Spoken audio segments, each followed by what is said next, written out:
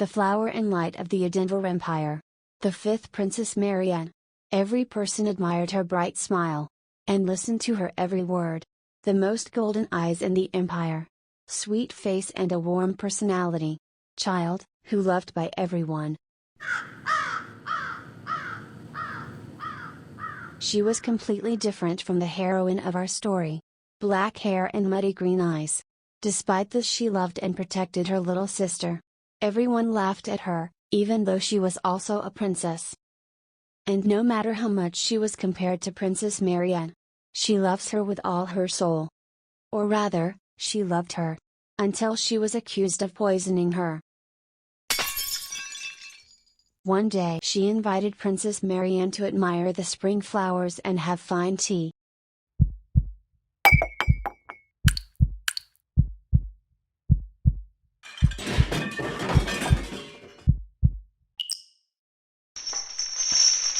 Until the cause of the poisoning is determined, our heroine was locked in a prison.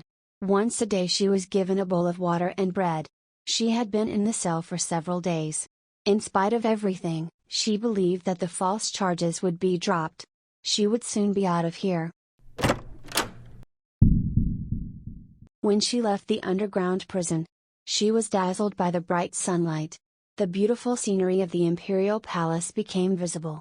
The sun was so beautiful and warm. The world was such a mysterious and wonderful place. The prison guards hurriedly pushed her into the emperor's throne room. All her brothers and sisters were in the palace. She loved everyone present and didn't see them for days. Princess Marianne was here too, thank God she's all right. The first Prince Lachias. The second Prince Elsis. The third Princess Adeline. The sixth Prince Loris. The fifth Princess Marianne. The Emperor, Jules. The Emperor said that for the attempted murder of Princess Marianne, the fourth Princess Alisa de Edinburgh is sentenced to death. The Emperor asks if she admits her blame. That she was jealous of Princess Marianne and therefore wanted to kill her. Sister asking Alisa to answer the question. Alisa could not make a sound. The younger brother Loris said that she could not justify herself because she knew about her crime. Alisa tries to say that it was not her blame. The brother asks to call a witness. Her name is Rebecca, one of Alisa's maids. She says that when Marianne was having tea with Alisa, Princess Alisa put white powder in Marianne's cup. The Emperor says they found the poison in her cupboard. But this is the first time Alisa has seen the poison. She says she does not know what it is. And she did not try to kill Marianne. She begs her elder brother to believe her. He tells her that her face is mad with envy. He offers to burn her eyes first and then decapitate her. Holding on to her last thread of life, Alisa looked at Marianne. But she just started crying, saying she was scared. The execution was to take place in 4 days.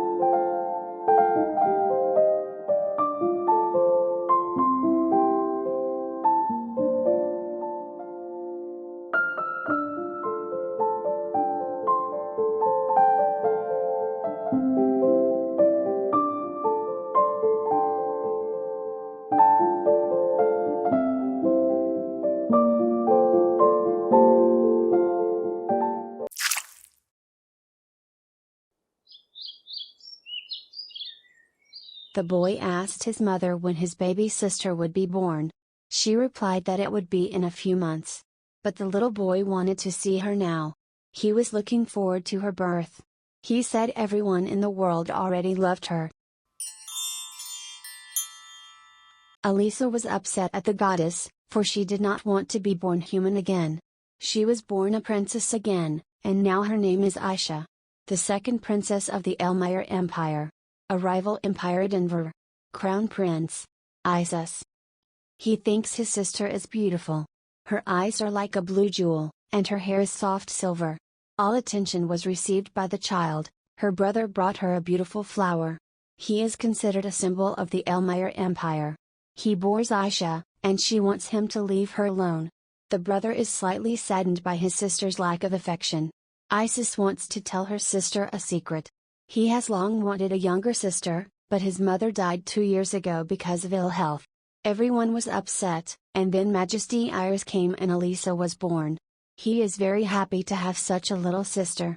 Majesty Iris enters the room. She is very happy that Isis has already come to visit her little sister. After the Empress, Emperor Tyrion enters the room. He is the wise ruler of the empire. On the day Alisa was born, he gave gold coins to the common people. The whole continent considers him a cold-hearted ruler. Only his family knows how gentle and caring he is. This is the new family of Alisa, who has given her an incredible amount of sincere love. But in spite of this, she is still tortured by memories of her past life. Who would come to visit Alisa?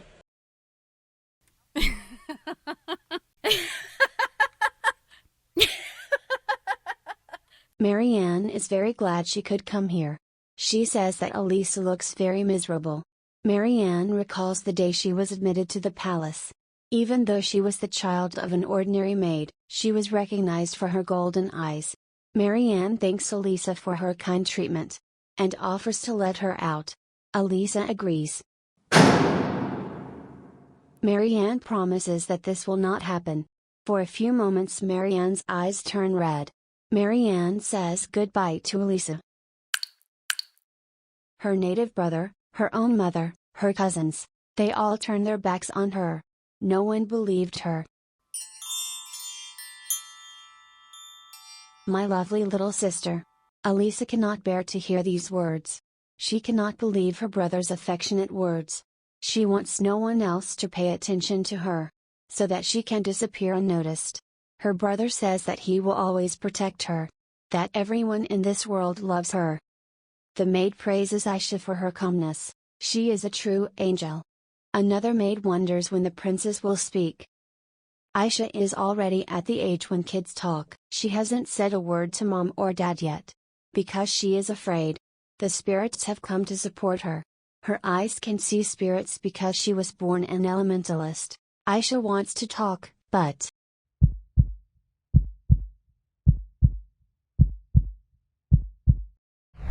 she is afraid that someone will not believe her again.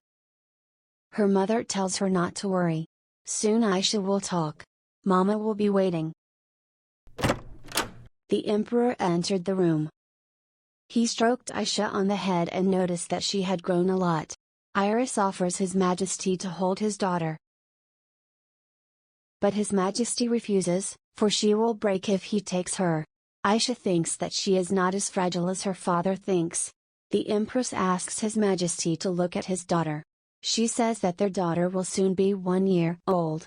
That Aisha is very strong and growing every day.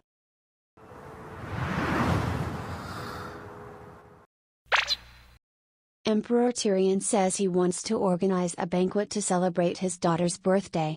Empress Iris is worried about Aisha because she doesn't like crowds of people. She asks how long the banquet will last. 1 month. What? Her Majesty Isis worries about the cost of the banquet. Tyrion was probably just joking. But no. The Emperor says there's no expense to be spared for his daughter's grand feast. But Aisha thinks a month-long celebration is too exhausting. Perhaps her mother will persuade her father to change his mind.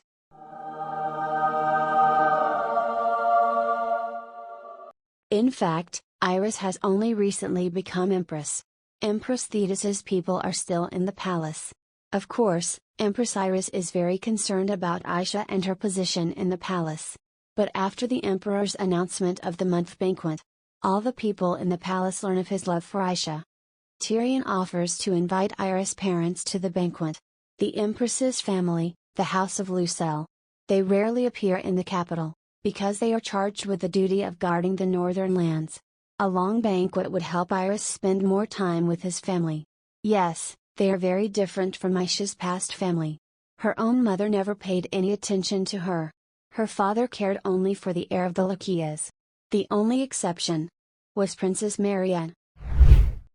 Mother takes Xaia in her arms.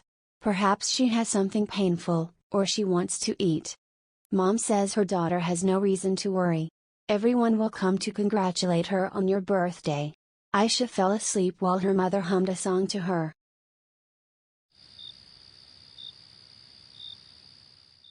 Xaia wakes up at night. It is already dark. Xaia doesn't like the dark. She invites the spirits.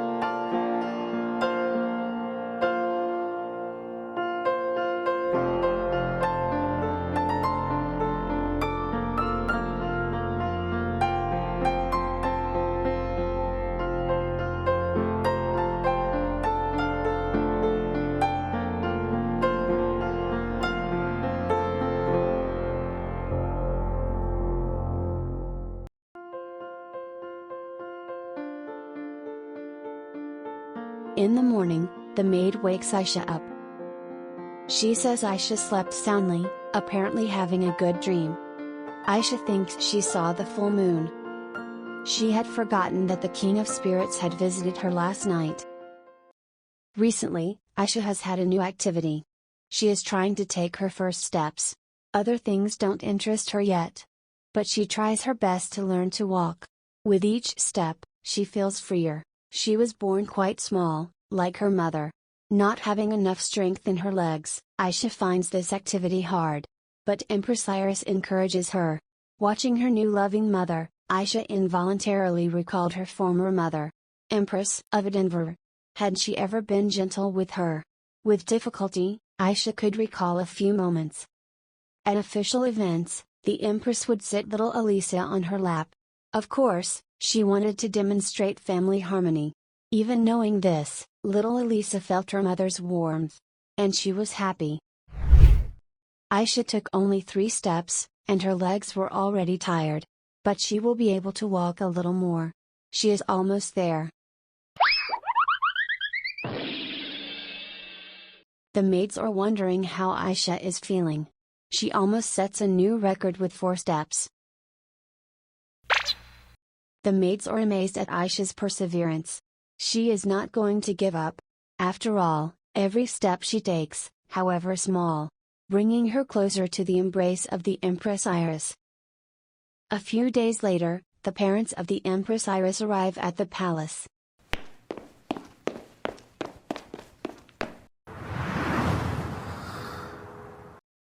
They are very happy to see each other in good health. They have never seen Xaia before. The grandmother wants to hug her granddaughter. Empress Iris says that Xaia is very calm and not capricious. As they hug Xaia, they remember Iris when she was a baby. Empress Iris asks her parents what is going on in the north. Iris's father asks if she is asking for Denver. It is better to go inside. Grandpa calms his daughter, saying that everything is peaceful and quiet after the signing of the peace treaty. But a strange rumor reaches him on the way in. Envoy from Denver is going to come to the banquet and present Xaia with a birthday gift. No one in this room wanted to see anyone from Denver. Especially Xaia. Grandpa says that the Denver Empire is in turmoil right now. That someone from the imperial family.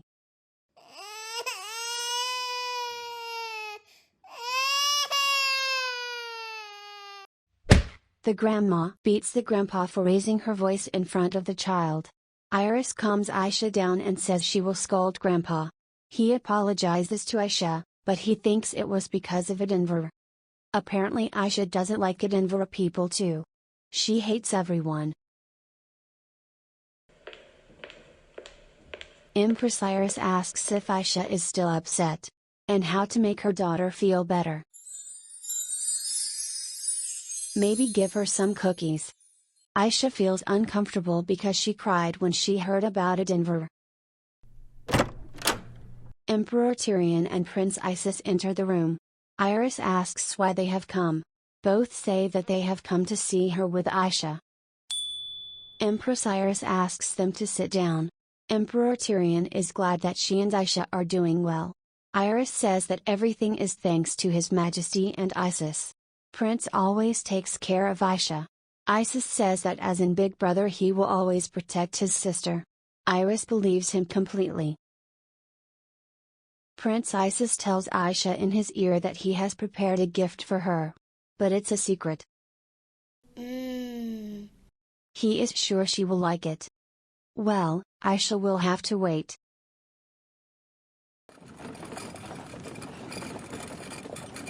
Two young ladies are riding in the carriage. They are discussing the prince's upcoming birthday banquet. Apparently the emperor loves his daughter very much, since the banquet will last a whole month.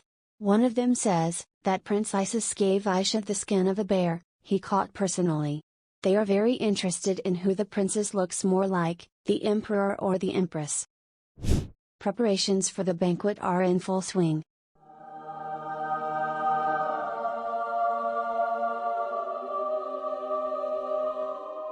Empress Iris and Aisha are ready for the banquet. While the mother praises her daughter saying how cute she is, Aisha notices that a weightlessness spell has been cast on the tiara. Mom shows her daughter what's outside the window.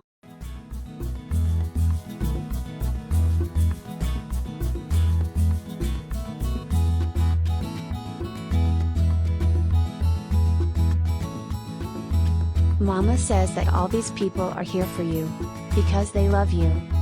Happy first birthday, Aisha. Someone called for Aisha. It's Prince Isis. He praises Aisha saying that she is cute, adorable, and generally the best, congratulating her on her birthday. He asks Empress Iris to carry Aisha to the banquet hall. She doesn't mind, but he must not drop her. The time has come. Aisha is worried because there are so many people there. Her brother asks her to smile. She must be the happiest in the world. A smile will help get rid of nerves. He offers to smile with him.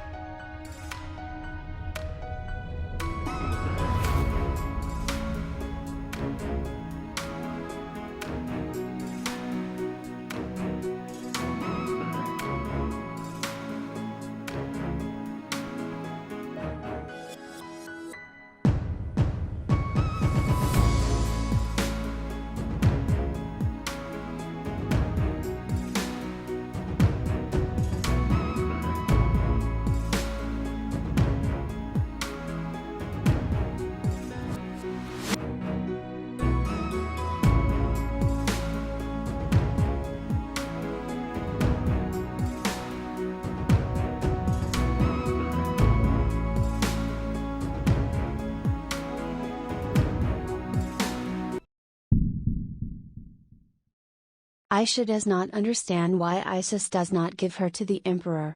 Isis says that she is his younger sister.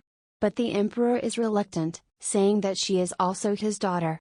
Aisha remembers how afraid he was of breaking something. The ceremony proceeded smoothly. Her head was sprinkled with sacred water from the Temple of Light.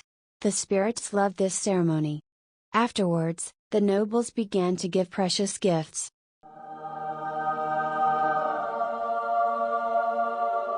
Next. Aisha was tired of so many people. Next, the envoy from the Edinburgh Empire. Aisha hopes not to see any of her relatives.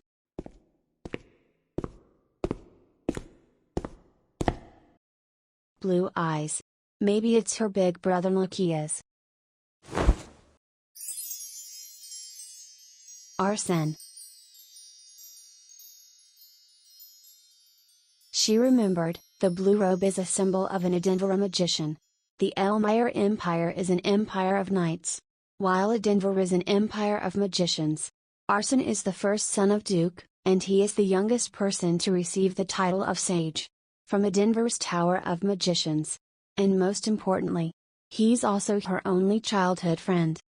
Alisa was 14 when she died, and Arson was 17. 2 years have passed since her death, he must be 19 now. The parents are worried about Aisha. It's strange, why he was the one assigned to give her the gift. Aisha needs to calm down, no reason for her parents to worry. Arson hands Aisha a magical gemstone. Protection magic and water magic protect the wearer. Aisha glad that he's doing well. And last gift. From Crown Prince Isis to Elmire. Apparently this is the secret gift. Isis congratulates her little sister on her first birthday. Emperor Tyrion says, that Prince Isis wants to take his oath of knighthood, to Princess Aisha. Aisha gets shocked. The Knight's Oath. This is the eternal oath which exists in the Elmira Empire. A knight who has sworn to protect someone under this oath. Not only to put their creed and honor on the line, they are even willing to sacrifice their life. No, she hated, it's too much for her. People change. She can be betrayed at any time.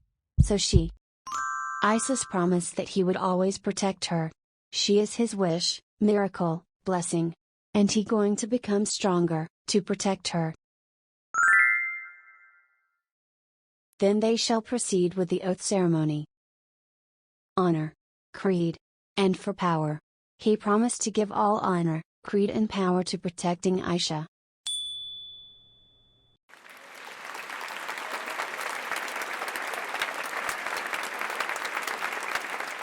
Well, perhaps all the bad things are in the past. The warmth of the emperor, mother's love and Isis' smile. Aisha might actually be able to become happy. Tyrion think that's probably enough for Aisha. The Empress offers to take Aisha to bed. Isis wants to keep an eye on her. But leaving now means missing the fireworks.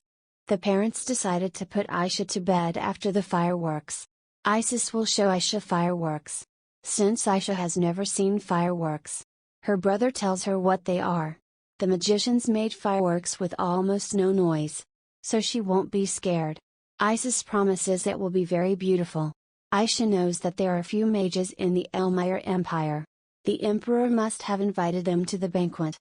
It's finally starting.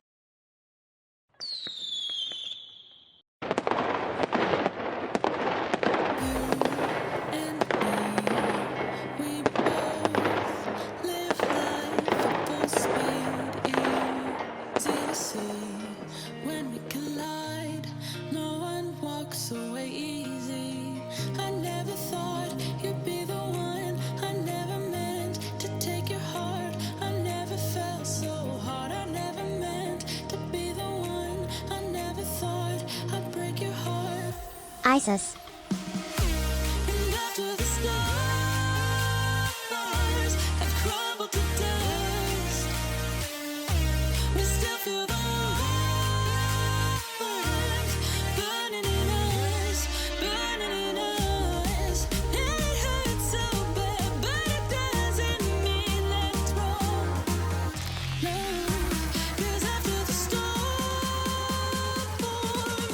Mama.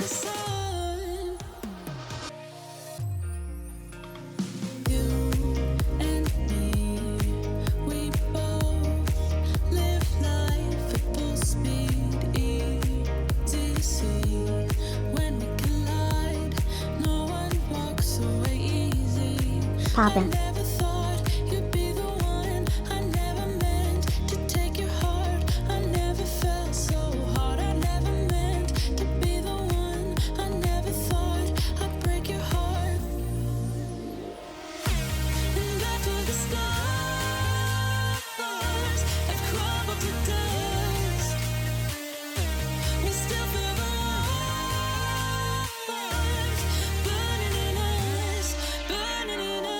Arsene was approached by his master. He said that their empire's family is such a mess. While this place is so peaceful. How shameful. Arsene is worried that someone might hear what he said. But master doesn't care. He's too old to be afraid. Arsene asks him to be careful. Insulting the imperial family is a grave crime. Arsene wants to ask master a question. They both know what he wants to ask. Why Alisa had to die. He say if he knew earlier, he would have tried to do something. But when he found out, it was already. I never thought you'd be the one. I never meant to take your heart. I never felt so hard. I never meant to be the one. I never thought I'd break your heart. And after the stars have crumbled to dust, we still feel the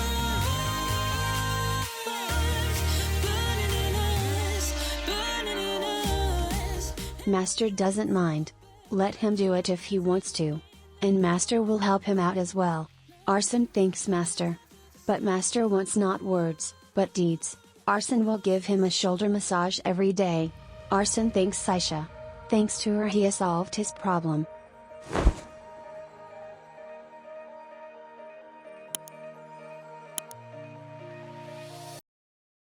Six years later.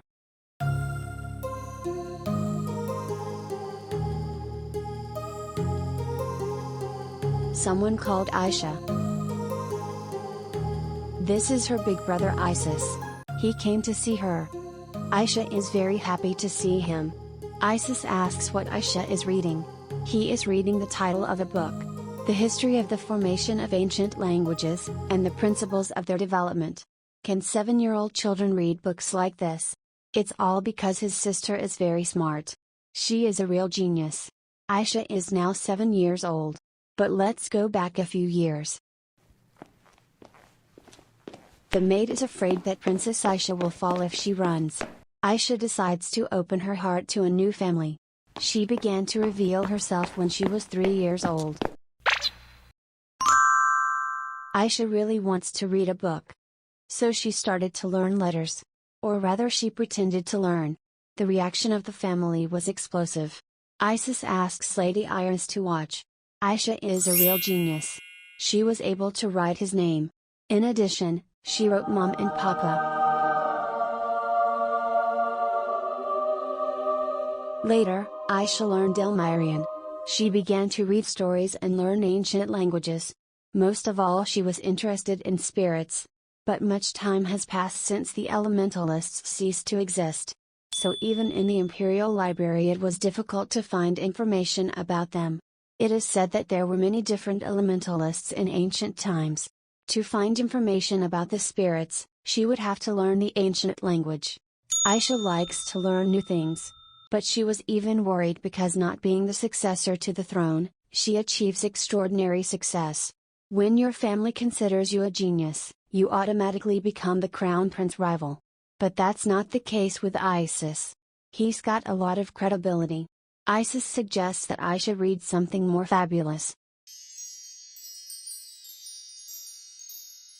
Aisha notices that her brother has grown up a lot. He's become much taller, and his voice has dropped. Aisha thinks her brother is so handsome. Isis wants to read to her. She says she has already read all the storybooks. Then Isis offers to draw her a bunny. Aisha thinks she is better at drawing bunnies than he is. She likes to tease her brother sometimes. To tell the truth, Aisha has only one reason why she wants to learn more about spirits. Is to take revenge on the Edinburgh Empire. She is glad that she can easily find out what is going on in the Edinburgh Empire, while in the Elmire Empire. Since they used to be great enemies for hundreds of years, and Anna started having friendly relations a few decades ago. Marianne is still treated like a saint. And it's said that Lucius will be named the crown prince this year. After her death they live quite happily. The spirits ask Aisha not to be sad. In her past life, she could not see the spirits. But in this life they will be a trump card in her revenge. Aisha still can't understand what happened back then. Marianne's red eyes, why she hated her so much.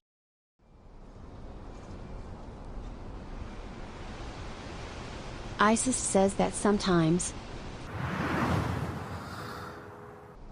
he feels like she is more of an adult than he is.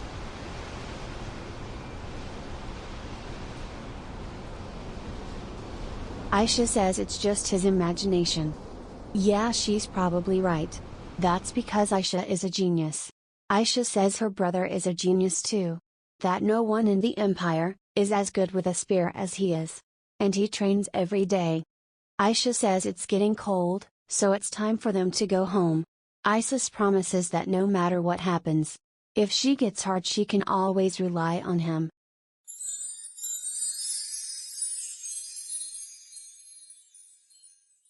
Aisha doesn't understand what's going on. The nanny notices her. Aisha asks what is going on. Nanny says that Her Majesty came to visit her. And she's waiting for her now. Elmire holds a big event for each season. The events are the Spring Festival, the Summer Solstice, the Fall Hunting Tournament and Winter's New Year's celebration. And for a week before and after each event, people give thanks to God. These are the biggest feasts, so the entire palace is fully occupied with preparations.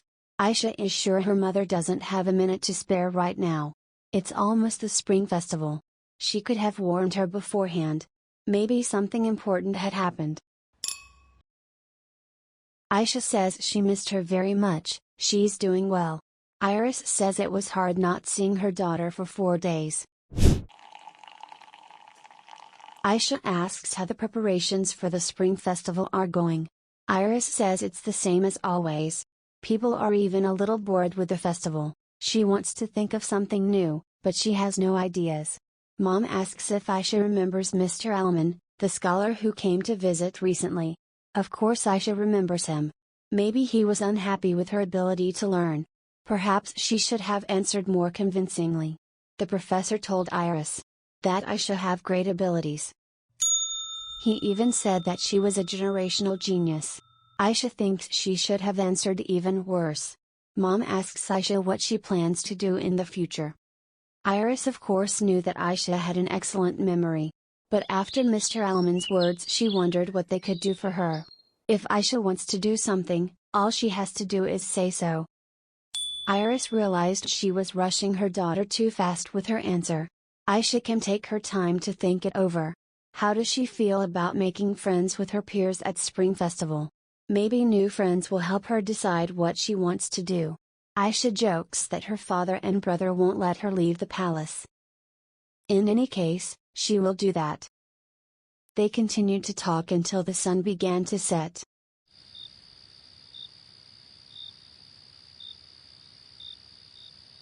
Aisha wonders what to do. Her family is so kind to her and everyone wants to help her. But if she takes revenge, she will have to rely on herself. She doesn't want to be a burden to her family. That's why she have to refine her elementalist magic. Aisha tries to read the contents of ancient books. But she can't read it properly. Yesterday she finished learning the elementary level of the ancient language. Despite the difficulty, she can already understand the general meaning. Aisha decided that now would be a good time to move on to practice, so she returned to the library. But apparently her level of knowledge is not enough. By the way, despite the fact that the Imperial Library contains all the books of the Empire, there are quite few books in the ancient language here. Despite everything, Aisha decided to keep searching until she found the books she wanted. This is what she needs: the history of elemental spirits. After reading this book she will definitely learn more about spirits. The spirits seem to be happy too. Well, it's time to start reading, but the spirits have something to tell Aisha. They obviously want Aisha to take this book. Aisha wonders if the book has anything to do with magic. The spirits want her to read the book. Despite her abilities, Aisha has never fully spoken to the spirits. But since they insist, they probably have a reason. Someone called out to Aisha. It's Isis. He asks what she's doing here. And what it is. Aisha admits that it is a book of an ancient language. She says she wants to learn it, so she took the book. Aisha. Isis has heard that Mr. Alman thinks she is a genius, and her brother is very proud of her. He knows that Lady Iris is seriously concerned about her future. He asks his sister not to worry so much. She can do whatever she wants, and they will support her. Isis still has things to do, so he must go. Aisha wonders what her brother is thinking. It's as if he knows she is hiding something. But that's not possible. After all, what Aisha is hiding is hard to believe. The fact that she's an elementalist, and the fact that she was reincarnated. There probably won't come a time when she can tell them. Aisha reads the book. It says that the spirits are at war with each other. They ended up suffering because of it. Aisha finds the book very interesting. Her knowledge is still not enough to understand the text completely. But Aisha thinks that the reason why there aren't elementalists anymore, because they were caught up in the fight between spirits. But there's nothing here about people who are born with the ability to see spirit. So, who is she? Aisha doesn't even have anyone to tell. And so what is she to do with this ability? Elemental spirit summon. She finally found it. In order to summon an elemental spirit, first you need the user's mana and something else, that Aisha can't read. If all the components are present, the next important part is the elemental spirit summon contract circle. It has the power to connect an elemental to this world. But in this book isn't going to delve into that. Anyone that wishes to try summoning, should try buying the book about elemental summon circles, which you can buy in. Aisha can't believe it. Are they kidding her? She had already hoped to learn more about summoning spirits. Whoever wrote this book was clearly a businessman. The spirits ask what happened. She needs to calm down. Aisha says everything is fine. She just needs to relax. Wait. There is also a book that the spirits asked her to read. Perhaps it contains information about spirits and how to summon them. Here it is. Low-class elemental spirit summon contract circle. Aisha will try to summon the spirit using what is written in these books. First, prepare the elemental spirit contract circle. Second, if the user lacks magic power, prepare a magic gemstone.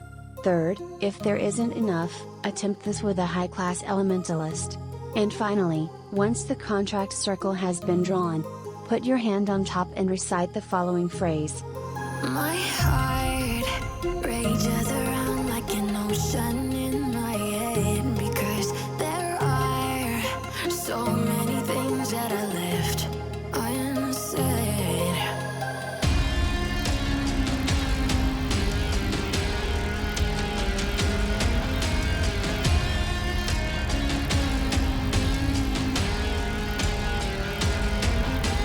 I can almost feel you walking in the distance, but I know that it's not reality.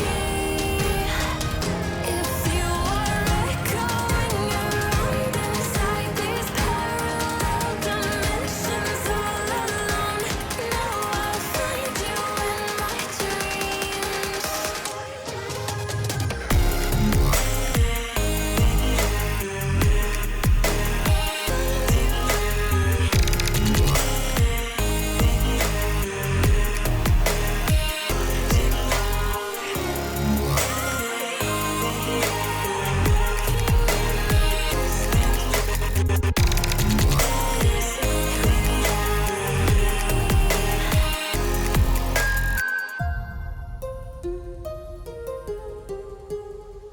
The spirit says her name is Lu. She is a low-class spirit of light. Aisha is surprised that Lu's form has changed. Lu says that the elemental spirits get a physical body after the contract is signed. So, this is the spirit that has been with Aisha since birth.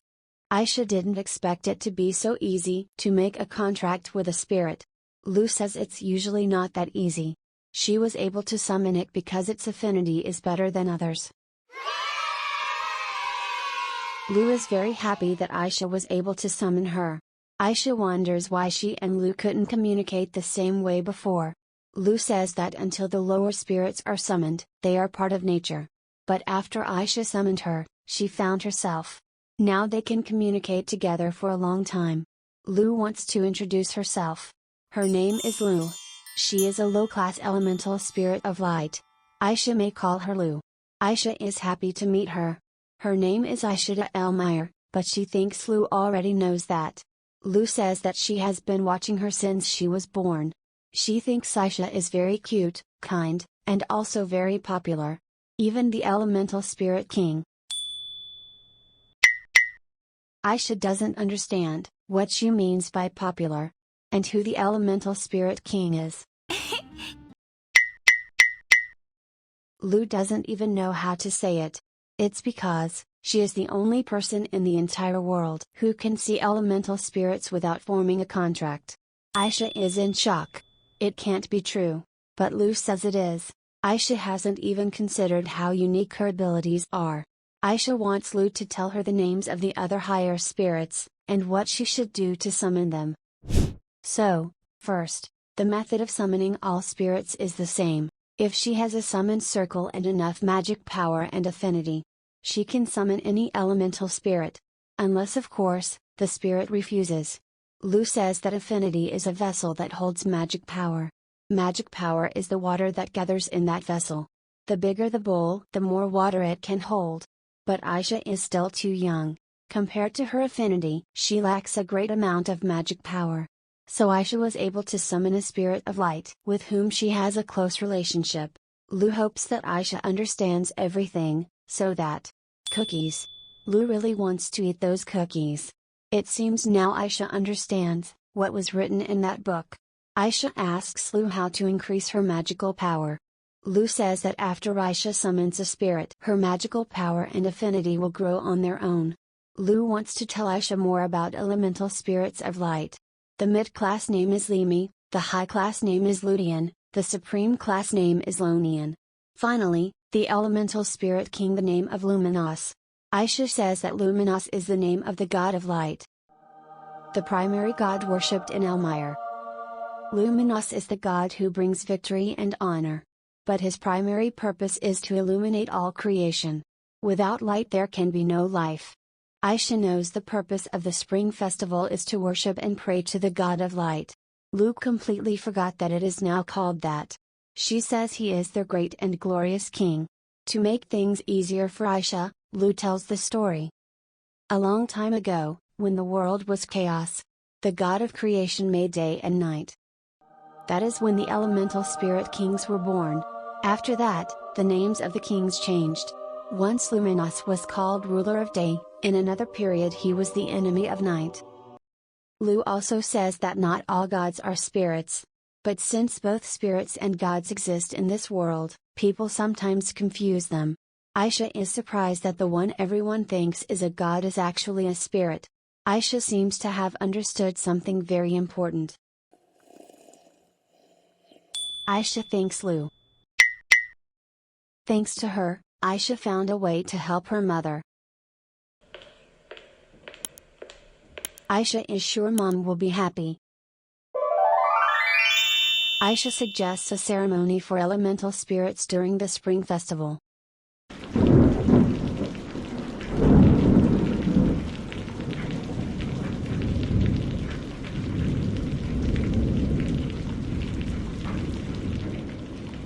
It has been raining for days. Lu says it hasn't stopped raining since Aisha visited Emperor's quarters.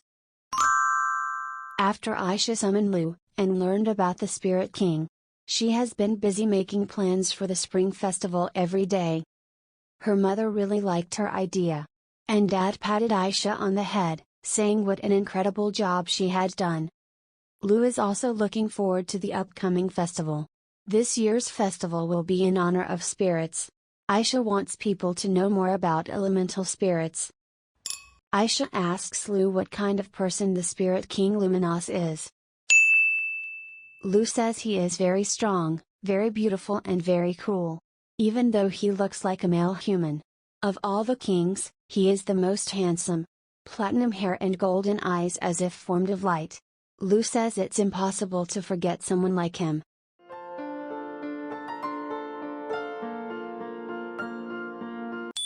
Aisha is sure that she definitely couldn't have met him before. Aisha wants to ask Lu an important question. Will she be able to summon the Spirit King? Lu says that no person has ever been able to summon the King of Spirits. But why? Lu answers that it's all because of magical power. People don't have enough magical power to summon a Spirit King. No matter how big your vessel is, if you don't have enough water, you can't summon an elemental spirit. Aisha asks if a magic stone can help with summoning. Lu says the magic gemstone can only help summon a medium or high-class spirit. Aisha admits that summoning such a great spirit is not easy. Perhaps it's because of her love of light, but Aisha feels a special closeness to the Spirit King.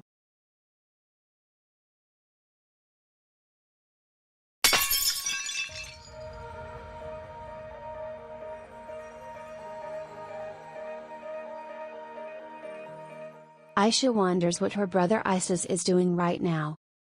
Someone overhears Aisha wondering where Prince Isis is. It was her nanny. She came to ask if the princess would like more tea. Aisha asks if she knows where her brother Isis is. This is the first time they have not seen each other for so long. Nanny says that Prince Isis is completely focused on swordsmanship.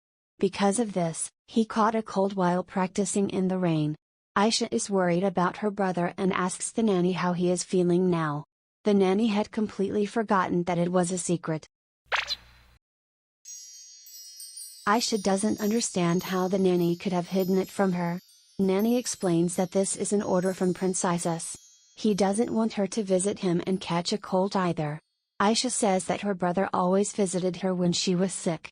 Why did he ask her not to visit him? He also kept it a secret. She doesn't like it when her big brother hides things from her. No matter what difficulties Aisha had, her brother always helped her. Aisha decided she would write him a letter. She had never written a letter to her brother before. She will put all her feelings for him into the letter.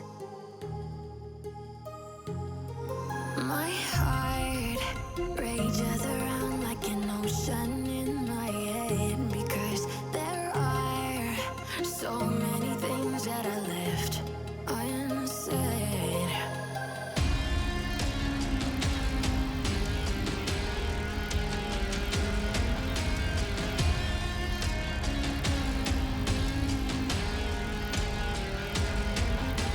I can almost feel you walking in the distance, but I know that is not reality.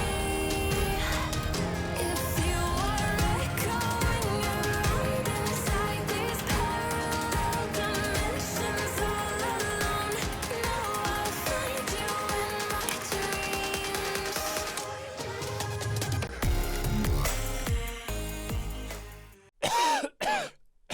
Prince Isis has been sick for several days.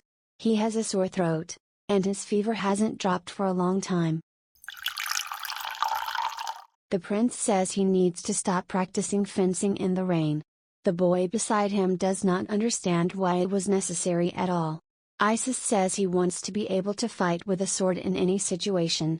The boy says the prince looks unwell, and he shouldn't throw a tantrum over him. Isis asks why of all the knightly order, he is the one who came to him. The boy's name is Vian. Lord Vian Veltmore. Vian says that only he can deal with His Highness when he is in a bad mood. It was an idiotic thing to train in the pouring rain. But the prince says it was necessary. He must become stronger than everyone else. Vian still insists that he no longer train in the rain. Isis asks him to stop nagging him, as if he were his older brother. The servant says that someone has come to His Highness. Isis reminds him that he has asked him to refuse all visitors while he is sick. The servant says it is a maid from Princess Aisha. The servant asks if he should refuse her. Isis tells her to wait a second. The maid says her name is Rena, and she has come to deliver a letter from Princess Aisha.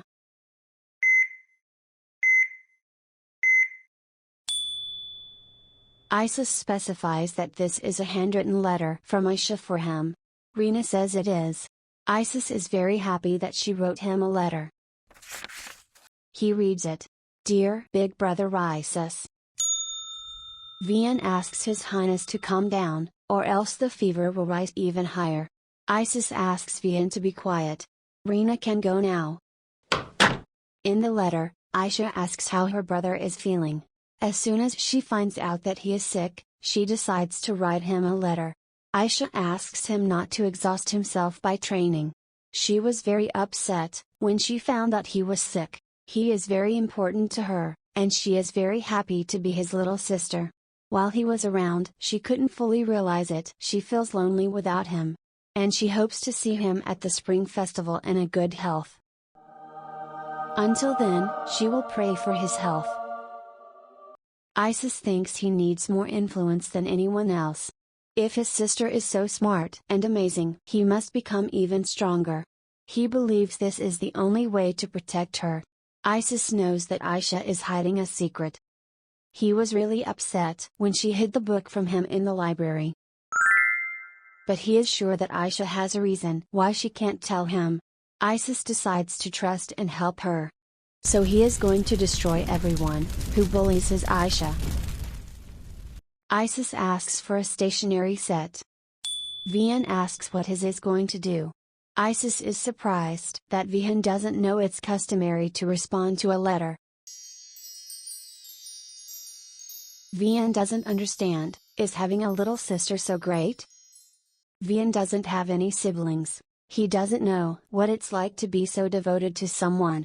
But Vian is glad that His Highness has changed thanks to her.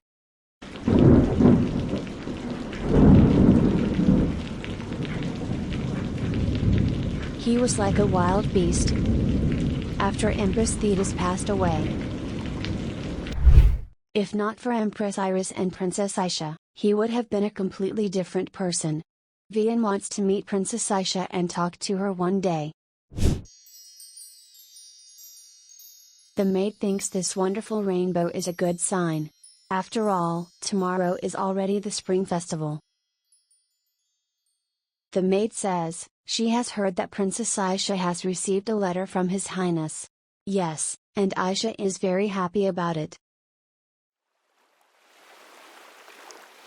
Isis explains to Aisha that their father's name means lion, and their mother's name means iris flower. And her name, Aisha, means white bird. Aisha says she knows what his name means. Isis means rainbow in ancient Elmirian. Isis says she is almost right. His father and mother giving him this name hoped that he would overcome all the hardships that might come his way. Like a rainbow rising after the rain.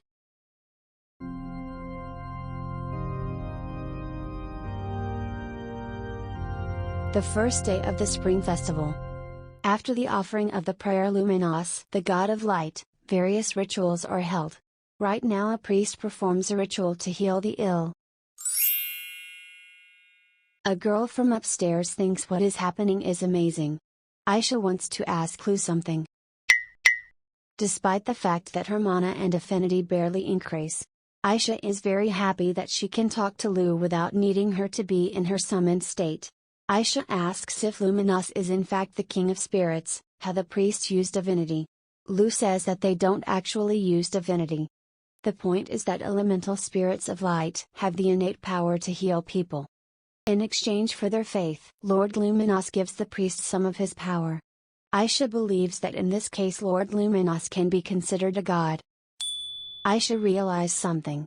Does she have the power to heal too? Lu is sure she can heal. Aisha is shocked, and how much she can do. Lu thinks she can heal like that priest. And when she can summon an elemental spirit of a higher class, her abilities will become stronger. Aisha is unsure of her abilities.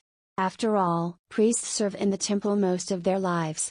Lu promises that she will succeed. After all, she is an elementalist. Affinity is a very important thing to use elemental power. The priests only have faith in Lord Luminos. Despite the generosity of Lord Luminos, elementalists can best use his power.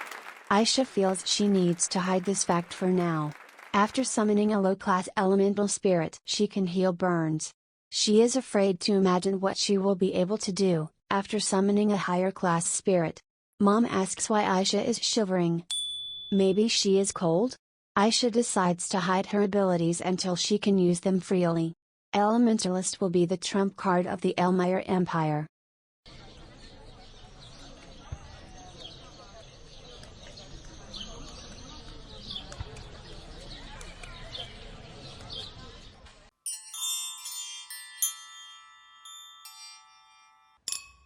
So, that's what her mother meant when she suggested finding friends her own age. She's of course grateful for her concern, but although today was the first time Aisha had seen her brother since he caught a cold. Because of the morning ceremony, she couldn't even talk to him. And now he is so busy that she cannot distract him. She can't believe she has to sneak a peek at her own brother. Anyway, Aisha is glad that he looks healthy. Aisha seems to know this boy with the red hair. It must be Lord Vian. She has heard that he is an excellent swordsman and has a talent for magic. He is the heir to a duke, with an attractive exterior and is also talented at many things. He's just like a prince in a fairy tale for little girls. One loud girl asks if Princess Aisha will visit their embroidery group. Aisha tries to politely decline, saying that she is not good at such things. The girl reassures her that it's not that hard. She begins to tell the story of how one girl, Aisha, already has a headache from her. She's been talking non-stop for 30 minutes. The other girls apparently listen to her because the family title is lower. Aisha hopes maybe someone will save her. Like in a fairy tale, now a prince savior will appear. Someone turned to Princess Aisha. Vian asks if he can distract her for a while. He means that Prince Isis wants to talk to her. Aisha says that if Big Brother asks her, of course she goes. As she leaves, she wishes the girls a nice time. Aisha thanks Vian. She might have burned out before all the events ended. Vian says she clearly looked bored. Vian wants to tell Aisha the truth. Prince Isis didn't send him to bring her. Aisha asks why then. Vian says that from a distance he notices that she is in trouble, so he decided to give her an escort himself. Vian is a little embarrassed, so he adds that he thinks Prince Isis wanted to see her very much. Aisha is surprised at how well he can read people. He is so brave and honest. Aisha is grateful that he saved her from that girl's chatter. She notices the boutonniere on his shoulder. Aisha says she's glad he's enjoying the event. She says that his boutonniere and her flower crown were her idea. It was her way of showing appreciation for the elemental spirits. Vian says he didn't even know she was involved in organizing the event. Aisha says that's the way it happened. And she's curious what he thinks about it. Vian thinks it's a fascinating way to emphasize the existence of elemental spirits. After all, it's quite easy to forget that spirits exist. She agrees with him, she could see spirits since she was born. Other people perceive elemental spirits as something distant. Vian notes that the rumors to be true. She really is just like an adult. Vian says that he will not be able to speak in front of Prince Isis. It was a great honor for him to talk to her even for a moment. Aisha does not understand why he cannot speak in front of her older brother. Vian wanted to explain, but it's her big brother Isis. He says that they haven't seen each other in such a long time. He asks if she's alright. Aisha says she is doing well, but how does he feel? Isis answers that he is very well, all thanks to her concern. Aisha is glad, and she likes the letter he sent. Isis confusedly says, he liked her letter too. He was very happy because it was her first letter to him. Aisha is also embarrassed. She had written to him something she was embarrassed to say in person. And this is their first meeting after that. Aisha says she was glad to get her first letter from him too. Someone calls out to the three of them. It's their mothers, grandfather and grandmother. Even though mom couldn't stay with them, she asked Aisha to show her parents the palace. Aisha is glad she got to spend more time with them. However, she did not expect Vian to join them. Aisha guessed. Vian and her brother are members of the same order of knights. Grandfather's knightly order is famous for its strength. They guard the borders of the Elmire Empire. Aisha thinks they are quite similar. Grandfather asks Aisha to stand under the arch with the Elmire flowers. Aisha doesn't know why Grandpa asked her to do this. But it is very beautiful here. She tries to catch a petal. She succeeds. Grandpa says, "Stop." What is this? Aisha wonders what it is. Grandfather says it is a new invention of magicians, video orb. It records scenery and sounds so natural that no painter can replicate it. Aisha doesn't believe it's really possible. Grandpa asks her to take a look.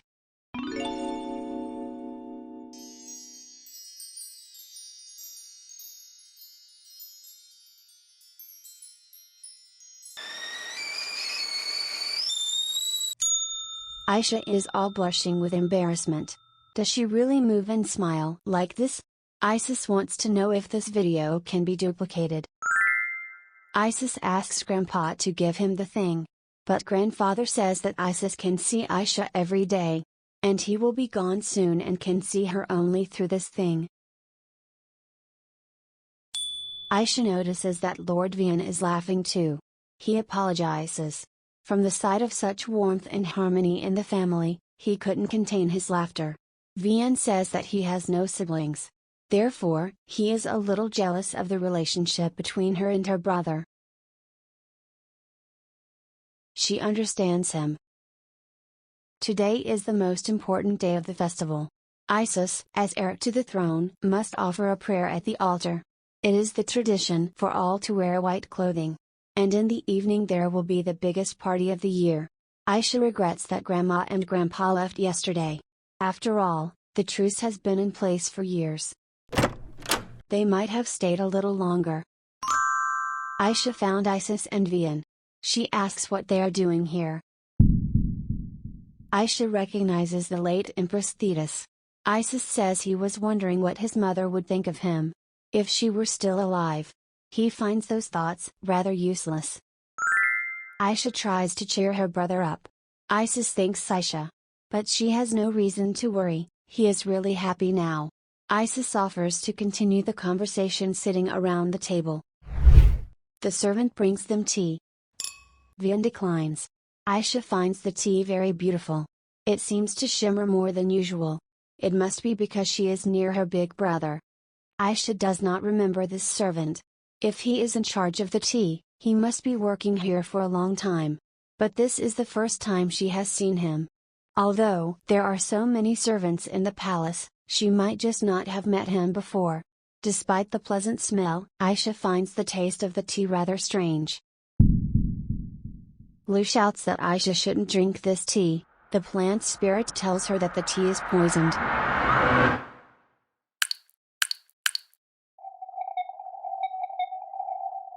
Aisha finds Big Brother's face very pale. Is it possible that his tea was poisoned too? She asks her brother not to drink the tea anymore. Vian shouts to call the doctor and the priest. A poisoning has occurred. Aisha feels weird, as if everything inside is on fire.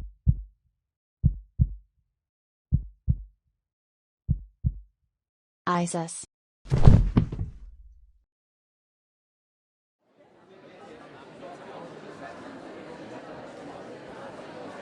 One of the noble women says that, thanks to Lord Vian, the servant who poisoned the tea was caught. Someone says that if he had not been there. Vian blames himself for being there, but he could do nothing. Is he so powerless? He always thought that in order to protect someone, he had to attack. That's why he trained hard every day. But at just the time of need, he couldn't do anything. Thanks to the fact that the Empress was nearby, they were able to provide first aid quickly. Iris demands a doctor and a priest now. Vian believes that if the Empress Iris had not been nearby, then Emperor Tyrion asks how the treatment is going.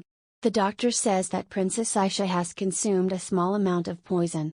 But for her young age, the effects may be lasting. But the prince has consumed a lot of poison. His life is in danger. Tyrion asks if there is nothing they can do. The doctor says that the main thing now is to find out what kind of poison it was. He believes that the best option is for the high priest to use divinity. However, high priest and the other priests are now making a pilgrimage. Tyrion understands that the attempt was carefully planned. The pilgrimage is performed every year. No one thought that such a thing could happen. It will take at least 4 days to bring the priests back. Can Isis and Aisha last so long? The emperor says they are his son and daughter, they must do all that is possible for them. Someone says it's all for a reason. It happened on the day the crown prince was to climb the altar. It's probably a terrible and ominous sign. People are picking up on the idea. Perhaps, it is a sign that he has no right to be the heir. A young man asks the man to be careful with such talk. Tyrion wants to know what exactly he wants to say. It sounds like he thinks his son is unlucky. The man says that he only thought it was a bad omen. Tyrion says he has no intention of spilling blood on the holy day. However, if he ever again defames the imperial family before him, Tyrion will cut out his tongue and feed it to the crows. The man apologizes profusely.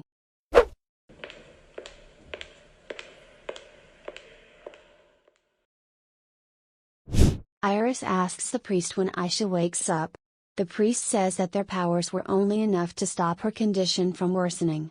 They need a divinity capable of cleansing the poison.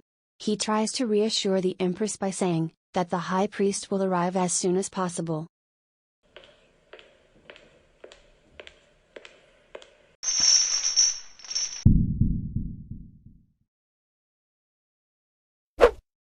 This place. An underground prison. Alisa's throat feels like it's on fire. She needs something to drink. Stagnant water. She wants to drink it at least.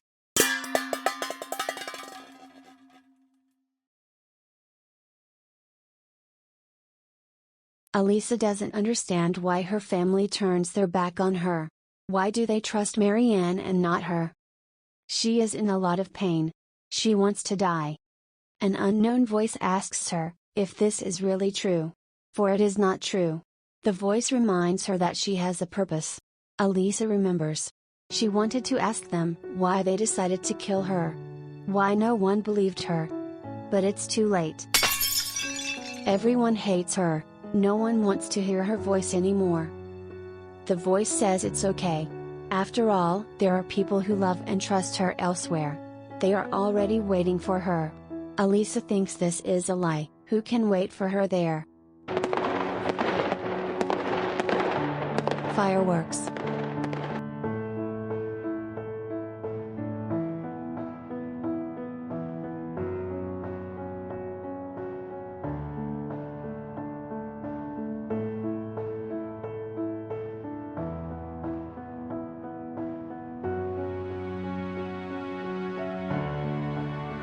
It is the truth. After all, she is not Alisa. She is Aisha. The only princess of the Elmire Empire. She has to go back. She does not belong here. Aisha tries to run to the light. But no matter how much she runs, the light does not get any closer. So, what does she do now? She's not going to give up. Maybe if she thinks about the light, she'll find a way out. The light is warm, it's like it's hugging her like family. Maybe family is the light. Not only that, Aisha feels the light inside her. the people who cherished her. She received the light from them. They shine inside her. Because of them, she has learned how to rise up and move forward. Now she is Aisha. Alisa wouldn't have been able to do it, but Aisha can. She calls Lu.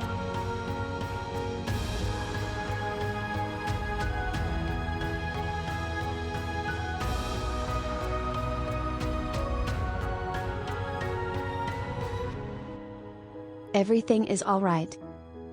After all, she is not going to be afraid and cry anymore. She is on her way to a place where everyone loves her.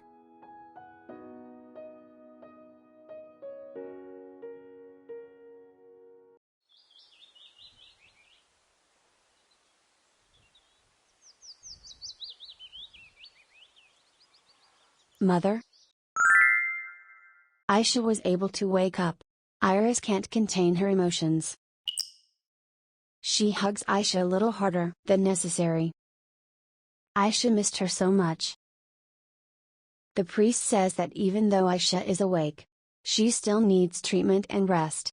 Iris promises her daughter that she will recover, after taking medicine and a good rest. Aisha asks Mother how her big brother Isis feels. The priest says that Prince Isis has consumed a lot of poison.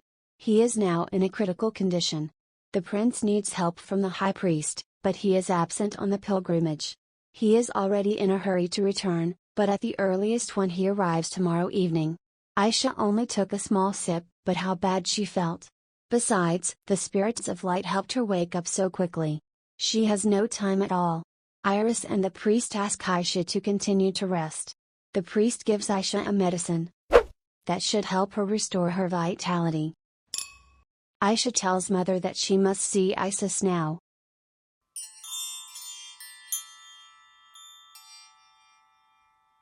Tyrion and Vian are waiting for Isis to get better. Tyrion hears voices outside the door. Who it could be?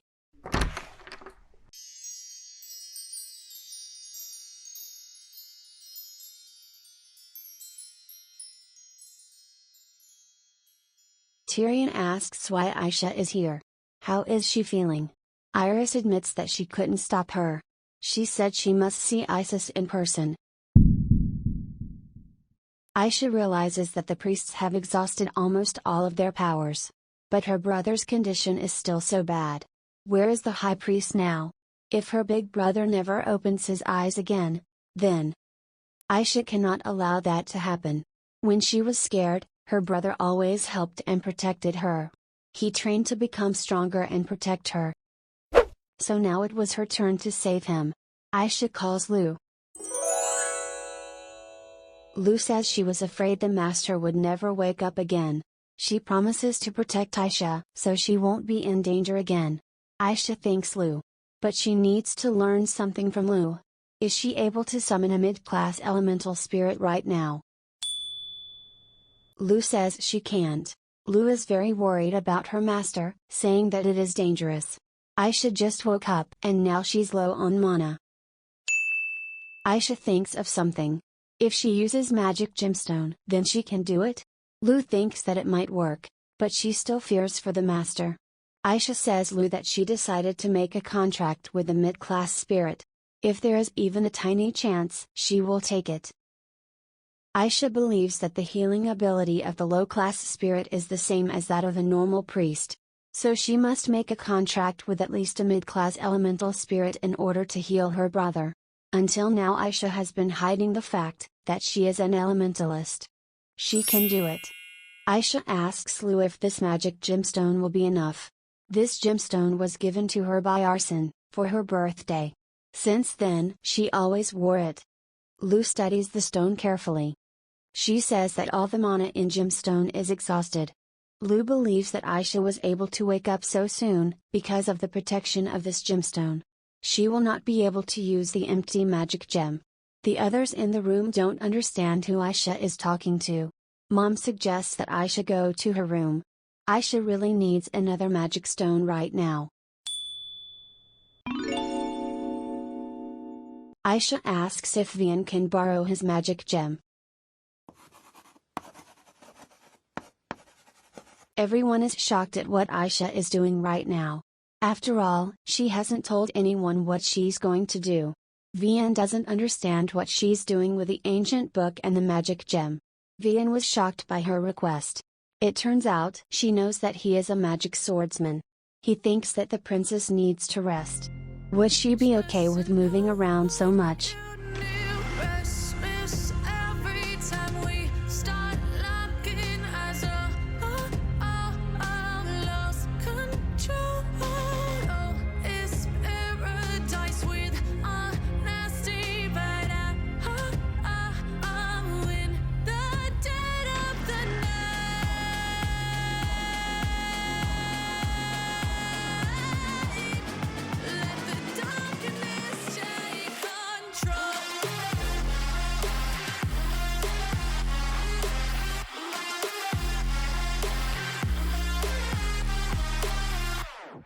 This summons takes a lot more energy out of Aisha than loose summons.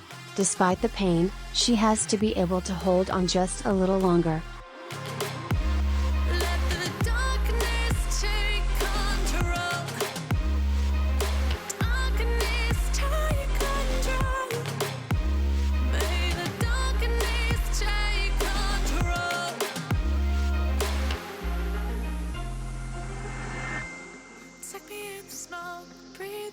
The spirit says her name is Limi.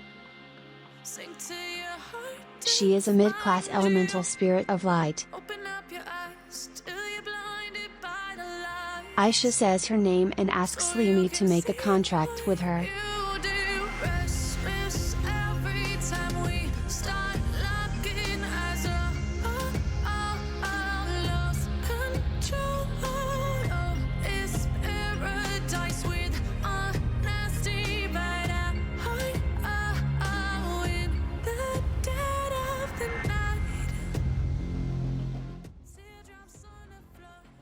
Mother asks Aisha who this fairy is.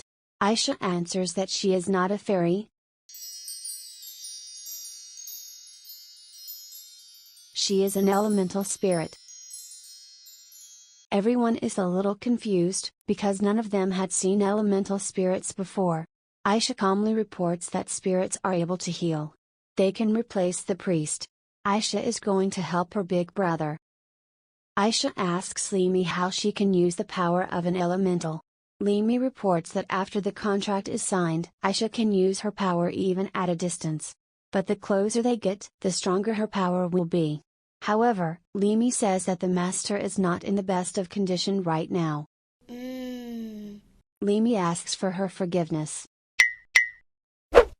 They begin. Aisha feels incredible. Limi's knowledge enters her mind. The priest notices something.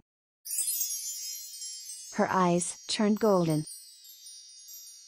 Aisha is ready, she must succeed.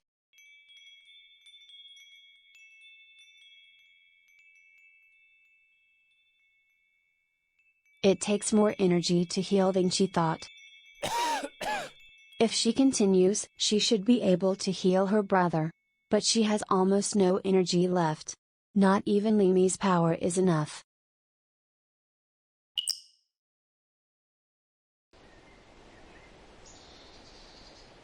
Aisha asks her brother if he has nothing else to do. Aisha says she doesn't know what she means. Aisha knows he's busy, then why does he always come to play with her? He answers that he comes to play with her, because he likes her. Aisha doesn't want her brother to die. She asks him to open his eyes. She so wants to see his smile again. At least one more time, to see his smile.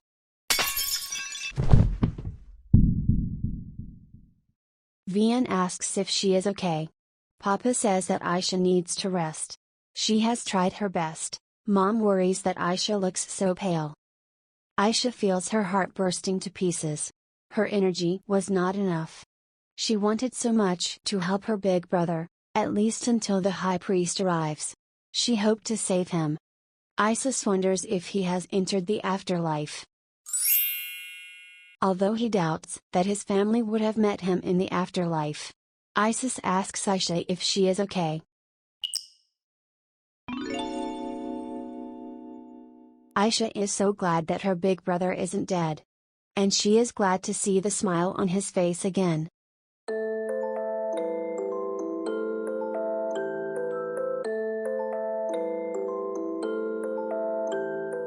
Aisha tells her brother how she used the power of elemental spirits to save him. Finally, Isis learns her secret about that book. Aisha has already forgotten how she hid the book from him. The priest says that even several priests working together were unable to awaken the prince. But the princess has such a powerful ability to heal. So he assumes that the princess is a holy maiden. Aisha says it is not. She is an elementalist. Aisha calls Lu. Lu introduces herself as a low-class elemental spirit of light. The parents are impressed. Father says he didn't know Aisha had the power to summon spirits. If she is an elementalist, her father promises to do everything he can to make her an excellent elementalist. Aisha thanks her father. Aisha is now at peace. She thought they would be upset when they found out. The priest still won't calm down. He thinks that the prince's power is the same as the priest's.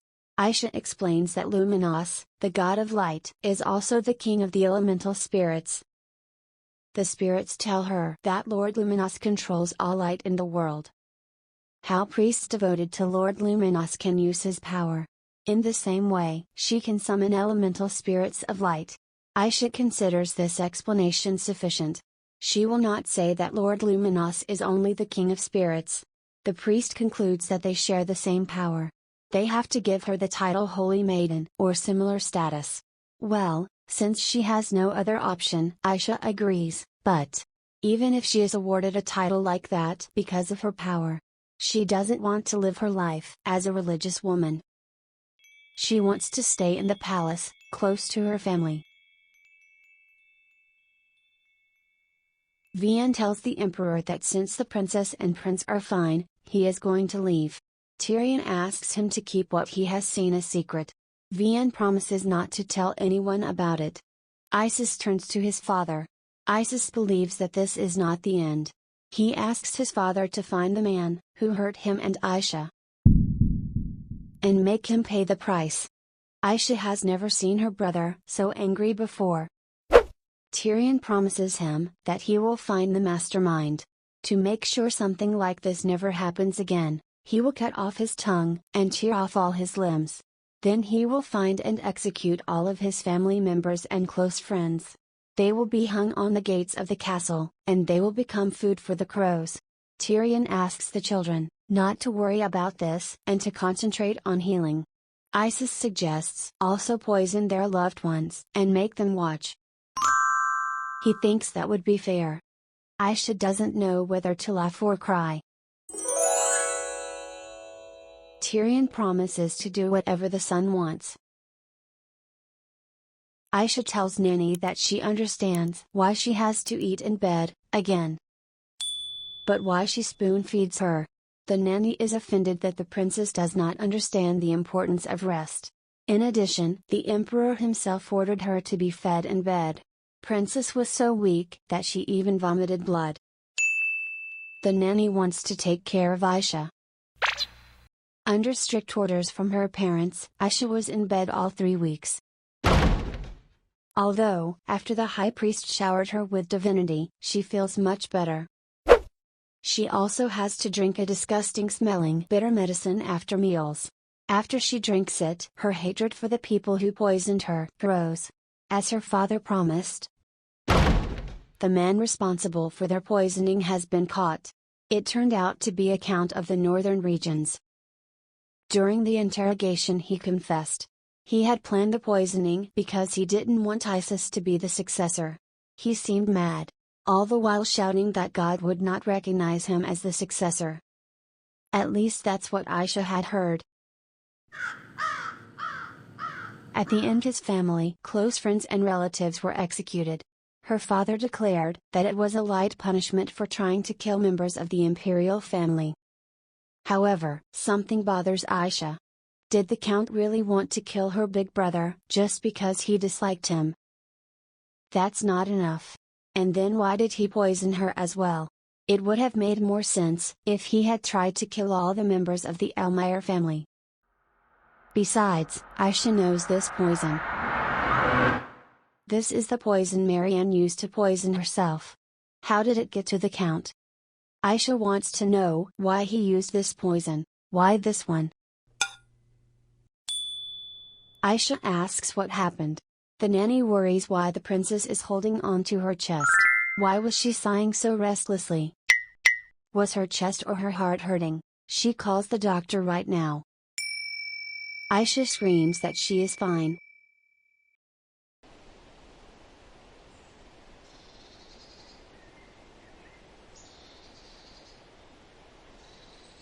After 3 weeks of bed rest, Aisha was finally allowed to go outside. Even though she was only allowed out for 30 minutes, after 3 weeks of bed rest, it seems like a dream. The doctor saved her. He persuaded her mother and nanny that 30 minutes of fresh air every day would be good for her health. Aisha thought she would die of boredom. She's glad that she was able to get out. Isis came to see her. They suddenly ask each other how their health is. Isis says they are on the same wave. Aisha laughs and agrees. Isis tells that during his bed rest, he was not allowed to swing his sword. He couldn't even go outside. Aisha says the same thing happened to her. And the nanny even spoon-fed her. Isis thinks the nanny did everything right. Aisha knows what he's thinking. They continue to have fun together. Isis wants to talk to Aisha about something. In fact, that's why he came here. Aisha asks about what exactly. Isis says that the captured Count was not the mastermind of the poisoning. Aisha doesn't seem at all surprised by this. She asks why he decided to tell her now. Isis always thought of Aisha as mature, calm and wise. But in spite of that, she is only 7. Her parents want to protect her, they don't want to scare Aisha. Isis says he understands why their father chose not to tell her. Aisha concludes that her brother wants to tell her the truth, who the mastermind really is. Isis disagrees with father's opinion. He thinks she has a right to know. Knowing what your enemy is gives you the opportunity to prepare. Isis asks if Aisha wants to know. If she doesn't want to know, they'll just forget about this conversation. Isis says she can do it. After all, she's only 7.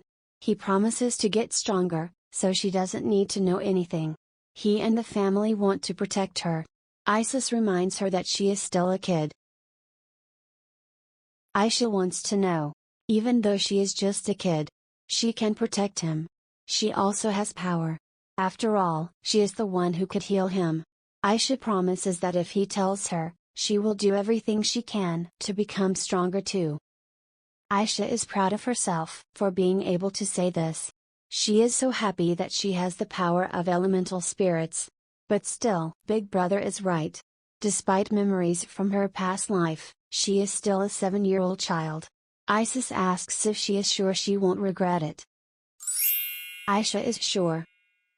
Isis says that the Count didn't want to confess until the end. He claimed to be the mastermind. And the reason was that, the Count didn't want Isis to be heir to the throne. But their father realized that was not enough reason. After he dug deeper, it turned out that the mastermind was the Denver imperial family. Aisha can't believe it. Isis says it is. They don't know exactly who planned it, but they do have a potential suspect. Now the Denver Empire is in turmoil. The reason is Lakias, who recently became crown prince of their empire. It is because of his serious flaw that the nobles are divided. Aisha doesn't understand what flaw her brother is talking about. Isis says it is because of his younger sister Alisa. She was stripped of her status after she tried to kill another member of the imperial family. Isis asks how Aisha is feeling. He shouts that she needs a doctor. Aisha asks her brother how this all relates to their poisoning. Isis doesn't know what she's talking about. In her condition she need. Aisha screams for him to tell her why they tried to kill them. Isis says they don't know exactly. But he has a theory. So the Crown Prince wanted to shift people's focus elsewhere. He wanted to create turmoil in the Elmire Empire. They know for a fact that the Count was a spy for the Edinburgh Empire. Executing the orders of the Edinburgh family, he tried to kill the heir to the Elmire Empire. Isis explains that Aisha was caught in the crossfire. Isis apologizes to Aisha. Aisha feels nauseous. They killed her in a previous life. And they are trying to kill her in this life. And not just her, they want to kill her family. Isis thinks he shouldn't have told her anything. They should be back from their walk by now. Isis will escort Aisha to the palace. Aisha turns to Rena. She asks Rena to tell the nanny that she will return later. She has something to discuss with her brother. It is important, very important. Rena says she understands. She will tell the princess's words to the nanny and return.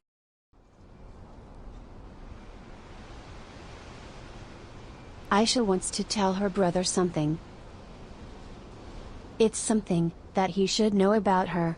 Isis asks what it is she wants to tell him, that makes her so. Aisha explains that she had memories since she was born. Isis asks what she is talking about. Aisha says she remembers things from before she was born here. She was once the fourth princess of the Edinburgh Empire. Her name was Alisa del Edinburgh. Her 14-year-old girl was accused of poisoning a member of the imperial family.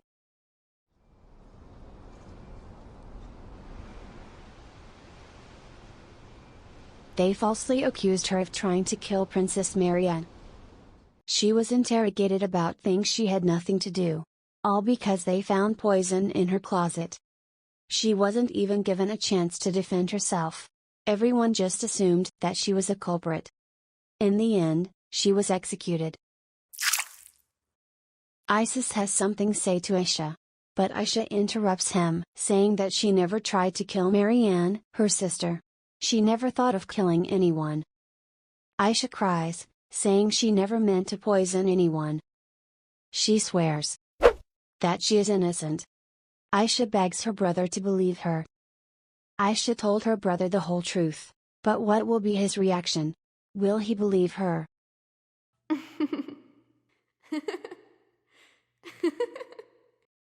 Believe in such a ridiculous story? Aisha afraid. What if he doesn't believe her? Isis believes Aisha.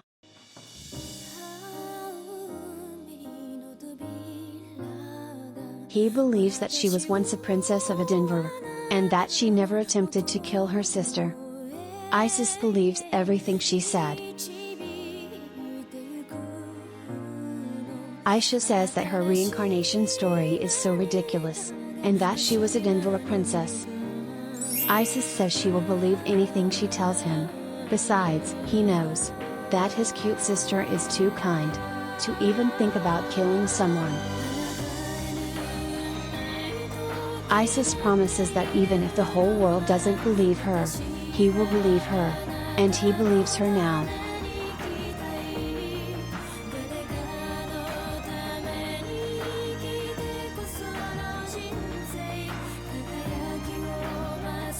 Aisha thanks brother for believing her. Aisha felt like she was stuck at the age of 14 after being reborn. But thanks to her brother's trust, her time is ticking again. Isis thanks her for trusting him and telling him this. Her innocence is hidden behind a veil of lies, is finally free.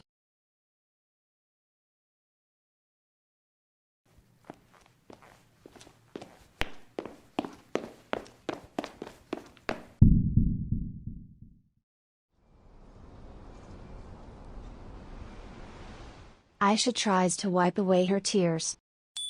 But her tears won't stop. Isis takes Aisha by the hand.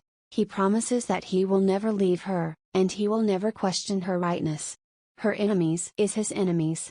Isis will destroy anyone who wishes to harm her. even if he has to risk his life to do it.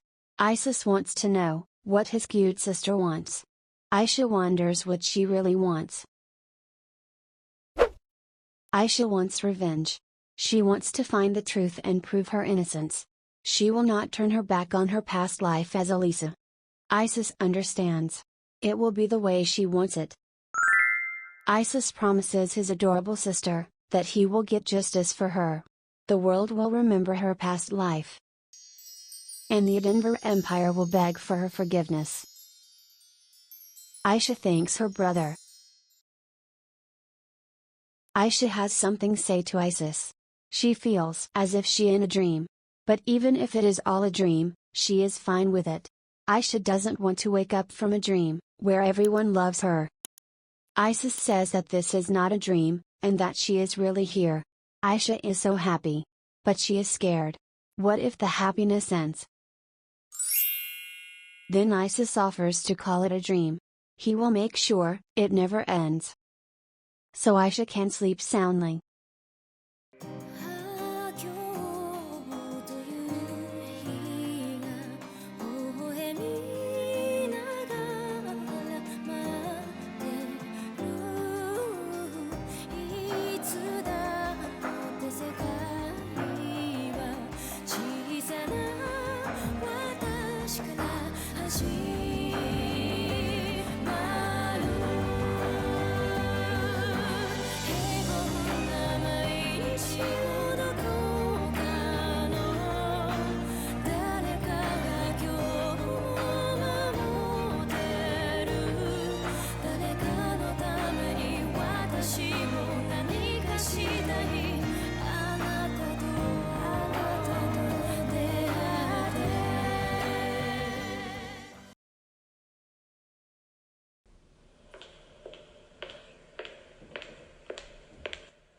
According to the precept, if you wait in front of the temple of Selena, you will see a flood of dead bodies of your enemies.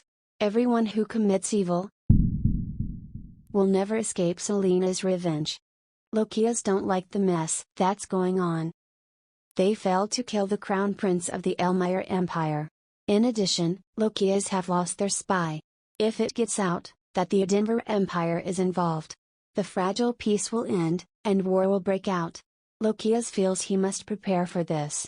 He planned to take advantage of the destabilization of the Elmire Empire, to build up his political power.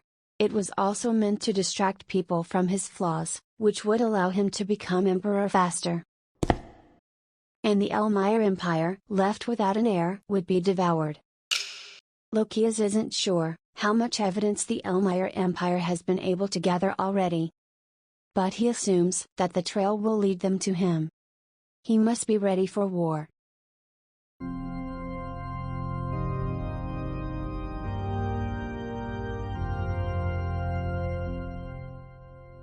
Lokias asks why she prays here again. Which? Marianne greets him. Lokias reminds, she can pray in the prayer room in the palace. Marianne explains that she feels Selena's presence better here. Marianne asks if he has come to see her again. Lokias says he has. Marianne thanks him for that.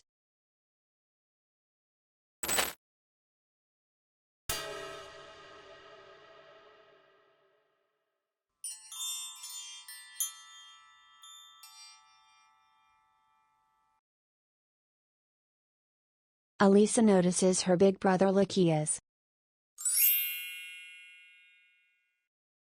Lokias would like to say something, but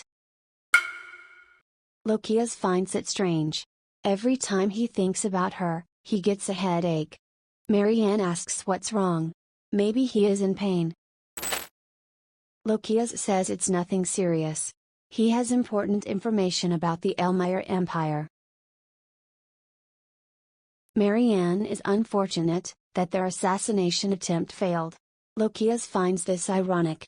That a holy maiden would consider it unfortunate that someone didn't die. Lokias concludes that there must be a powerful priest along with the prince. So also the spy who planned the assassination attempt was killed. Lokias thinks that the plan was unreliable from the beginning. Still, he had no choice but to make a move. He seems to understand why the headaches continue. When he thinks of Alisa della Denver, the story of her attempted murder and execution became very famous. Her mother, the Empress, was spared because she was the one who insisted on sending her daughter to the guillotine. However, because Lakias and Alisa have the same mother, he will never be free of the suspicions associated with this assassination attempt. To become emperor, he must have no flaws. Fortunately for Lakias, all of his siblings support him in becoming emperor. But this story gave the noble families the perfect opportunity to promote another candidate. Lakias believes that the attacks on him will not stop. All he needs is a remarkable achievement to silence them. Like conquering the Elmire Empire. Lakias does not understand whether poisoning his precious sister was not enough for her. Even after her death she gives him trouble. But still.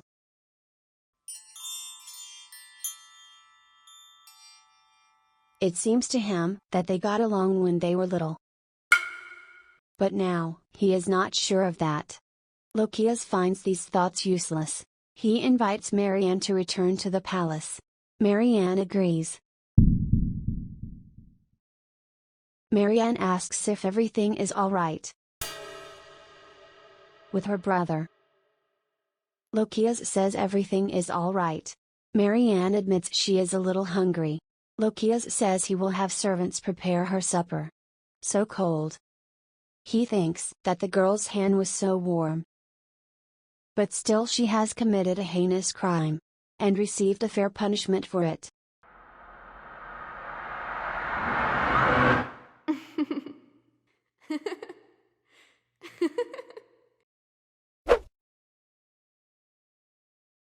Anyone who commits evil will never escape Selena's revenge.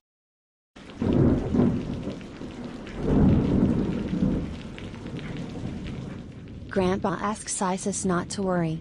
Grandfather promises that the throne will surely go to him. Isis's mother passed away. Isis thinks it's all because of him. Isis asks his mother to get well soon. He has heard that his mother has always had weak health. Mom thanks Isis for taking care of her. But after Isis was born, her condition got worse and worse. Everyone told him that her weakness had nothing to do with him. But Isis believed he was the reason she passed away. Year passed after her death. Right after her funeral, grandfather acted as if the only thing that mattered was Isis to sit on the throne. Soon there was a power struggle between the adults. Many arrows were shot at the prince. Isis believed that in order to survive he had to kill his heart. And give up all emotion. At first Isis was skeptical of his mother's family's attempts to keep him on the throne. But he actually understands them. He is next in line for the throne. But his position has been shaken since his mother's death. Luckily for him, his father declared that he would be the only crown prince. But no one really knew what would happen to him, or his grandfather's family, if the new empress gave birth to another prince. Isis must hone his skills and grow stronger. He cannot be trusted by anyone. This is the way of the crown prince. Recently, the situation has become even more tense. To be more precise, it happened after the new empress arrived. Empress Iris. Now every time grandfather sees Isis, he reminds him to be careful of the new empress. Surely she hasn't shown all her cards. But really, Isis sure she is a good person. Because she has such a soft voice and beautiful smile. The servant says that the empress has sent Isis a letter and an invitation. Isis didn't want to be dragged into a struggle for the throne of adults. And he didn't want to die in such a trivial way. So he continued to avoid her. Even knowing that she was sincere with him. Isis always answered briefly and ignored all her invitations. He wondered how much longer he had to act like this. He was so tired of talking about the crown prince and the throne. Isis once that someone to see him as something other than a crown prince. That someone would see him just as Isis. He wouldn't spare 1,000 gold coins for that. Or even his life. Iris asks what he is doing here.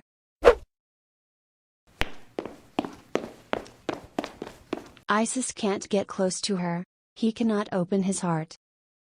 Year has passed, since the Empress Iris appeared in the palace. That day has come. The maid congratulates Her Majesty Iris on the fact that she is pregnant. Iris thanks her for that.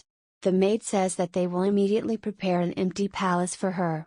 The man in the monocle wants to see the prince or princess. Tyrion says that whoever is born, they will love him with all their heart. Isis liked to spend time alone in the garden, near the palace. Apparently soon he would not be able to go there.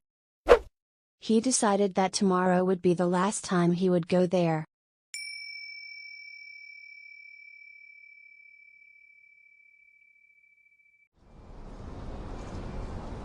Isis liked autumn days like this, but he is sad that he won't be able to come here anymore.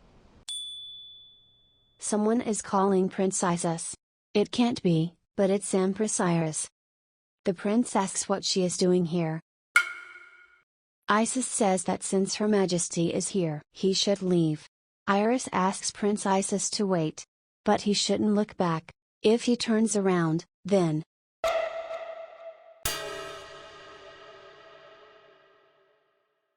Isis rolls around for a long time. And now he is hurting all over. Iris runs to him. Isis is worried that if she keeps running like that. Iris asks if he is all right.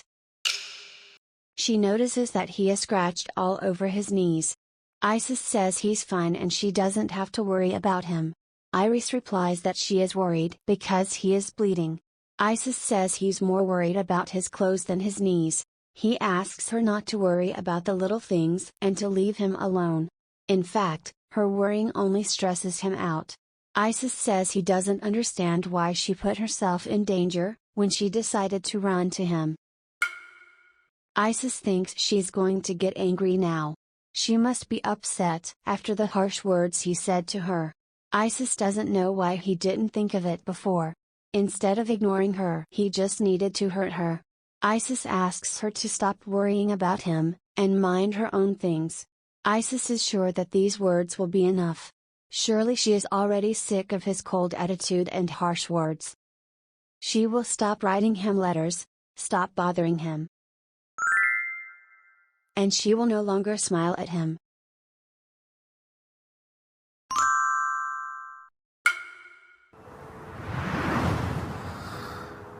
Iris orders him not to move and stay still.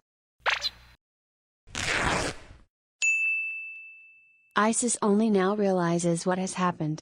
She lifted him so easily, how strong she is. Iris asks him why he doesn't take care of his body. She was very upset when she saw his bleeding knees. Isis can't believe it, her pained expression, because of him? Iris says he is a very important person to her, and she is worried about him. Then why he push her away, why doesn't want her attention to him? Iris concludes that it's because she's not his biological mother. Isis offers to go back. After that day, Isis didn't hear from her for a while. Tyrion decided to hold coronation ceremony for the prince soon. Apparently the father wants to strengthen his son's position, before the empress gives birth to the child. Isis is sure that grandfather will be happy to know this. But what is the point of the coronation ceremony if only his grandfather will be happy? Isis doesn't want to be a puppet all his life. He is so bored here. In fact, Isis has no reason to stay here. But the truth, he has nowhere else to go. He just wants to fly away from here. Isis was so shocked, that he forgot to give her a handkerchief. Iris asks Isis to promise, that he won't hurt himself again. He must not ignore himself. Iris says he shouldn't keep quiet if something hurts. Isis thinks it has been quite some time since that day. Someone turns to Prince Isis. Iris is glad to see him after all this time. She laughs that she should now call him the Crown Prince. Iris congratulates him on his future coronation ceremony. She suddenly asks if he is busy right now. In fact, Isis is not busy, but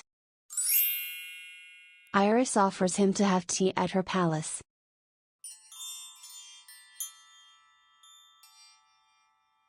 Isis is struck by how pleasant and cozy the Empress's palace is. Iris notices his surprise. Iris says that she wants to be honest with him.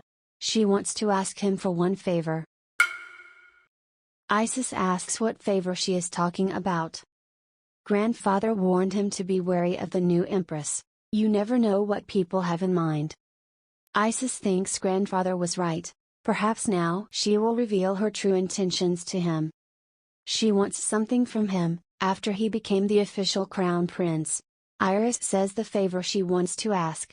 When she safely gives birth to this baby, could Isis be a good big brother? Iris says that it will most likely be a girl. And she hopes that he will get close to her. Then, he won't be so lonely. Isis thinks this is the first time he has been asked to be anything other than the crown prince. Iris worries maybe she is asking too much of him.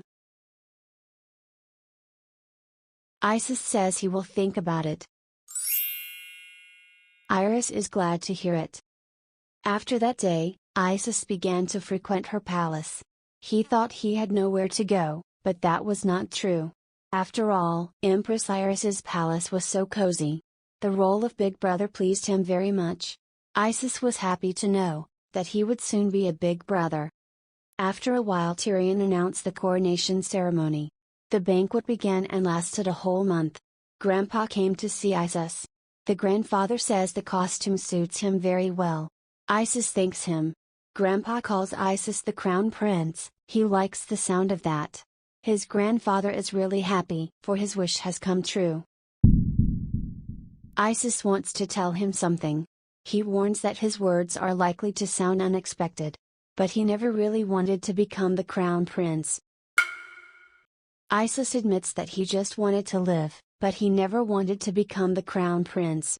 But his grandfather pushed him so hard to do it. Isis says it was hard for him to carry this burden. Isis isn't sure if his grandfather will understand him. But still Isis wanted to tell him. To tell him that he doesn't want to become his trump card. Even if Grandpa doesn't understand, Isis isn't going to regret what he said. Grandfather apologizes to Isis. After all, he actually knew that Isis didn't care about becoming the crown prince. Grandfather says that perhaps his words will sound like excuses. But the truth is that he was desperate. When his daughter Thetis passed away, Isis was the only thing left of her. Grandfather tried to find a better way to protect him. He apologizes to Isis for pushing him so much. Grandfather says that his eyes are the same as hers. Every time he looked at those eyes, he tried to do his best not to lose him like he lost Thetis. Isis thinks of his mother. Isis says grandfather was wrong about one thing. He always told him that the new empress was his enemy. But Iris, she is really good person. Isis first called her by her name. Grandfather agrees with him. He says she is probably at the palace getting ready for the Isis ceremony. Grandfather asks if Isis wants to see her.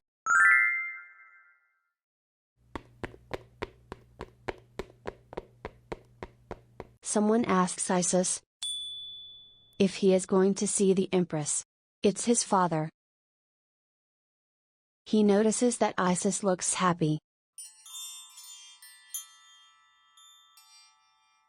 Tyrion says that after Thetis passed away, he was so busy with the affairs of the Empire, that he didn't pay enough attention to his son. For this he apologizes to Isis. Father says that he chose Iris not only for the Empire, but also for him. Now Isis is certain that she is a good person.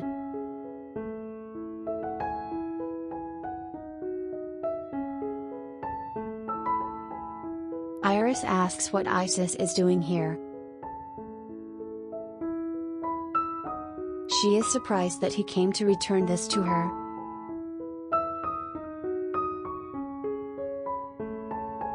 Iris is glad he came here.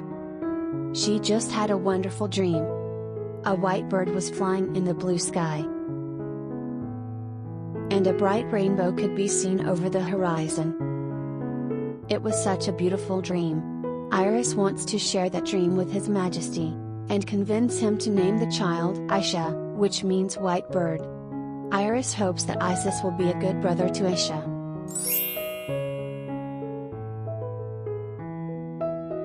Iris asks why he is crying. Isis says that if she wants him to be a good brother or crown prince, he agrees to be whatever she asks him to be, so he asks if she will be his new mother.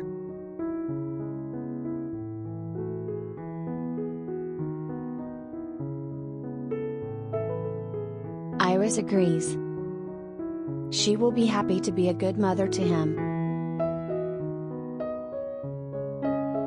She will love him and Aisha with all her heart.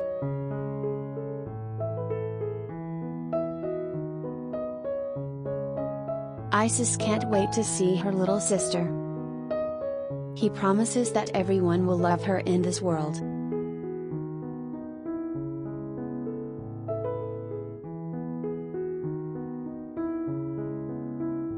Isis will protect her.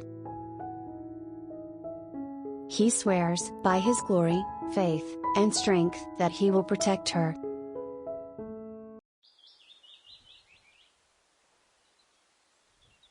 The nanny tries to awaken the princess.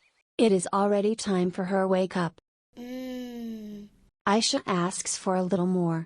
Nanny reminds her that today is a special day. Nanny affectionately calls the princess sleepyhead. She is such a big girl, but she acts like a baby. Nanny wishes Aisha a happy birthday. Aisha thanks the nanny. Today is her 14th birthday. 14-year-old Aisha is only a foot shorter than adults. Her beautiful silver hair is already down to her waist. Aisha is glad to be getting closer to adulthood. In the Empire, you are considered an adult when you reach the age of 18. Aisha is only 4 years away from becoming an adult. Aisha greets mother and father with a good morning. The parents wish Aisha a happy birthday. Dad notices that his daughter looks tired today. Aisha pretends not to know what he means. Mother says she is so happy for Aisha. So many people are celebrating her birthday. Aisha sees that mom is really happy. Mother was worried about her daughter's position in the Empire when she was a child.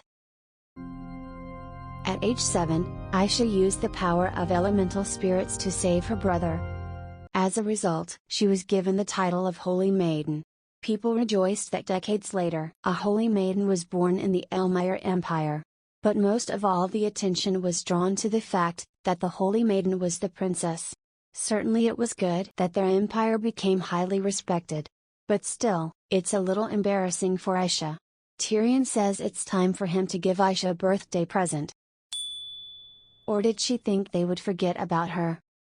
That a map.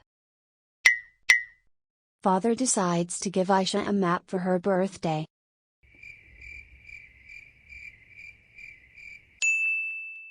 Aisha seems to have guessed what it is. Now this whole island belongs to her. Aisha can't believe it. After all, this island belonged to the Principality of Rioton. Tyrion confirms that this is the Diamond Island of Principality of Rioton, or rather, it was their island until a few days ago. Aisha doesn't understand. Why would they give it away? Tyrion says she has Isis to thank for that. He was a diplomatic envoy. Isis apologizes for being late, his training ended a little late. Isis wishes everyone a good morning. Iris is glad he finally came.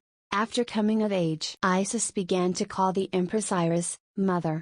Isis wishes Aisha a happy birthday. And hopes she likes their present. Aisha thinks her brother is too handsome. He combines sincerity and strength but also a soft look. He excels at his academics and physical training. Aisha thinks her brother is like a prince from a fairy tale. Isis has become the best bachelor in the empire. He is showered with marriage proposals and confessions of love, but Isis declines all marriage proposals. This allows him to spend more time with Aisha. She asks how her brother managed to convince Rayatan to give him the island. Isis answers he has his own ways. Iris says that if the boys are done bragging about their present, she wants to give her gift. Iris' gift is a trip for Aisha. She has prepared a villa in the southern part of the empire. The weather is warm there, and the view is beautiful. Mom is sure that Aisha will have fun there. She hopes that Aisha likes her gift. Aisha is very happy with her gift. The trip is for her. She has the best mother. Isis asks Aisha to say that his gift is also the best. Tyrion didn't know that she likes to travel. Maybe next year he should gift her country she can easily travel to. The evening banquet to celebrate Aisha's birthday began. Many people gathered to see the princess. Aisha asks Lou if everything will be alright. Lou reassures her, saying that she does well every year. And this year will be no exception. Aisha agrees, but she is given so many presents, so much attention is focused on her. Aisha considers it payment for being the holy maiden. Lou assures her that everything will go perfectly. The temple supports Aisha as holy maiden. In return, she must heal sick people on her birthday. Aisha didn't really want the title and all this attention. But she uses the power of the Spirit King Luminos. Aisha must manifest his power and share his blessings. It's her duty as the princess. Aisha says this burden puts a lot of pressure on her. Vian unwittingly hears her last words. Aisha is a little confused. Vian apologizes and asks if he may join her. Aisha says of course he can. Vian wishes her a happy birthday. Lord Vian is still her brother's best friend. He's also the deputy commander of the Imperial Guard. Aisha borrowed his red magic gemstone to save her brother. That gemstone is still in her jewelry box. In fact, Aisha tried to return it. But Vian asked her to keep the gemstone for good luck. Aisha couldn't refuse. Now she has two magical gemstones. One is from Lord Vian. And the one from Arson, the friend from her previous life. Vian reminds Her Majesty that everyone is waiting for her, to begin the ceremony. Aisha says they should hurry. Vian recalls her words. She feels so much pressure. Vian says that if she needs help, she shouldn't be hesitant to ask for it. Vian reminds her that she is surrounded by people who are always happy to give her lend a hand. Aisha says she remembers that. And she thanks Lord Vian. The sacred ceremony is about to begin. It will be performed by the one and only star of the Great Elmire Empire, Her Highness, Aisha de Elmire. Aisha asks Limi to show herself. Many people are seeing the elemental spirit for the first time. Aisha asks Limi to heal that person. It seems to me, but Limi doesn't want to perform in front of people. Aisha feels that her powers are enough to do this. She doesn't want to use her life force to heal people today. Now her magical power has increased, and her ability to heal has become more effective. People have exploded with excitement. Everyone wishes the Holy Maiden a long life.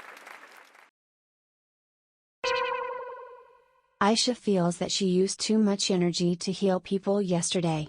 She thinks, if she lays down for a couple of days, she should feel better. Aisha is bored. After all, she missed the banquet and will now lie in bed all day. But there must be something fun to do. Aisha asks the nanny to bring her something. The nanny doesn't understand what she needs. the Diamond Island given by father and Isis for her birthday. And the villa in the Southland, the gift from mother. Aisha still can't believe that it all belongs to her. The Diamond Island was given to them by the Principality of Rayatan, after a military alliance was made.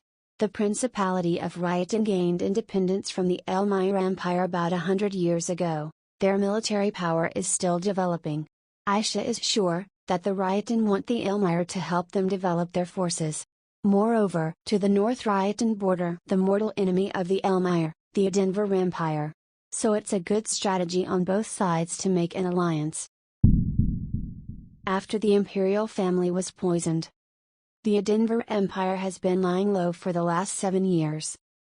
Isis, eager to revenge for his sister, began to train even harder. Aisha focused on the study of elemental magic. Now she can use her abilities more effectively. So they are no longer as defenseless as before. Because of the Denver Empire, Aisha is always worried when she hears news about the world. Her mother must noticed how nervous her daughter. So she gave Aisha the trip to get some fresh air and feel better. At Share Estate, the weather is warm and the natural scenery is beautiful. Many aristocrats visit Share and celebrate the arrival of Sommer together. Aisha can't wait to go there. The family wishes Aisha a safe trip. Isis says they will see each other soon. Aisha promises to bring them gifts.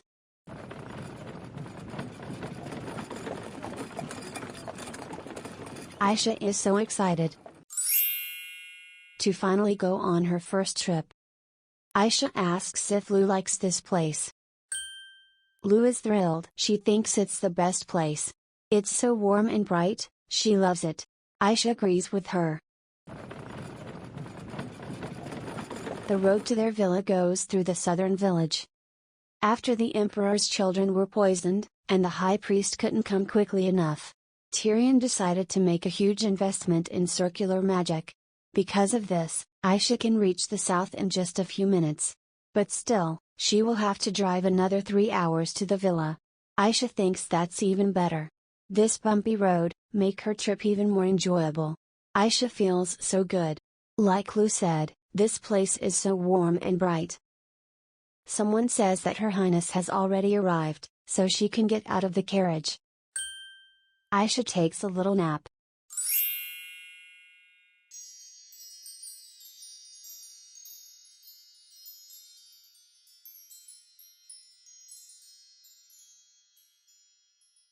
The maid asks if the princess likes the villa.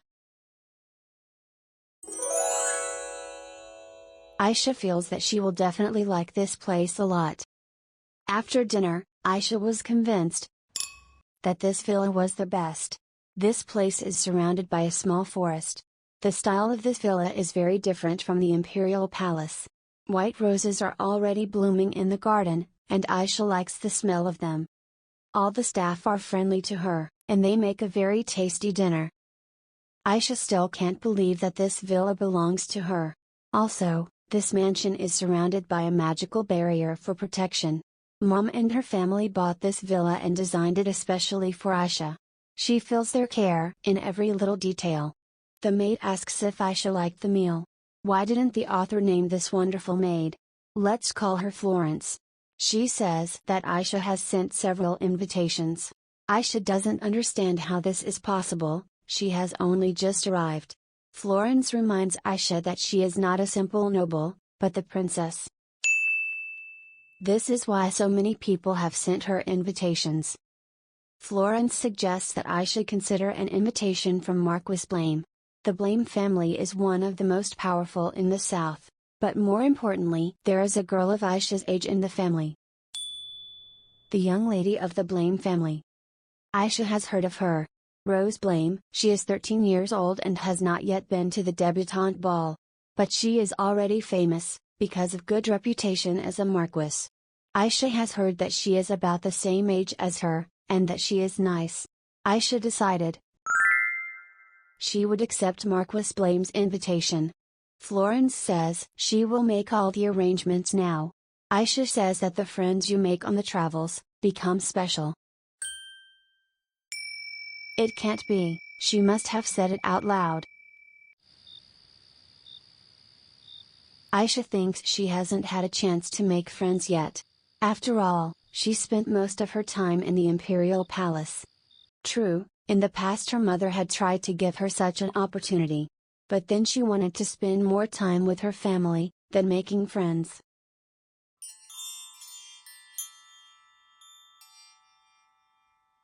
Aisha thought it would be nice to have friends. Life without friends would be. In fact, Aisha has a friend. Aisha asks Lu to always be her friend. Lu assures her that she will. Before Aisha, no one ever called on her, so she was really happy when Aisha called her. Lu was looking for someone, who would need her. So she is very happy that Aisha became her master. Aisha is also happy that Lu is here.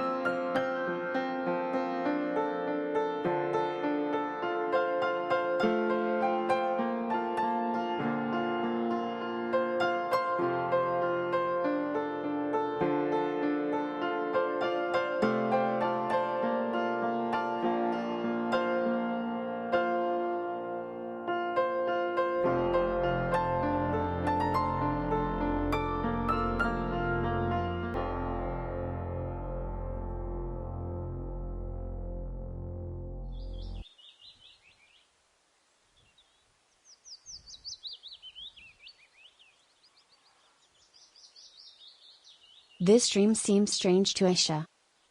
The next day Aisha went to the plains of Entrail to see the canyon. Florence says they will return after lunch. Florence is worried about Aisha, she must be tired from her travels. In addition, she still has to prepare for the evening ball. Aisha really wants to see the canyon. Florence says she can see the beauty of the sheer cliffs. It is a famous place that has hardly been touched by humans. Sheer cliffs. Aisha assumes that this is the place from her dream tonight.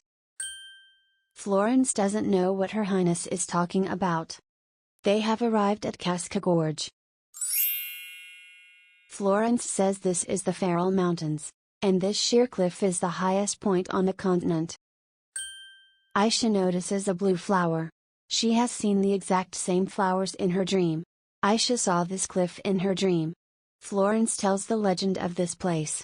Since this place is almost untouched by humans, mysterious creatures live there in secret. That's why polite people don't go in. If Aisha has done, Florence suggests going back. But after Aisha has heard this story, now she really wants to go up there. Aisha is sure, if she goes up there, she can meet the person from her dream. Then, she will ask Lu to find out what's up there. Florence asks Her Highness to wait here for a while. Marquis Blame's young lady will come to greet her. This is Aisha's first time being in the social world outside the capital. Florence asks her if she is nervous. Aisha confesses she hasn't chatted with someone her age in a long time. Florence is sure she has nothing to worry about. After all, whoever meets Her Highness will have no choice but to like her. Besides, Aisha has abilities that no one else. Originally Aisha didn't want to take Lu so as not to attract too much attention. But there are so many beautiful scenes on Marquis Blame territory, that she couldn't leave her. Lu looks worried. Aisha asks her what's wrong. Lu can't explain why. But she has a feeling that something bad will happen. Aisha has never seen Lu like this before. Florence looks worried. She says that the maid who was waiting for her at the ball is here. This maid wants to report something to the princess. It's all about one person who appeared at the ball. It's a white-haired elementalist. A white-haired elementalist. It can't be.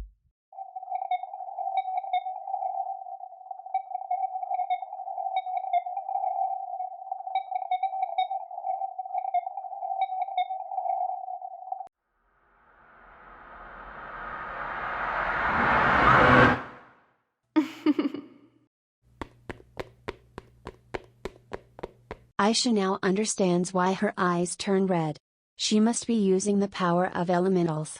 Perhaps Marianne's power is the same as hers. But Aisha doesn't understand why she appeared here. Aisha is scared. What if Marianne is there now? Someone is apologizing to Her Highness for being late.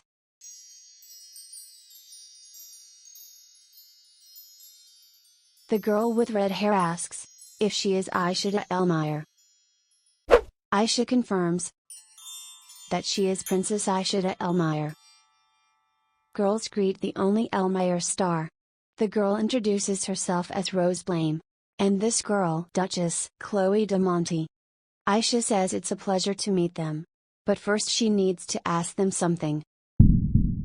Is it true that an elementalist has appeared at the Marquis Blame ball? Chloe says it is, now at the ball. Rose interrupts her saying that everything will be alright now. After all, the real princess is here now. Aisha asks what a real princess means. Rose is unable to say anything intelligible. Aisha thinks that for some reason she can't tell her. Then she asks not to waste any time, and go inside. The Marquis Blame's mansion looks luxurious. Aisha believes the rumors about their family controlling the South are true. Many people are gathered here. But Aisha is more concerned about Rose's words about the real princess. Perhaps Marianne took advantage of the fact that Aisha is the only elementalist in the Empire, and decided to pretend to be Aisha. There is little interaction between the empires. In addition, only a small number of people from the capital know Aisha's face. Even so, Marianne could easily be exposed. Aisha doesn't understand why she would take such risks. A girl can't believe it. Could it be that Her Highness is already at the ball? Another girl says she is, and she even saw the princess call the blue spirit. So it's definitely her, the only elementalist in the Empire. Rose has something to say to Her Highness. But girls ran to look at the princess. Rose wants to scold them, but Aisha stops her. She says that everything is fine. Aisha thinks that if her suspicions are true, then her confession that she is the real princess will only spoil the mood of the ball. It will also reflect on the reputation of the Marquis Blame family. Aisha doesn't want to cause a commotion. She appeals to Lady Blame and Duchess de Monte. Aisha asks them not to call Her Highness anymore. She needs another name. She asks them to call her Ina. Girls are in a little shock. Aisha says it's fine, because she asked them to do it herself. Aisha turns to the maid. She asks to enter the ball, without announcing her arrival. Aisha also takes advantage of the fact that people don't know her face. She wants to find out if it is really Marianne. The girls agree to her adventure. So, they go to the ball.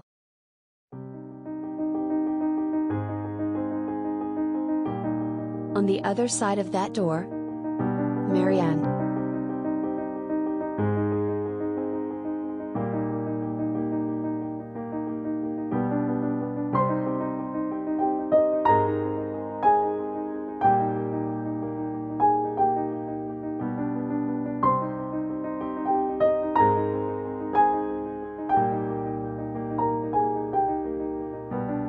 Rose says this is Ashley Rowland, Marquis Rowland's second daughter.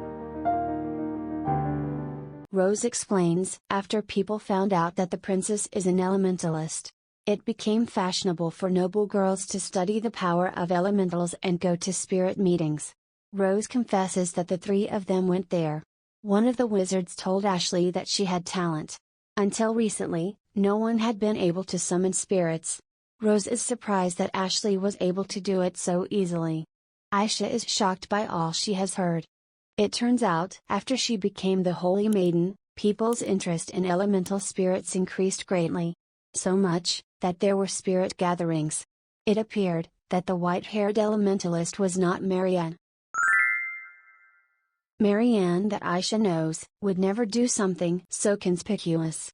Aisha knows this spirit. It is Nyos, a low-level water spirit. Aisha doesn't understand, why this girl decided to pretend to be the princess. If Rose's words are true, then Ashley was able to increase her magical power in a short period of time. How is this possible? Aisha senses, there's something wrong with this girl. She asks girls, if they have noticed anything strange about Ashley. Chloe says that 2 days ago they were drinking tea together, and Ashley was acting as usual. Rose is sure that if anything unusual had happened to Ashley, they, as her close friends, would have noticed that. Now Aisha understands why Rose was hesitant to answer her. She was worried that her friend would be in trouble. But Aisha senses that there's something wrong with Ashley, maybe she's missing something.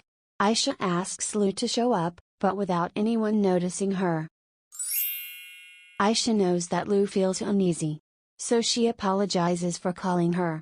Lou says it's fine. Aisha asks Lou to look there. That girl is an elementalist and she even summoned Nyos. But Aisha senses something strange about her. Lou assesses the situation with her keen eyes. Lou says that she has an artifact. This girl uses a magical item, that temporarily increases her power. Lou is sure that the artifact makes up for the magic she lacks. Indeed, Aisha can barely feel Ashley's magical power. And her strange feelings are due to the fact, that it's not Ashley's real power. The artifacts react to the user's negative emotions and use the user's life force. They are forbidden on the continent, because people who misuse them die. Even magicians try to stay away from artifacts. There are few magicians in the Elmire Empire, so artifacts would be hard to find.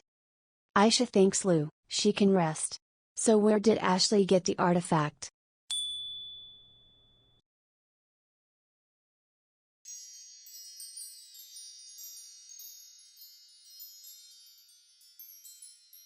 This blonde hair and golden eyes.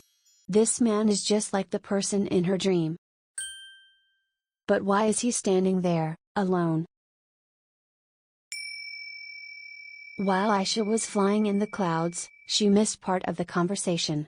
Adults ask Ashley to stay a little longer, for this is the first time they have seen spirits. Ashley says there is nothing she can do. After all, the spirits need rest. Ashley leaves to rest, and Aisha is going to follow her. Aisha feels strange dark energy from the artifact. She needs to catch up with Ashley. Aisha didn't see which way Ashley went. Rose asks what happened, why did she leave them so suddenly? Rose worries, maybe something happened to Aisha. Marquis Blame asks his daughter to explain what is going on. Why people think that the girl belongs to the Roland family is the princess. Rose doesn't even know where to begin. Aisha says she is pleased to meet Marquis and Marquis Blame. Chloe introduces the noble Elmire star. Her Highness, Aisha de Elmire. Marquis and Marquis say they are honored to meet the only Elmire star. Aisha thanks them for inviting her to this wonderful ball. But she wants to ask the Marquis a question.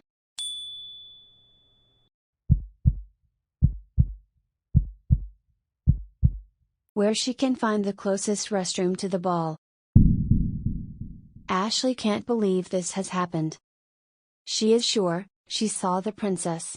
There was so much noise and so many people around, that she didn't notice when Her Highness walked in.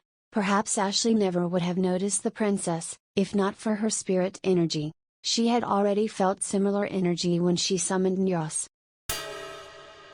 But the princess energy was even more powerful than that. Ashley managed to think of an excuse to leave the ball. She was afraid that Her Highness would punish her. But it's even scarier if her mother finds out. Nyos asks if all is well with his master. Nyos doesn't want Ashley to put herself in danger, so he asks her to take off the artifact. Ashley says she's fine, she just needs a little rest. If she takes off the artifact, Nyas will soon disappear. Without the artifact, she doesn't have enough power to summon him again. Ashley thanks him for his concern, and asks him to stay with her for a little longer. But what should she do now? She didn't want to impersonate the princess. Ashley has not had a debutante ball. She only has 2 close friends, so no one recognized her. However, Ashley never said she was the princess. People just assumed she was the princess. She just wanted to show off Nyas. It was the first time in her life that she had received so much attention. After all, she was always alone. The magician asks Lady Ashley, does she want to be an elementalist? Teacher sees Ashley's potential and wants to help her become an elementalist. Ashley couldn't see the person's face from behind the robe, but she is sure that the magician looked rather young. Now she doesn't know what she should do with this thing. Ashley knows that artifacts are forbidden in the Empire. But the person disappeared right after he gave it to her, so she had to take it home. She's scared to keep the artifact, so she hopes to return it to the magician. Ashley believes that if she studies even harder, she will soon be able to summon the spirit with her own powers. After all, teacher praise her. Mother will probably be surprised. Ashley apologizes for not coming to her at once. She thought her mother was gone. Ashley says that the teacher from the elemental spirit class praised her today. The teacher said she has a very good compatibility. And if she tries even harder. Mother asks if she made it. Has she summoned the spirit? Ashley admits that she hasn't yet. Mother says she thought so. Then why is her daughter showing off something that isn't real? Her mother asks her not to do these silly things and prepare for the ball tomorrow. After all, at that ball she will meet the princess. Her mother says she has no reason to brag about her. Ashley asks her mother, if she summons a spirit, then, she will be proud of her. Ashley hears people coming this way. She wants to find a deserted place, where she can. Aisha and the servants still can't find Ashley. In such a huge mansion it will be difficult to find her. Aisha is sure, in her condition she could not have gone far. Chloe says there is one place Ashley could have gone. Chloe explains that only the 3 of them know about this place. It is an isolated place, where Ashley most likely went. Aisha says they don't have much time, they have to go there.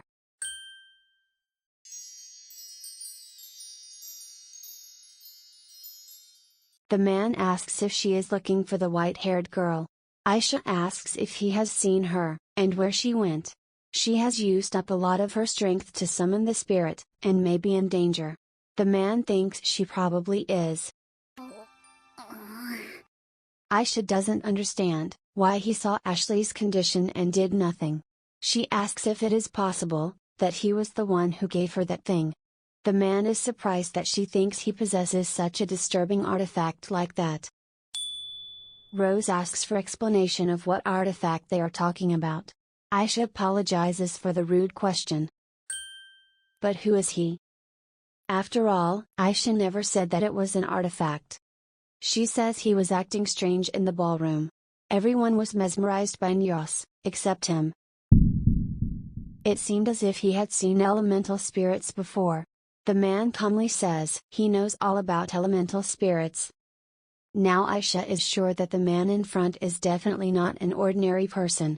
He has the same mysterious energy as the person in her dream.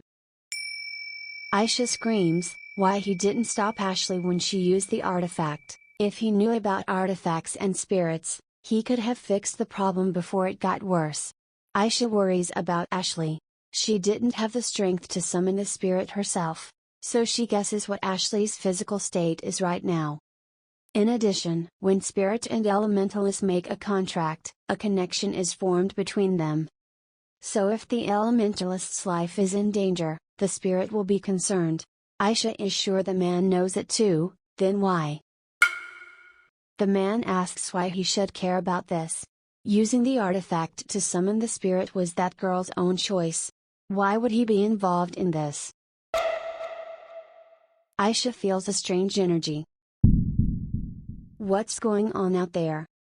Ashley thinks only of her mother's last words. Useless child. Running away from people, Ashley runs into her mother. She asks how mother found her. Although it doesn't matter, Ashley shows her mother Nyos. She finally gets a summoning of the spirit. She asks if her mother is proud. Mother asks why people think she is the princess. Just because she was able to summon a spirit, doesn't give her the right to do what she wants. Her mother says that Ashley should have used the fact that she is an elementalist to make friends with the princess. Ashley apologizes. Mother doesn't understand why her daughter is still standing here, she should go back to the ball now.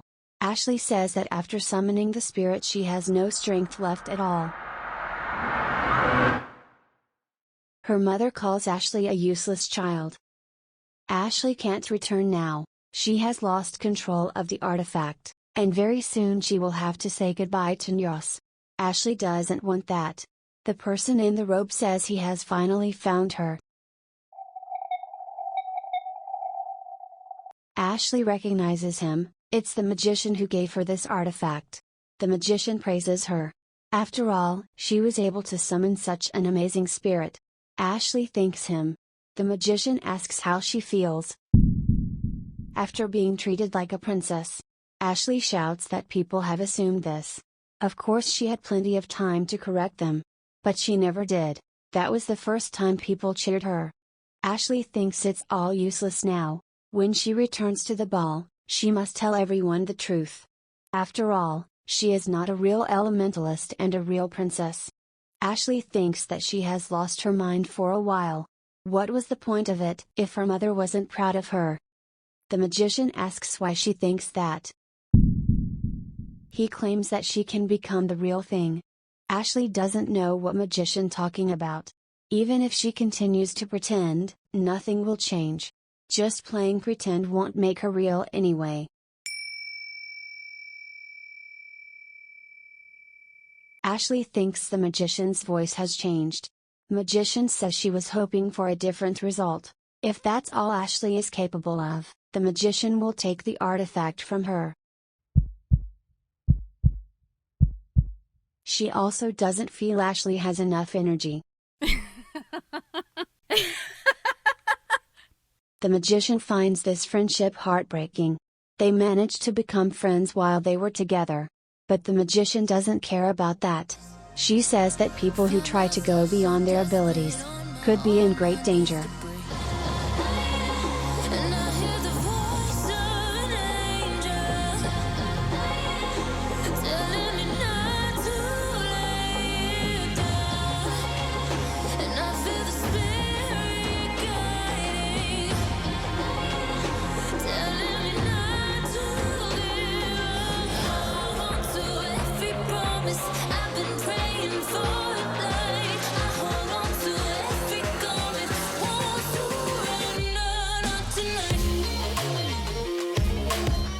Ashley asks how the princess came to be here. Aisha came because she felt a strange energy in this place.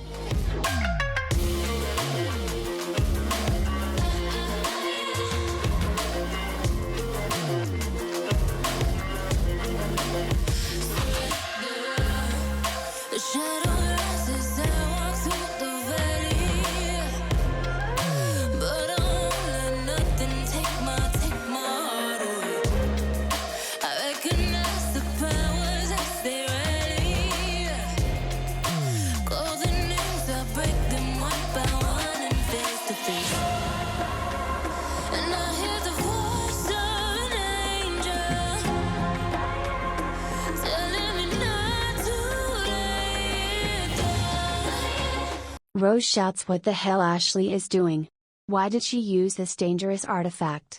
And why was she talking to these strange people? Rose is glad Ashley is okay, but it could have ended very badly. She doesn't understand why Ashley would take such a risk, just to summon a spirit.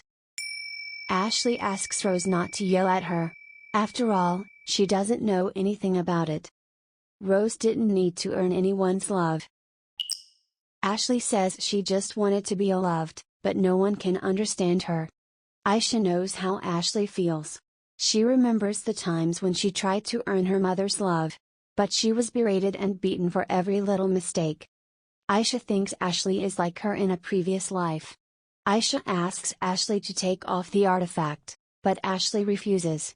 She is sure Her Highness will never understand her. After all, she has such great power since she was born. What could she possibly know about it? Ashley runs away from them into the woods. Aisha asks her not to run away, she still needs treatment. The man asks Aisha to wait. I hope everyone understood that he is the king of spirits. So, Luminous wants to ask Aisha one question. Why is she so involved in other people's affairs? It's all that girl's own choice. Also, she was mean to Aisha. So why Aisha want to follow her? What will she get out of it? Aisha doesn't understand him. Is it really necessary to have a reason? Aisha believes that if you have power to help someone, there is no need to look for a reason to do this. Aisha also wants to ask a question. Most recently he protected Rose and Chloe from those magicians. After all, whatever happened here doesn't concern him. So why did he do it? Luminous admits that he helped because he could. Aisha says he has enough power to help others. So she also wants to help Ashley. And she doesn't need a grandiose reason to do it. Aisha doesn't know where to look for Ashley. The Blame family mansion is too big to see it all. Aisha hears someone coming toward her. It must be that annoying man again.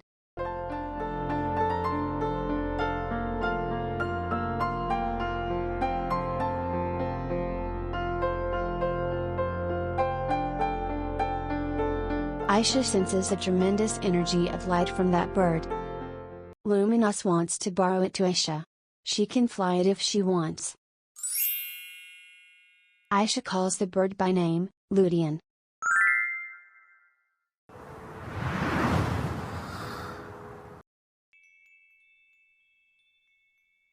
Aisha thinks about what she said to that man. That she doesn't need a reason to help others.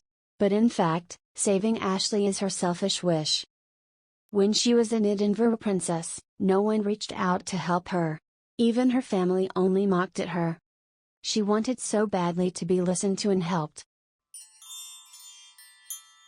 Thanks to the help of her current family, Aisha was able to survive the painful memories of the past. She knows how Ashley feels. Aisha found her. She commands Ludian to go there. Even if she can't help, she will at least listen to Ashley's story. Aisha wants to give her a helping hand. Ashley thinks it's all over for her. She not only pretended to be Her Highness, but she also yelled at her. Ashley is sure that Aisha will punish her. And what her mother will think of that. Mother will surely abandon her, for she is nothing but trouble. Ashley doesn't understand why she can't get even a little affection. Someone notices her. There are already quite a few nobles gathered here. They ask what happened. Someone notices the wounds on Ashley, and asks to call the servants. One man says it is Her Highness. Another says it's not, she's a young lady of the Roland family. The first man is confused, for this girl has recently summoned a spirit. Ashley wonders what she should do now. Perhaps she had better tell everyone the truth. But she is so scared. Ashley begs for someone to help her. Familiar voice calls to Ashley. He says everything will be fine. She will help Ashley.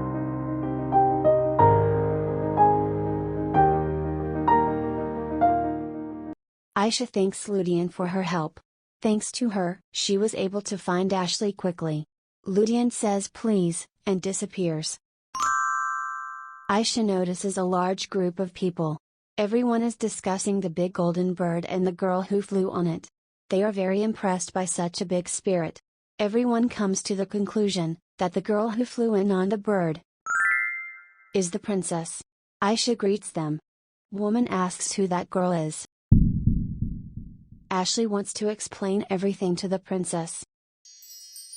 But Aisha reassures her, she came because felt the magic power she gave Ashley was unstable. She asks Lady Ashley not to push herself so hard. Aisha knows that Ashley has gone into the forest to practice alone. But she must not forget about her health. People start to talk about new information. Ashley is touched by what Her Highness has done for her. Clever Girl asks Her Highness if she understood correctly, that she gave her power to Ashley to summon spirits. Aisha says she did. She has heard that spirit meetings are popular with young girls. And that there is a talented girl in Cher's estate. Aisha thinks it would be good to have more elementalists in their empire. But the man can't understand what happened at the ball. Aisha asks, maybe they have some kind of problem? Man says there is no problem. There was probably just a misunderstanding. Aisha is glad. She says that the misunderstanding arose because she arrived late to the ball. That's exactly what happened. Ashley can't hold her tears, because the princess is so kind to her. She deeply apologizes to Her Highness. People decide they've seen enough, and go back to the ball. But Ashley has one more thing to do. Aisha says it's hard, but Ashley has to give up her spirit. She reminds her that spirit's not a tool to get any recognition. They are valuable friends to the elementalist. Aisha wants Ashley to summon the spirit with her own powers next time. Ashley promises Nyos that she will certainly do it. She will work hard to summon him again. Ashley asks if he agrees to wait a little longer. Nyos promises he will always stand by his master's side. Even though they have not been together long at all, Nyos is very grateful to her. So he will wait for his master.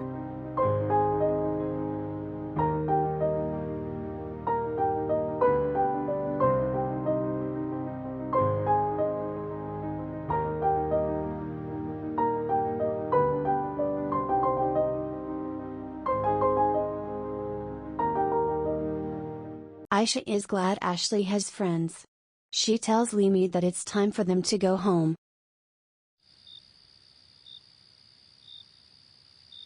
Aisha thinks a lot has happened that day. Lou agrees with her.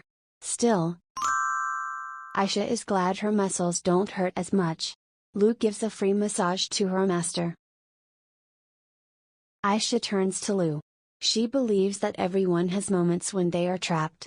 So why do evil people use people's desperation for their own gain? Lou thinks it would be healthy if there were only light in the world. But light can't exist without darkness. Aisha is surprised that the artifact still exudes dark energy. It seemed to her, if she removed it from Ashley, the dark energy would dissipate. Luminous says that it's the collected negative energy of the child.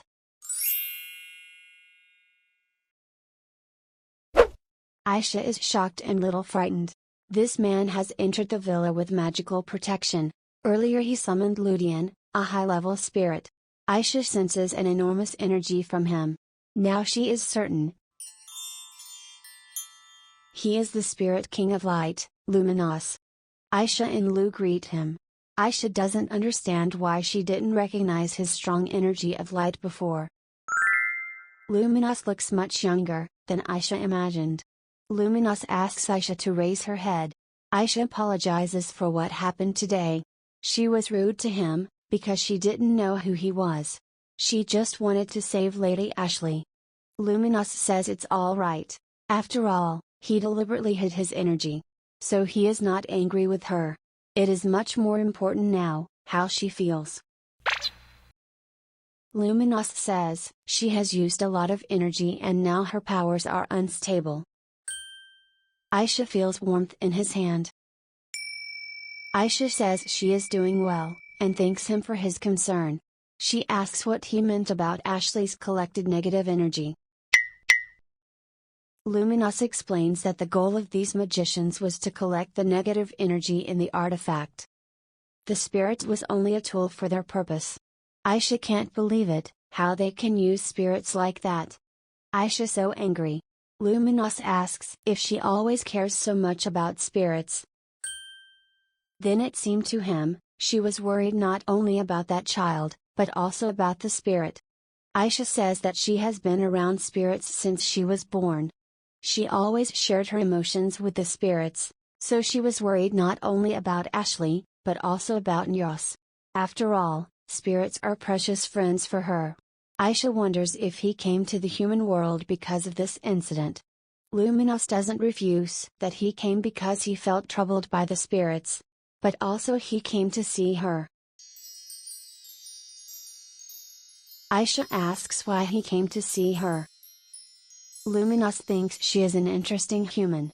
He has never met anyone who cares so much about spirits. Luminous thinks it's so unusual, he's glad he got to see her. He also apologizes for what happened earlier. He doesn't know people very well. And he doesn't know her well, so he misunderstood. Aisha thanks Luminous for the beautiful flowers. They are the same flowers she saw on the cliff. Aisha thinks she is dreaming again. How can it be that the King of Spirits himself came to see her? His golden eyes and hair outshine the stars in the night sky.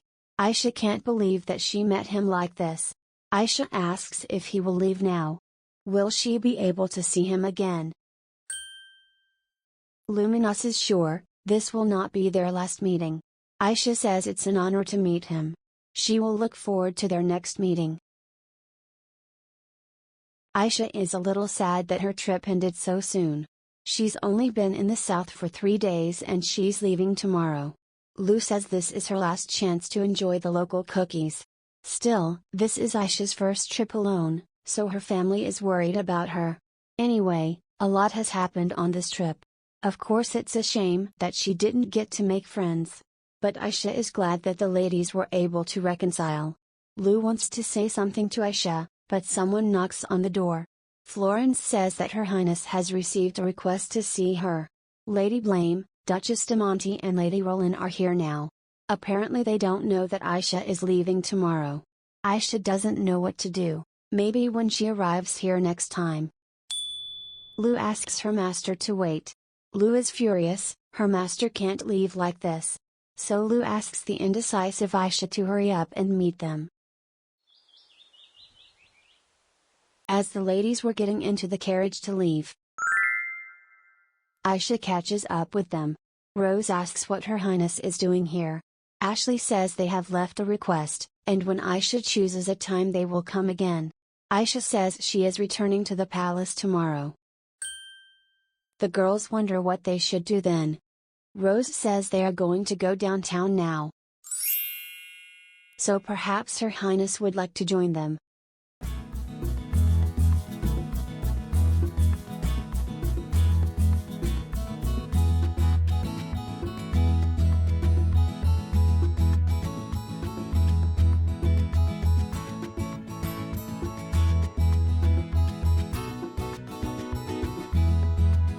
Aisha is amazed at how wonderful downtown Cher's estate is. People here seem to glow with happiness. Aisha asks where they should go first. Ashley says they were planning to buy books about spirits. Rose confesses, they are all very interested in learning more about elemental spirits, but perhaps Her Highness would be bored, because she already knows everything about spirits. Aisha says that's wonderful, she will help them choose good books. Aisha asks the girls to call her Ina. Her Highness attracts too much attention. Rose promises that they will do everything they can to make Ina feel comfortable. So the ladies set out to explore the downtown area.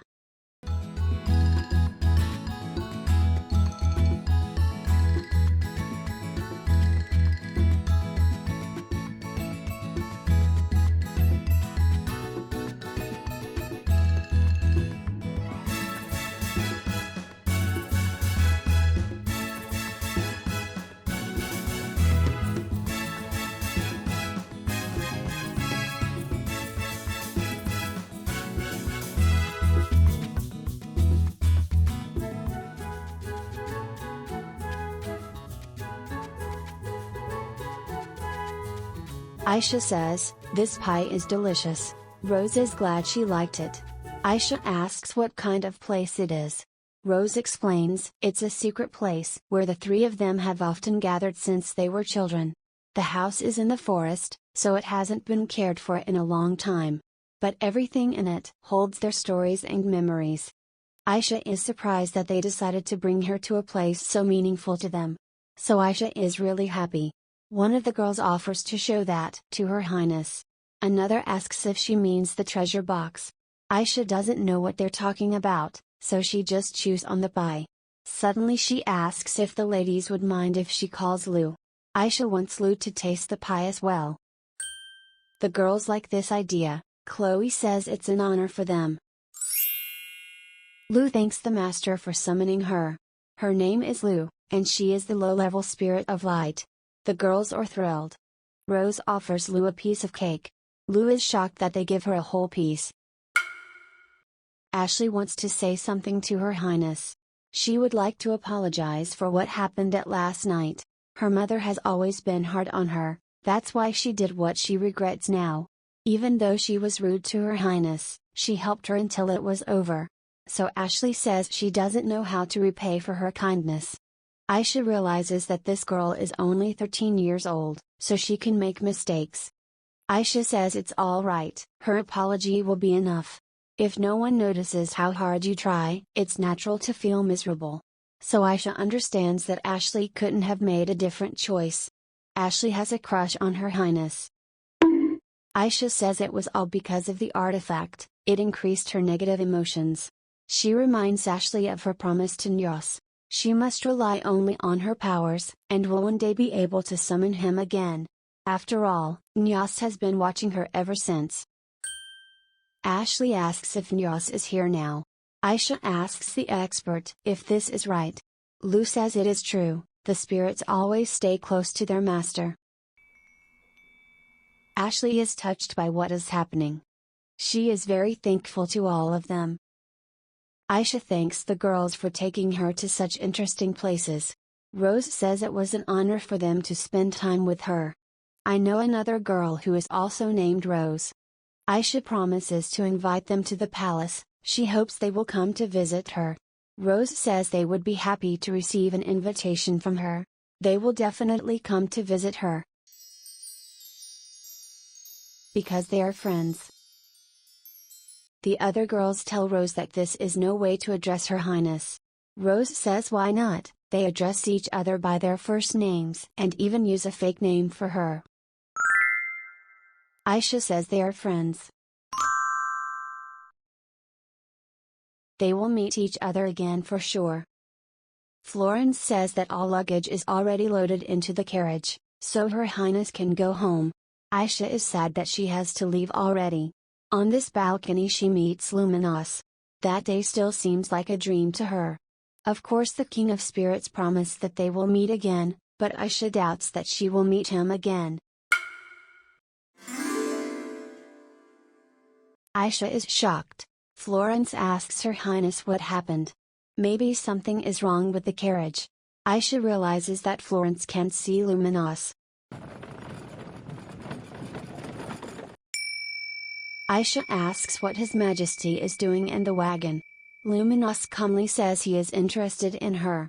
Spirits kings have no family or friends, however, she so proudly calls the spirits her friends. So Luminos wants to be her friend too.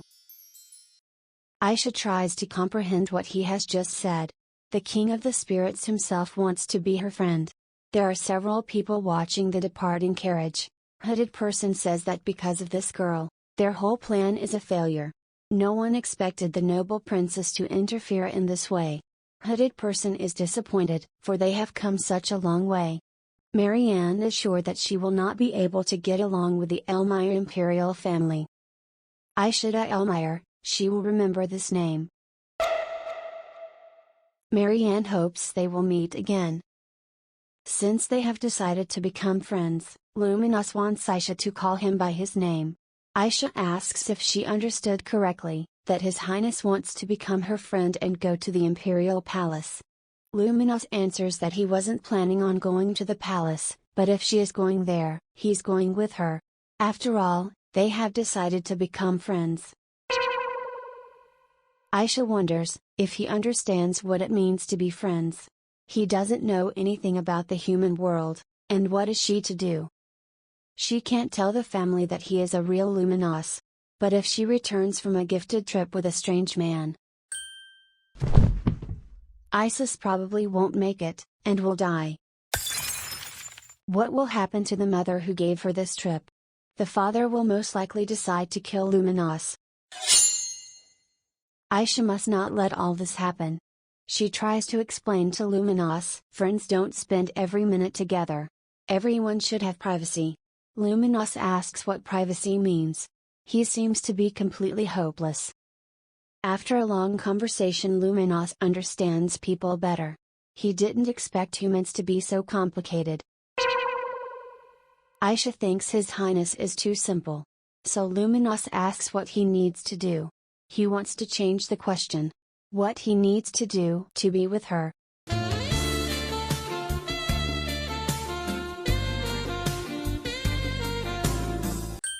Aisha says he can visit her sometimes, and it would be nice if he became a status person. After all, she is a princess. Luminos says he has realized he needs to create an identity in the human world. At this time the wagon arrives at the capital gate, so Her Highness can come out. Aisha notices her brother. He is so busy, but still finds time to meet her. Aisha can't wait to see him. Luminos says she looks very excited. Aisha explains that her brother is waiting for her, so she's getting ready to meet him. Luminos asks if this person is precious to her. Aisha answers that her brother is very precious to her, and no one can replace him. So she will leave Luminos for a while. Isis jumps off her horse to meet her sister. Aisha jumps into his arms. He hugs her, asking if she is well. Aisha says all is well and asks how he is. He says she looks good, he's sure she enjoyed her time in the south. Aisha says it's a wonderful place, and one day she wants to go there with him. Isis promises to make time for it. Now he suggests that they go to the palace together in her wagon.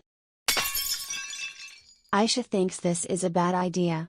Isis asks her not to delay. Their mother and father also want to see her.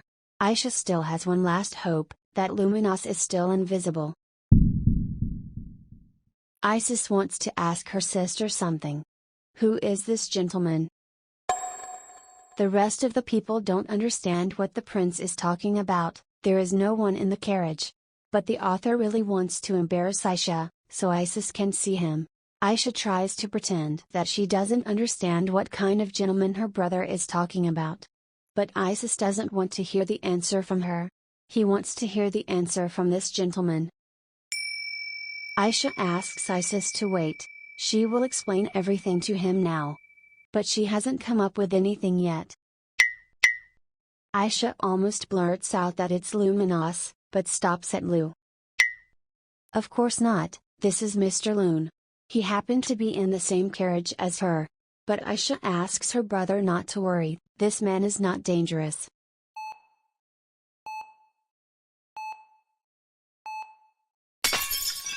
Aisha realizes that her explanations are not enough. Aisha.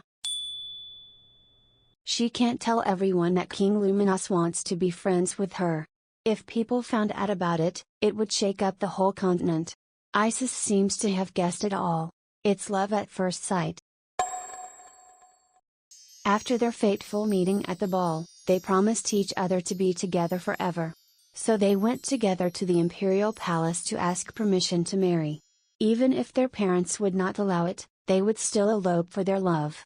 Aisha doesn't understand why her brother says such things. It's not like that. Isis says that Aisha is too young to get married. Aisha fails to convince her brother that this is not the case at all. The gentleman says his name is Luminos. Isis doesn't believe him. He says his joke is not funny. The gentleman corrects himself, by saying that he is only a follower of Luminos. Isis concludes that he is a priest of light. The gentleman agrees with him. It looks like Luminos will manage to create an identity for himself in the human world.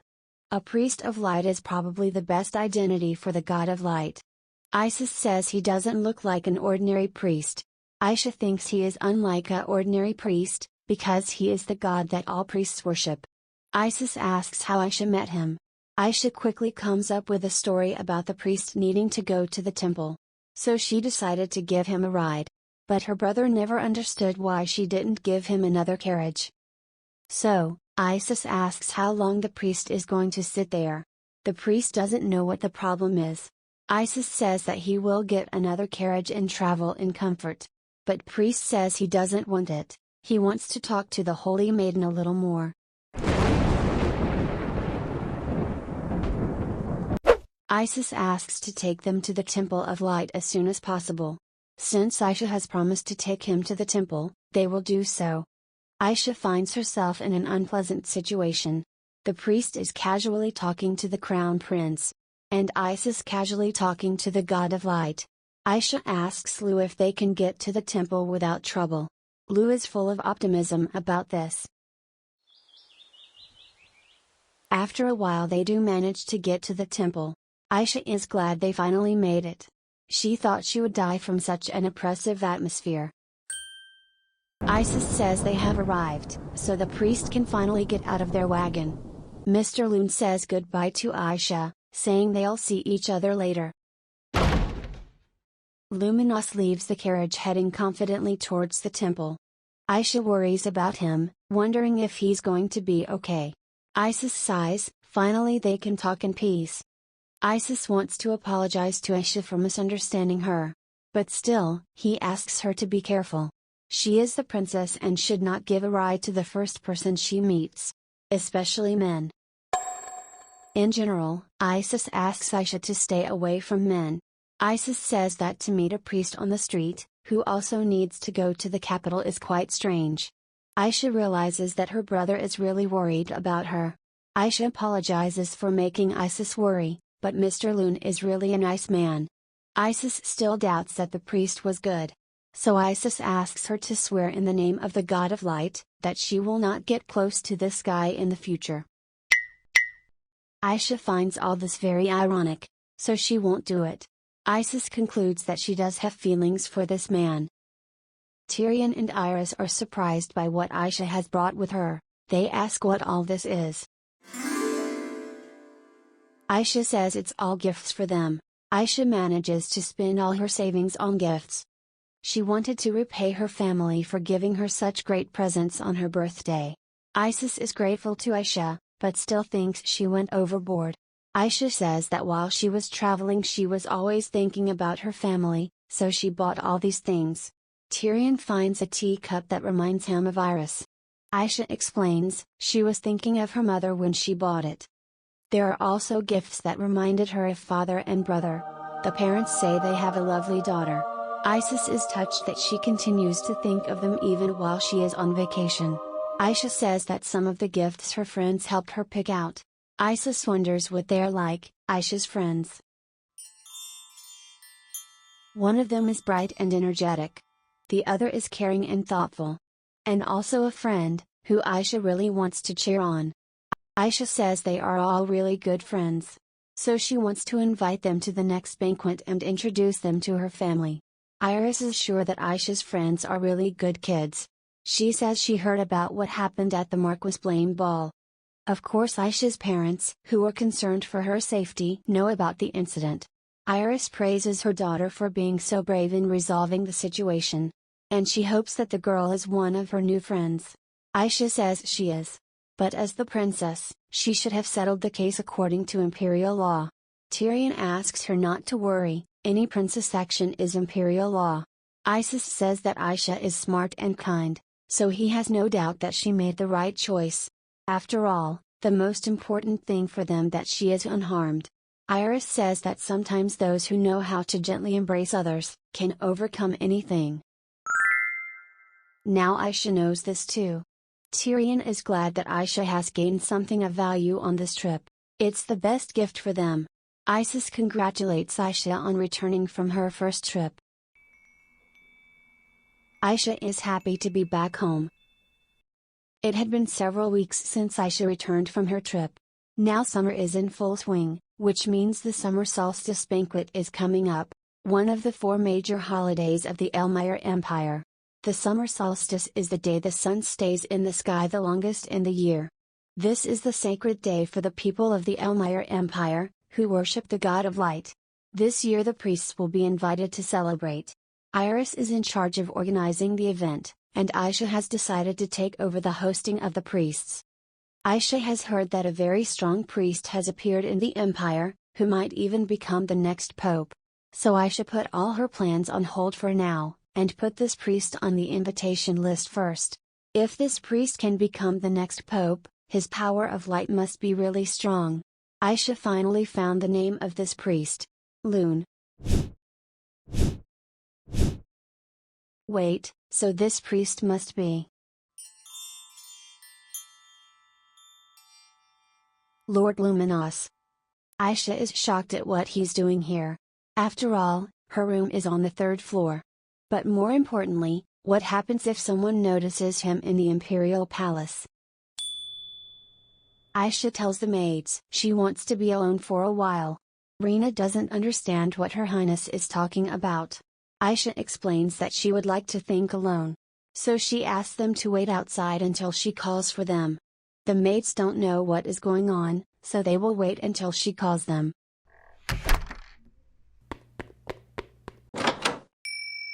Aisha excitedly asks what brings Luminos here. And why is he wearing that garb? Is he really going to be the next high priest? Aisha realized that it wasn't polite to pounce on the god of light like that. Aisha apologizes and asks him to come in. Luminos says it's okay, he shouldn't have frightened her with that appearance. He is surprised that she already knows everything. Aisha explains she is holding an event, so when she studies the materials she saw the name Loon. Luminos admits he showed the children a piece of his power and they were so excited. He didn't actually want to become a high priest, but they asked him so desperately, so he agreed. Aisha doesn't know which children he is talking about. Luminos was talking about priests. Aisha thinks it's funny, but to Luminos they are really like children. Luminos asks it will be okay now. Aisha tells him before that people should have privacy, so he asks to be allowed to visit her once every few weeks. Aisha believes that the conversation had an effect on him. She's a little embarrassed that his sudden appearance startled her so much. But it will take some time for him to fully realize what privacy is. Aisha agrees to let him visit her. She would also like to apologize for her brother's rudeness in the carriage. She wonders why he let Isis see him. Luminos says he was curious. At the time Aisha said that her brother was very precious to her. So he was curious to know what such a precious person to her represented. Aisha has that feeling again. Like when he first told her that he was interested in her. Aisha feels herself blushing. Lu finally woke up. She notices His Majesty. Lu bombards Luminos with many questions. She also tells him that the priest's garb suits him very well. Aisha reminds Lu that she is talking to the god of light. Luminos says that Lu reminds him of someone who recently talked to him the same way. She must know that spirits are like their masters. Aisha tries to justify herself, after all, he showed up too suddenly. Aisha wants to know that dream she had, he created it. Luminos says he's been to this cliff, because it's a convenient spot, but he hasn't heard of it causing dreams. Maybe this dream is caused by her energy reacting with his. Aisha asks if this is possible. Luminos doesn't know, but the fact that she can see spirits with her naked eyes is also an anomaly. It reminded him of a story he heard a long time ago. Aisha asks him to tell the story. Aisha is so excited, now she will hear a story that the King of Spirits heard a long time ago. Luminos says it's time for him to leave. Someone asks why the maids are outside and not in Aisha's room. The maids answer that the princess wanted to be alone, so they wait here. Aisha recognizes her brother's voice. Luminos thinks he should leave now.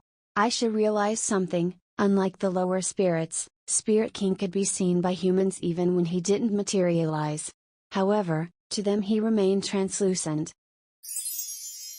But now he was definitely visible. Such a strong energy of light was emanating from him.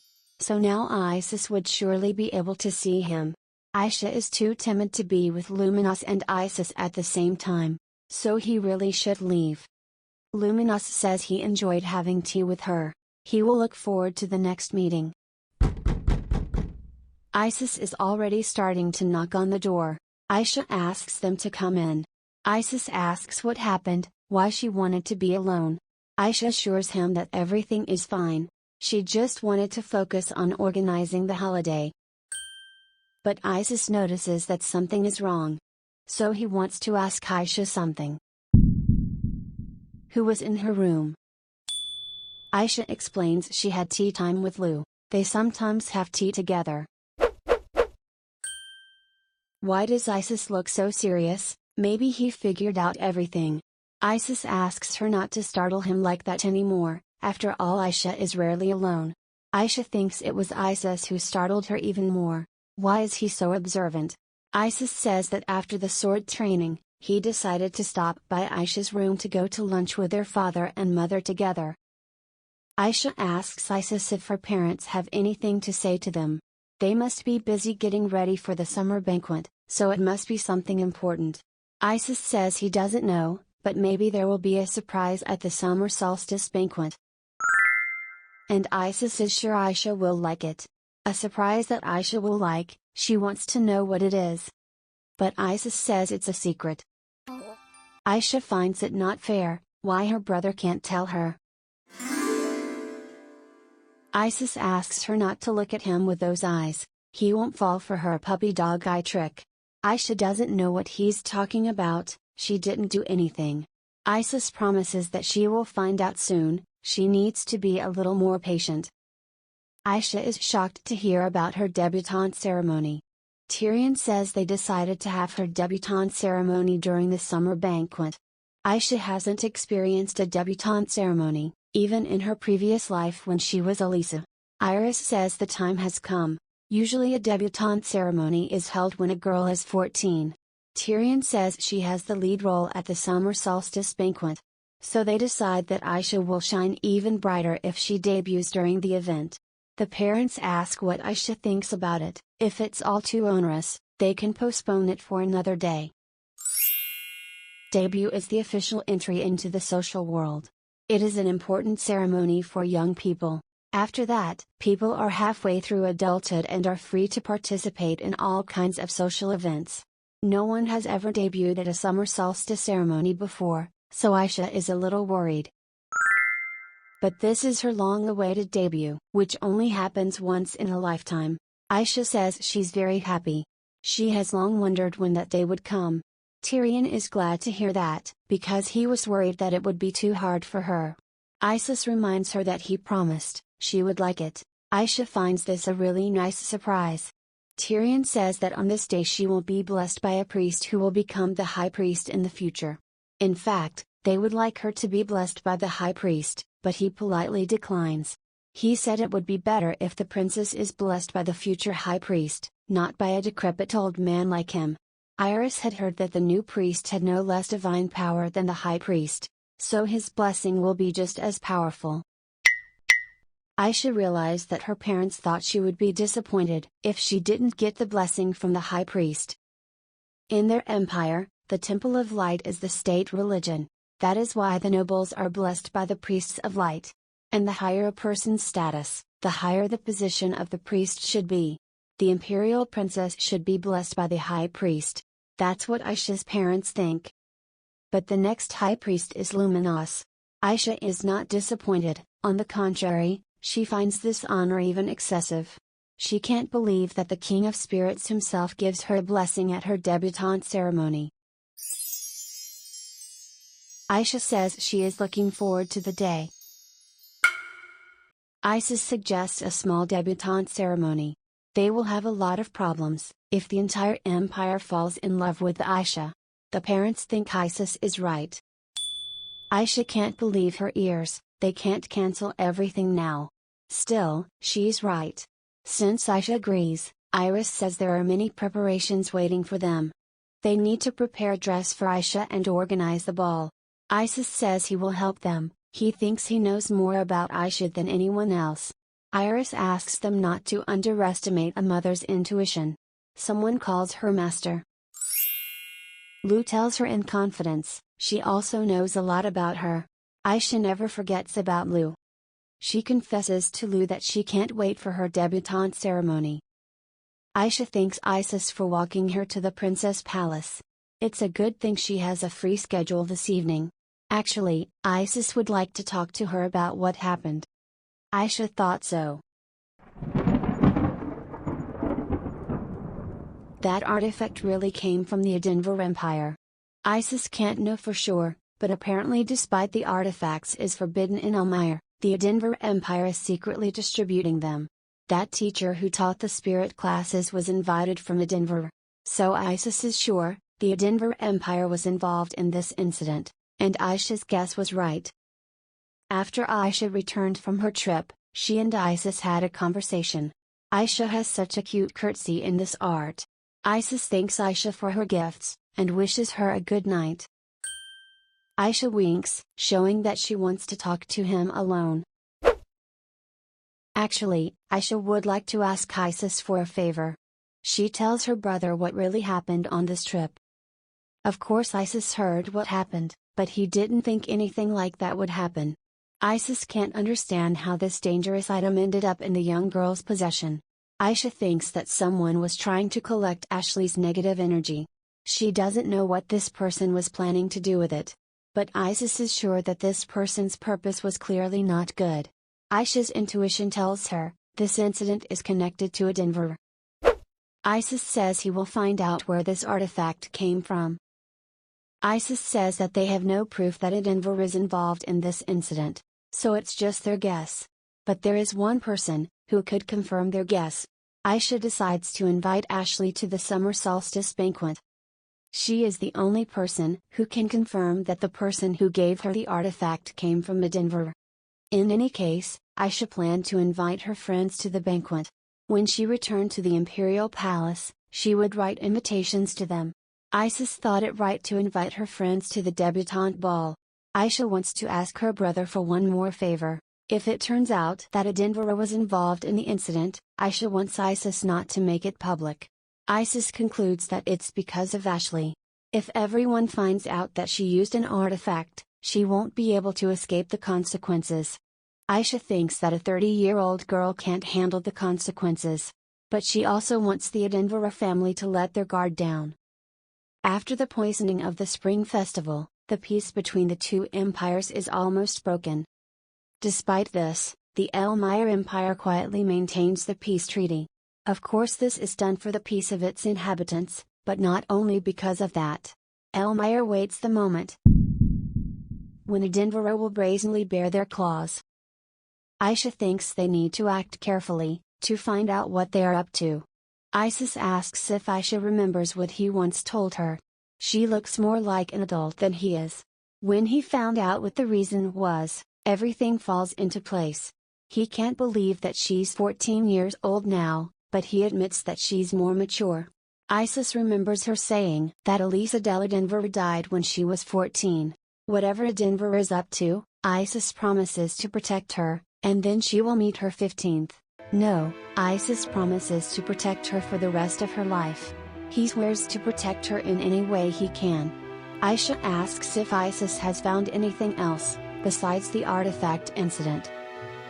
Isis says no, absolutely nothing. He feels it's time for them to go back, it will be dark soon.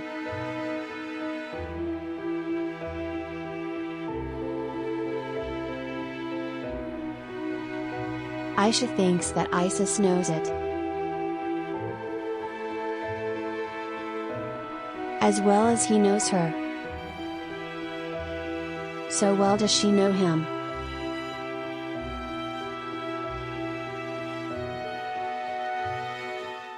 After that day, Luminos often visited Aisha.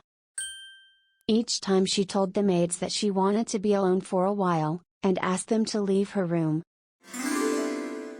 Then Aisha had a good time chatting with Luminos.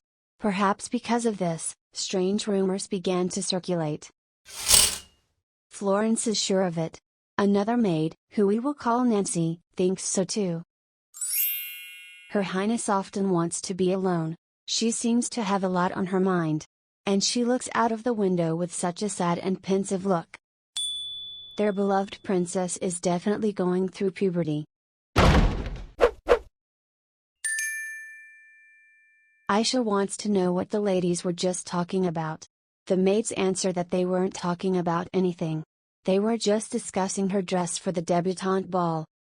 Florence wants to ask Her Highness if she wants to be alone today. Aisha says she's not sure yet. After all, Luminous comes at random times, so she can't know for sure. Florence means that girls her age often need to be by themselves. Nancy says they all go through this phase. Florence explains, it's a natural process, so it would be strange if it didn't start at her age. Aisha doesn't know what they're talking about, what they mean. The maids list her actions, which indicate that she is going through puberty. Aisha can't believe that her hastily invented excuse would cause such misunderstanding. So Aisha says it's a misunderstanding, she is not going through puberty. The maids quickly agree with her. Aisha thinks it's like when a drunk person tries to convince everyone that he's not drunk. Someone runs in here. Aisha asks what brings Isis, her mother and father, here. Isis asks if Aisha is going through. Aisha confidently says, no, she is not going through puberty. Isis says he believes Aisha. Iris begins to cry because her baby has grown so much. Aisha realizes that they don't believe her. She asks Rena if she also thinks she is going through puberty. Rena says that she was the only one who believed to the last moment that Aisha has lost all hope. But she really isn't going through puberty. This is all Lumina's fault. After a while, the maids begin to try on the best dress for Aisha.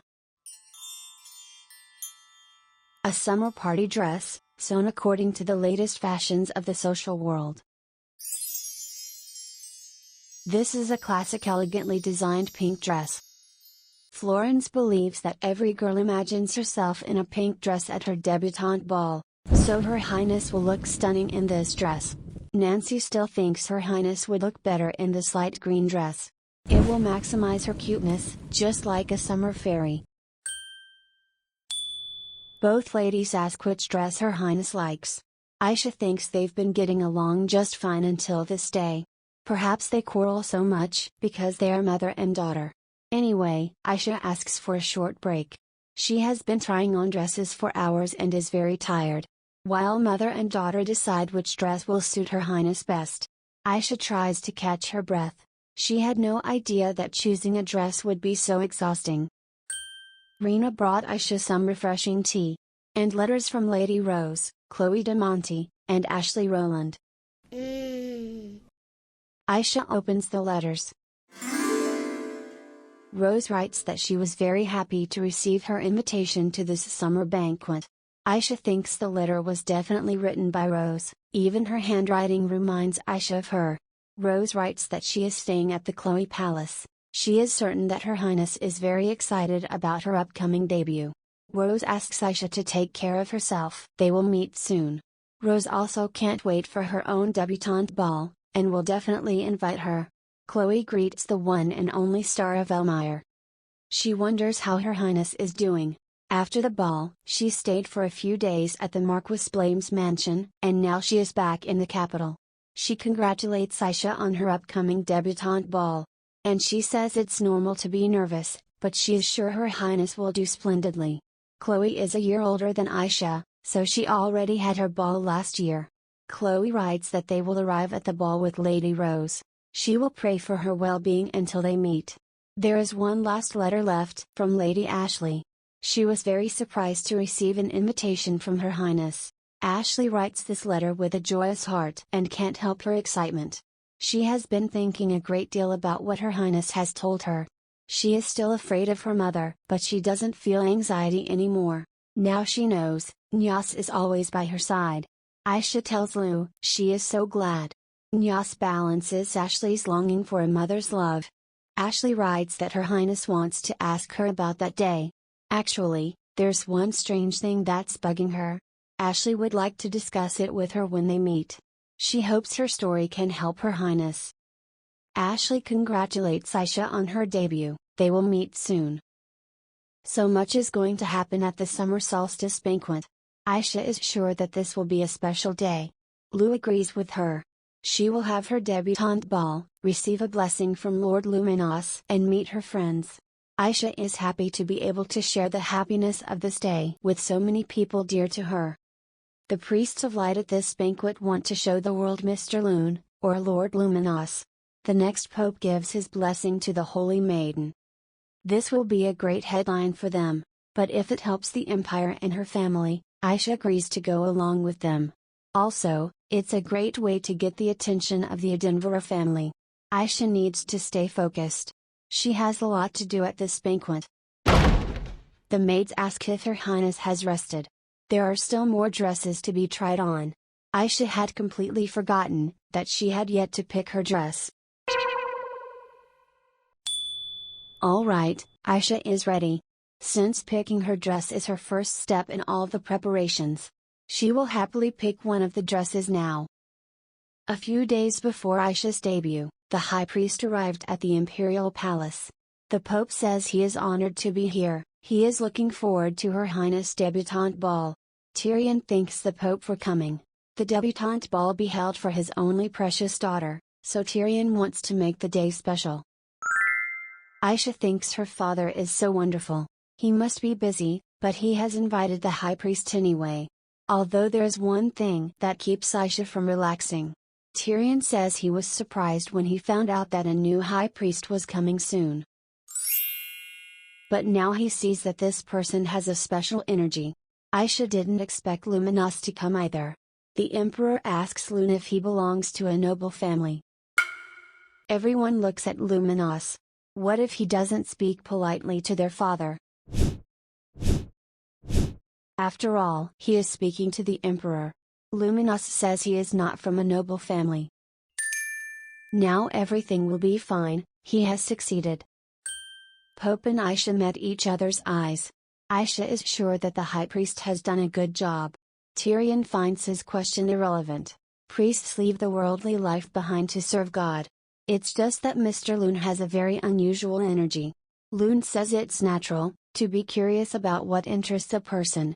Aisha doesn't understand why he looks at her, saying such things. Others might find it strange.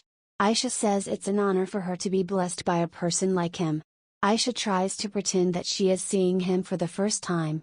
Luminos says it's an honor for him too. He will try his best.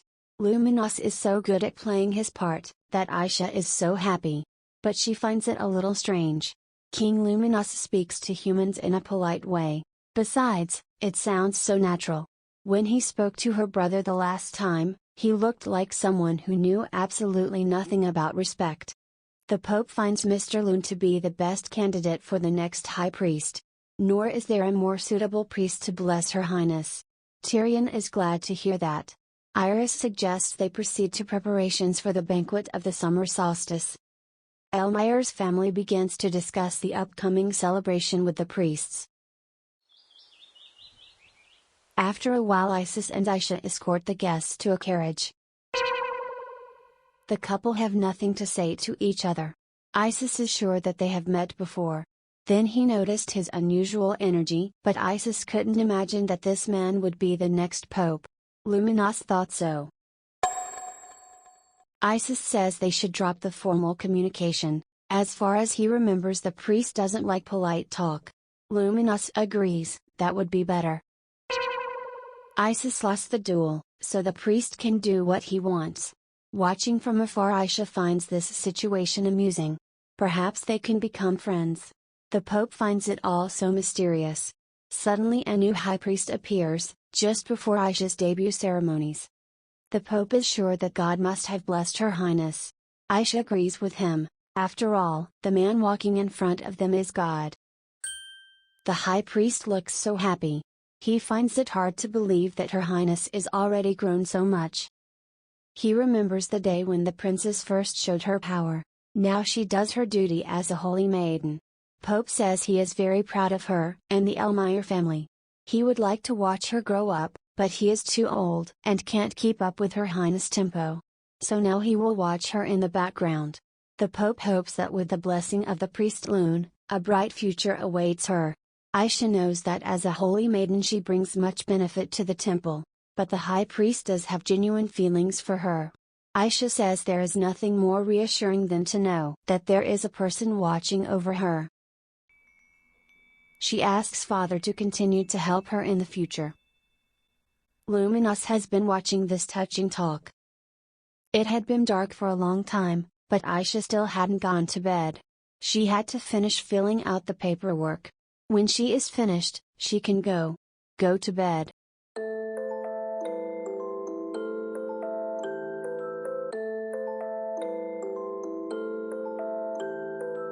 Aisha noticed him.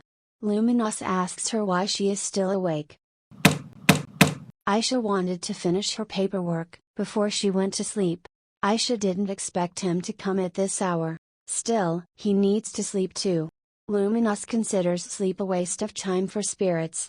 Anyway, he was passing by and decided to talk to her. They didn't get a chance to talk alone in the afternoon. Aisha admits to being surprised that he has learned to speak politely to humans. Luminous says that after a few days in the human world, he has learned that people tend to be respectful of others. Since he is human now, he will try to follow human rules. This should help him get to know more about Aisha. Aisha seems to understand. Since Luminous has no human feelings, it will be easier for him to follow the rules. Actually, Luminous is curious about something. All those people he met today, they are precious to Aisha. He understands why her brother is precious to her, but it seemed to him, that child was also precious to her. It's true, all of them are very precious to Aisha. When Aisha wandered in the darkness, these people were her light and showed her the way. Only thanks to them, Aisha found a way to escape from the darkness. Luminous says this is not entirely true. He feels that the darkness is still in her heart. Aisha is at a loss for words. If he thinks so. Luminous says that Aisha looks tired, he should leave. When she wakes up tomorrow, tiredness should go away. Aisha thanks him. So, Luminous leaves.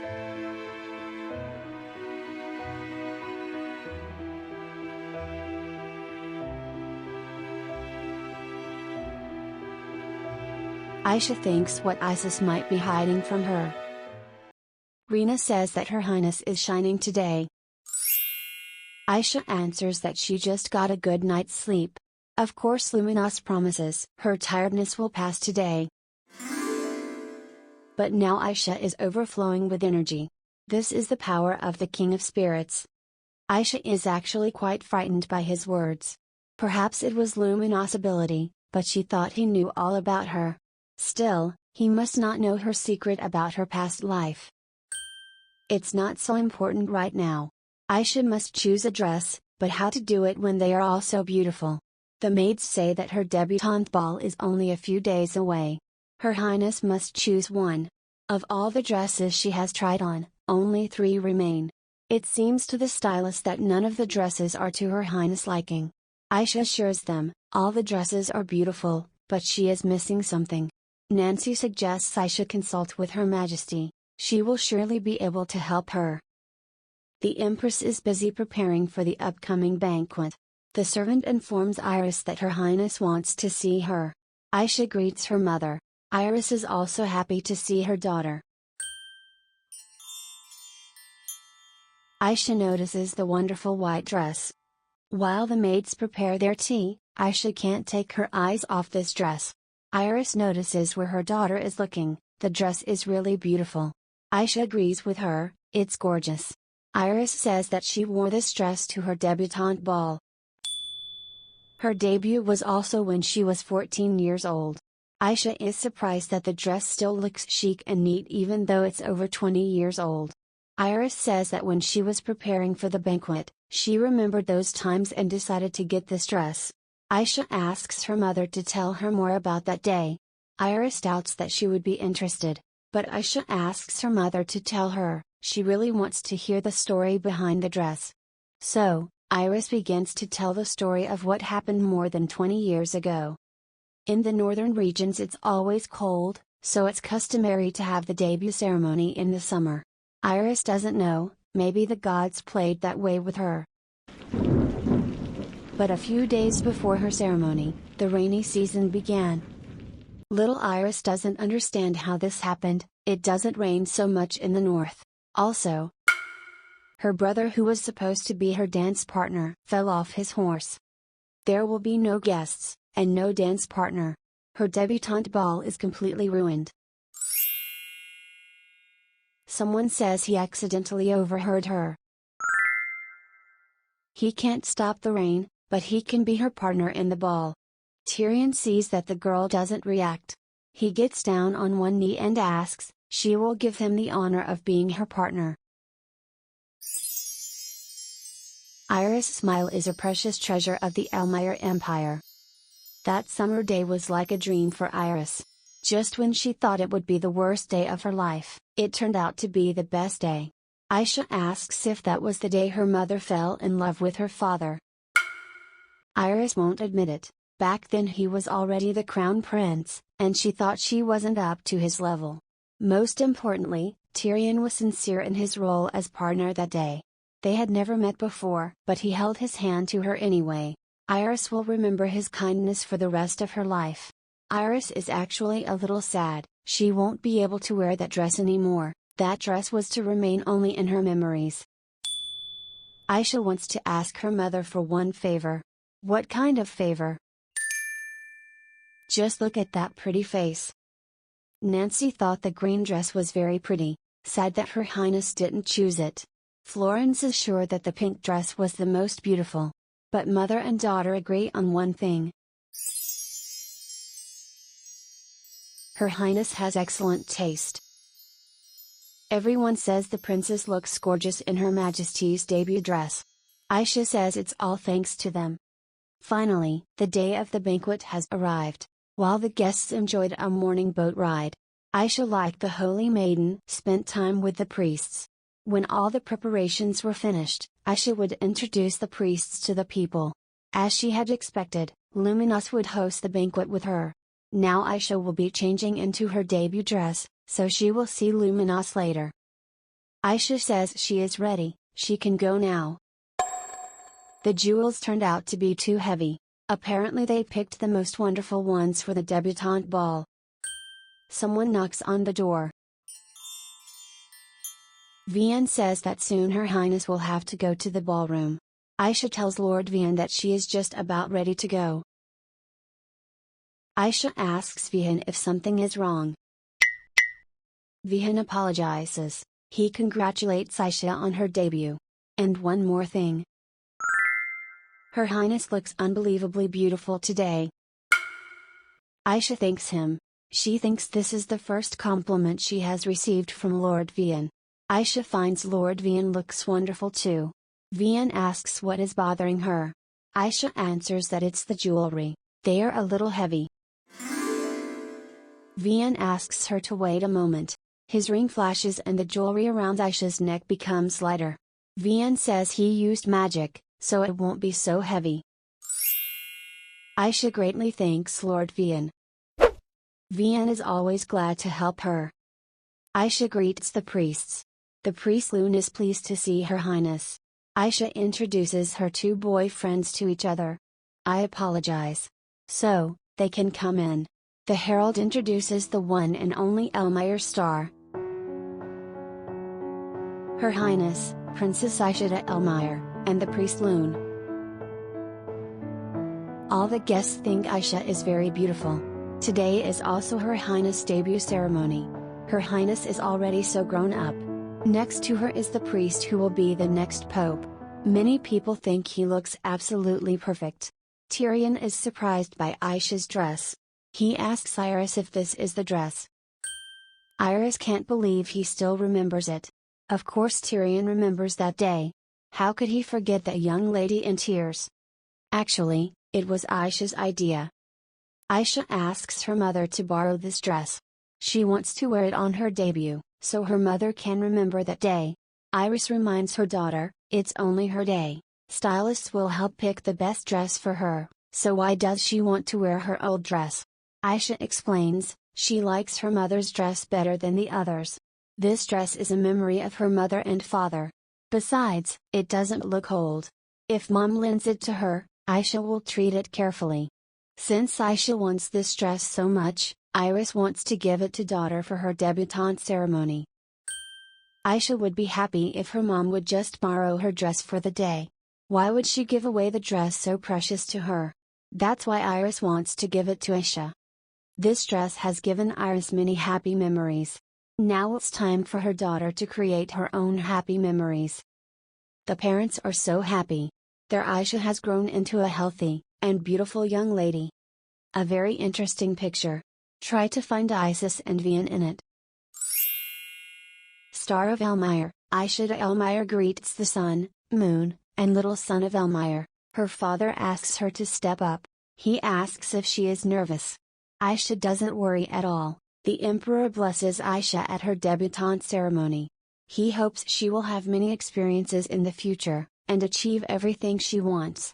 Tyrion will always support her, so the Elmire star will shine brightly. Aisha thanks her father. Then the emperor announces the start of the summer solstice banquet. The time has finally come. It's time for Aisha to receive the blessings of Luminos. My heart rages around like an ocean in my head, because there are so many things that I left unsaid.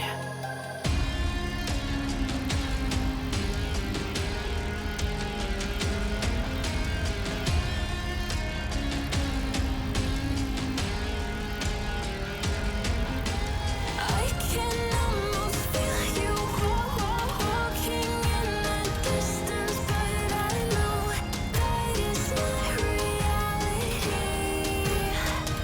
If you are echoing around inside these parallel dimensions all alone, now I'll find you in my dreams.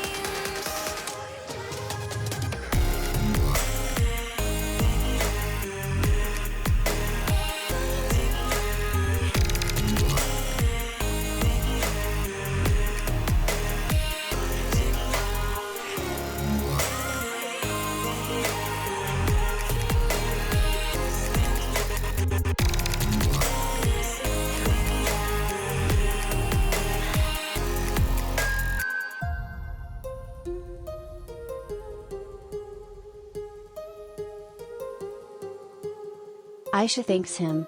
Luminos says it's nothing. Iris reminds Aisha the first dance is coming up. But because she is the host of the banquet, they didn't have time to find her a partner for the first dance. Iris suggests that she dance with the priest Lune. After all, they are both hosts of the banquet. Mother can't allow her daughter to be left without a partner. She finds Father Lune to be the perfect candidate. Aisha doesn't know. Dance with Luminos would be too much. Luminos has already started to talk, but Isis interrupts him. He says that dancing with Aisha is his job. On such a special day, he can't give in to someone. Iris got a little upset about it. Aisha knew that her older brother would protect her. Aisha says she wants to dance with Isis. They have always danced together, so with him she can show her skills and not make mistakes. Isis is touched by these words.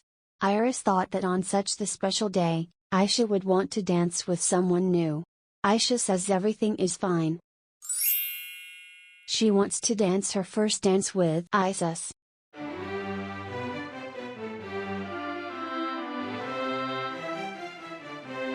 Isis congratulates Aisha on her debut. She did a good job organizing the banquet. Aisha says it was fun. Her family helped her prepare for the day. Isis believes she has a lot of fun waiting for her in social circles. But as much fun as she had, he asks Aisha not to forget about her brother. Aisha will always remember the time she spent with him. Those memories are very precious to her. Aisha also asks him to promise that he will always be around.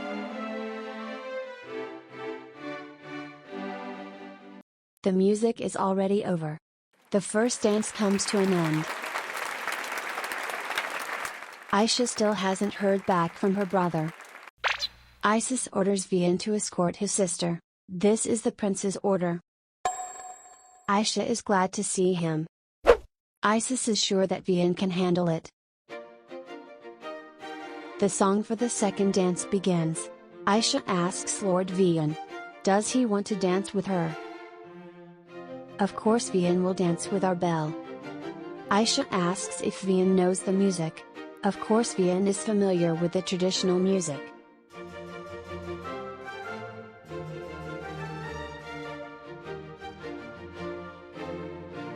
Vian apologizes, he is not a good dancer.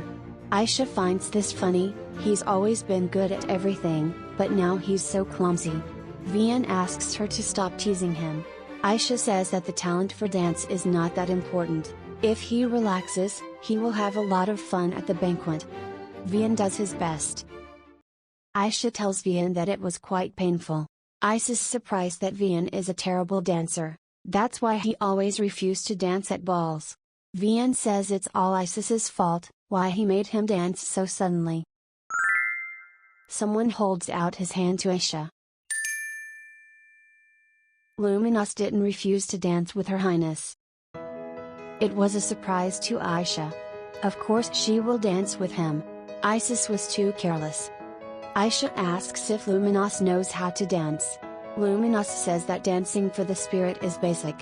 Aisha had completely forgotten, spirits love to attend balls before. Luminous says his name is Loon.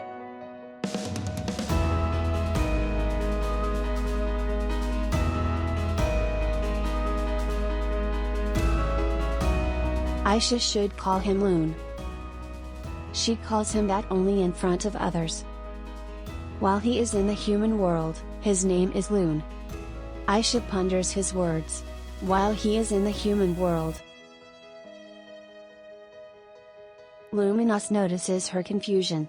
He wants her to call him that, because he likes that name. After all, it was Aisha who gave him that name.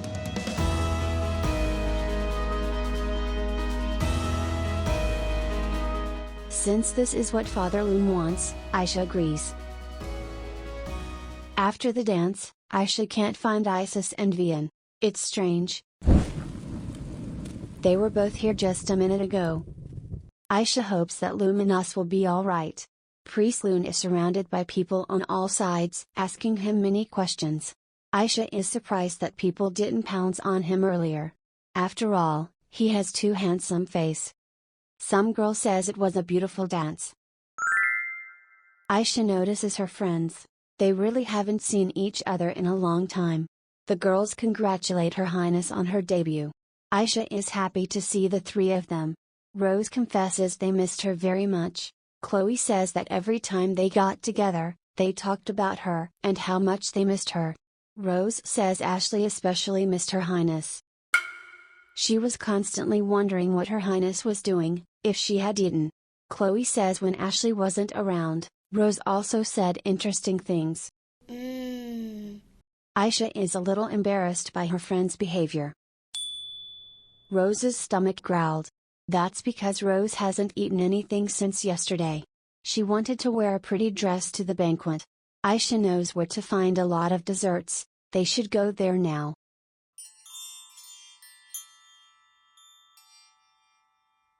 Chloe and Rose start eating delicious desserts.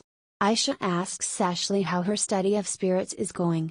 If she needs books, Aisha can borrow it for her. Ashley can't believe it, as these books are very hard to find. Aisha says it's okay, if she borrows some books for her friend. Ashley tells her that after those magicians disappeared, find books became difficult. Aisha is sure that Ashley got that artifact from that group of magicians. Ashley admits the item was given to her by a master introduced to her by the teacher. Aisha wonders what master it is. She asks Ashley to talk more about that day. Then the teacher leads her to the person who is supposed to help her summon the spirit.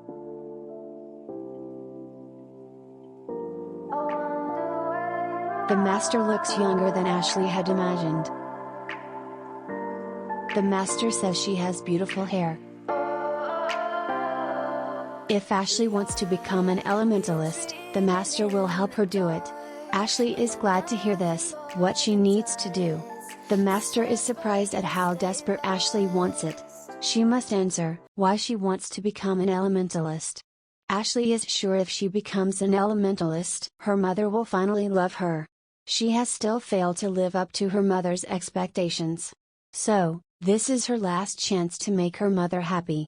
The master assures her that nothing would be impossible, if she desperately wanted it. We are reaching for the stars, but we're making this too hard, and I wonder where you are. Mysterious, that's the part you always show, 'cause you're too curious.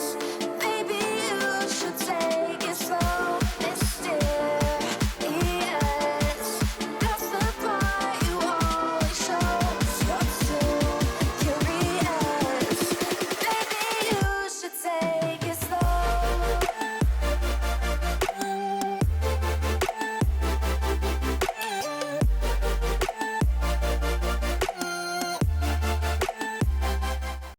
Aisha asks if Ashley is sure that the person had white hair and red eyes. Ashley didn't get a good look at the woman because of the hood. But it was definitely a young woman with white hair and red eyes. Maybe Her Highness has an idea who it was. Aisha asks Ashley to tell her what happened next. Aisha already knows what happened next. Ashley summoned the spirit, pretending to be the princess, and then her teacher appeared. The teacher was one of the magicians who attacked her that night. But something seemed strange to Ashley. When she told her teacher that pretending to be an elementalist wouldn't make her a real elementalist, his voice changed dramatically. The teacher also said that they had managed to collect enough fuel. Aisha recalls Lumina's words about Ashley's negative energy. Still, her hunch was right. Aisha thinks they should visit the Imperial Library. She wants to thank Ashley for her information and lend her some books. Ashley is amazed at how large the Imperial Library is. So many books in one place. Aisha doesn't seem to be in the mood to give Ashley a tour. She goes through the books looking for the right one. Aisha's found this information in this book before. Here it is. Fuel is used as negative energy to summon demons. Aisha didn't want to believe it, even after hearing about the white hair and red eyes. But this person must be in a high position to easily get the artifact. Someone who can use negative energy for black magic. A female resident of Edinburgh with white hair and red eyes. It could be only one person. Marianne, Princess of the Edinburgh Empire. It's more accurate to say Marianne, the black magician. All these strange things make sense if Marianne is behind it. Then the true nature of those red eyes becomes clear. Those red eyes are the power of a demon, not a spirit. Aisha tries to realize what terrible things Marianne is up to. Ashley asks Her Highness what happened. She says Aisha's hands keep trembling. Is everything all right with Her Highness? Ashley apologizes for touching her without permission. But Aisha says it's fine. She also needs someone to give her a shoulder to lean on.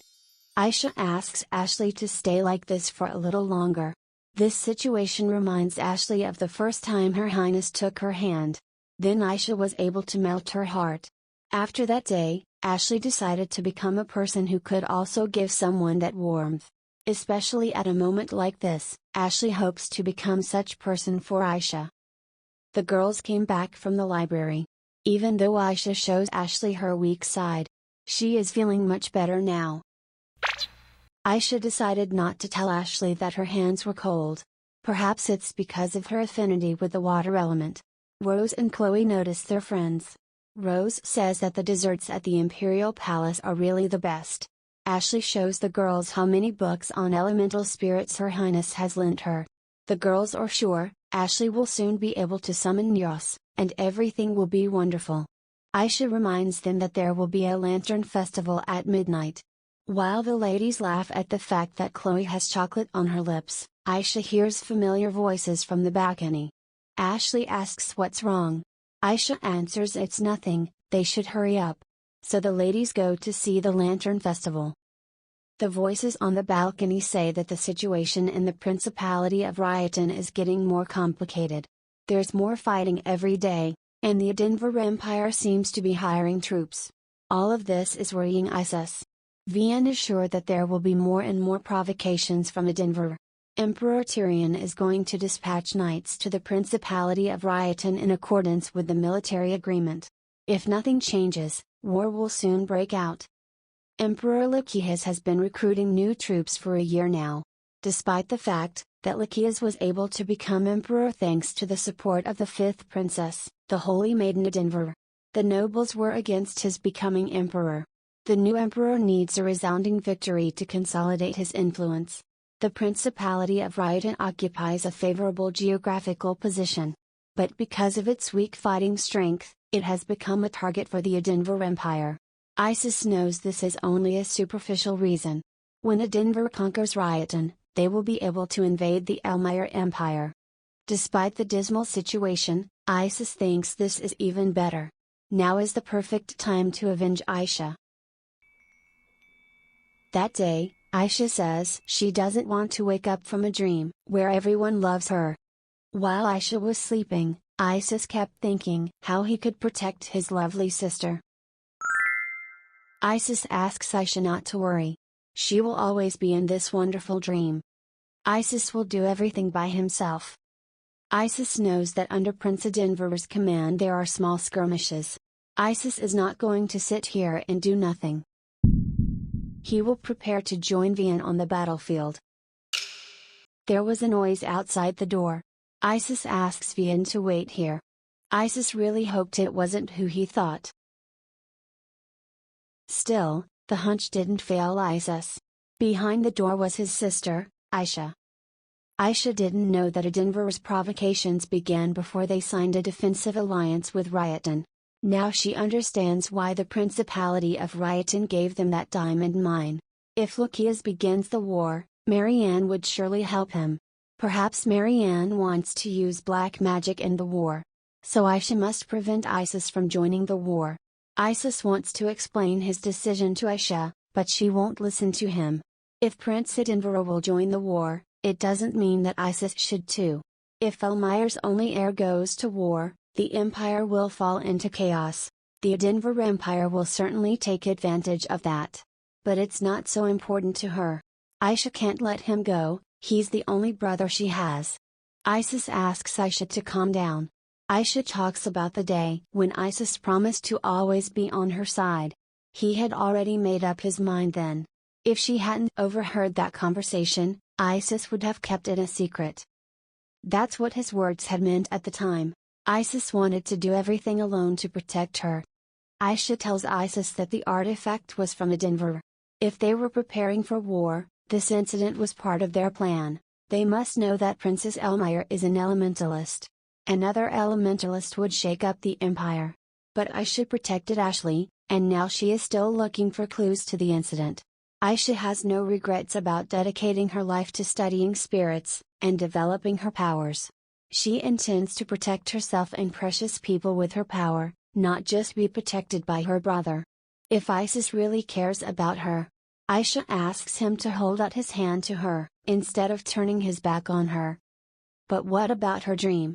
Isis wanted to protect her, that her wonderful dream never ended. For Isis to see her smiling brightly in a peaceful and beautiful place. He needs nothing more from this world. But now he realizes that he was wrong. After all, these dreams belong to Aisha. His joining the war was a hasty and emotional decision. They should look for another way to solve this problem together. Aisha asks if he's telling the truth. Isis has never lied to her. But Aisha reminds him of the time he said nothing was happening. From now on, Isis shouldn't keep secrets from her. Isis couldn't say no to such wonderful sister. Vian thought it strange that His Highness had instructed him to escort Aisha. Usually, he would have done it himself. Aisha will need time to process what she has learned today. She will tell Isis about Marianne after the banquet. Right now, she needs to learn more about black magic. Wait, Lord Vian is a swordsman but still has magic. Aisha asks him if he knows anything about black magic. Vian doubts he can tell her anything new. Books on black magic are even rarer than books on elemental spirits. Vian apologizes for not being able to help Her Highness. Indeed, black magic has been considered extinct since ancient times. Since Aisha can't learn anything new about this magic, she will have to battle Marianne with only her own powers. As Aisha pondered whether she would be strong enough to beat Marianne, Vian noticed her sadness. He reminds Aisha that the Lantern Festival will start soon. When the festival starts, people will launch their lanterns with wishes into the night sky. Vian seems to think that by making wishes, you're letting yourself know what you really want. He asks if Her Highness has a wish. Aisha is trying to realize what she really wants. Aisha thinks it's weird, but she hasn't decided what she's going to wish for. Vian asks her not to worry, even if she doesn't make her wish at this lantern festival, it will definitely come true. The God of Light illuminates all things, and will always be with them. Aisha agrees with Vian. The God of Light always takes care of them, no matter how far or near he is. He hears them even now, and always will. Aisha thanks Lord Vian for walking her out. Now she will gather her thoughts and go to the festival. As Vian was about to leave, Aisha suddenly asks him, had he decided what he would wish for? Vian says that a few moments ago, he had decided his wish. Vian tells Isis that he has escorted Her Highness to the festival. Vian asks Isis to relax his face, his thoughts are as deep as the Elmire River. Isis jokes that Elmire River is not as shallow as he says. As Vian already knows, there have been many incidents involving artifacts. Also the skirmish is going in Raidan. Isis believes they should not let their guard down. In any case, Vian finds his idea of fighting in a war unreasonable. Even if the princess hadn't stopped him, he would have discouraged him. Since Isis has hurt Her Highness, he will have to put up with his nagging. Vian asks why he is looking at him like that. Absolutely nothing. Isis will be able to protect her sister even from Vian. Anyway, Vian asks Isis not to worry, when war breaks out in Raitan he will be there. Isis recognizes that Vian is an excellent swordsman, but he is still a terrible dancer. Vian doesn't understand why Isis is suddenly bringing this up. Isis doesn't know, but maybe if Vian was also an excellent dancer, Edinburgh would have to surrender. Beautiful night, beautiful imperial garden, and a beautiful girl sitting on a bench. Aisha sits alone, thinking about what she will do in the future. Aisha asks if Loon is here. Luminos comes out of the bushes, casually saying that the banquet hall is too noisy. Aisha jokes that Loon looks more comfortable now. Luminos suddenly asks her the same question. Does she feel more comfortable?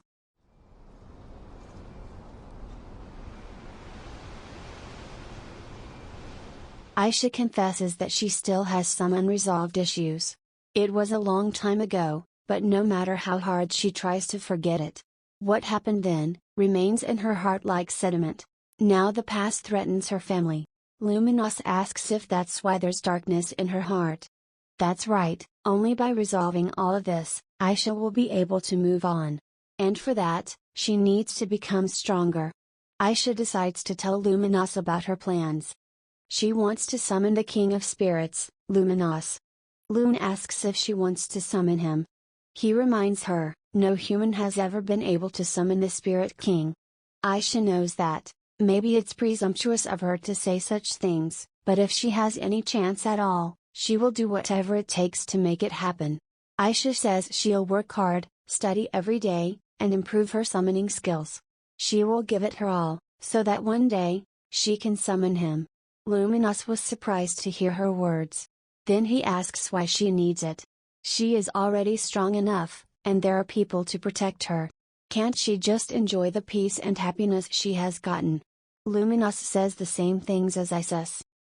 The embrace of her family is so warm, that she has already thought about forgetting about revenge and being happy. However, Aisha says that such a life is not real happiness for her.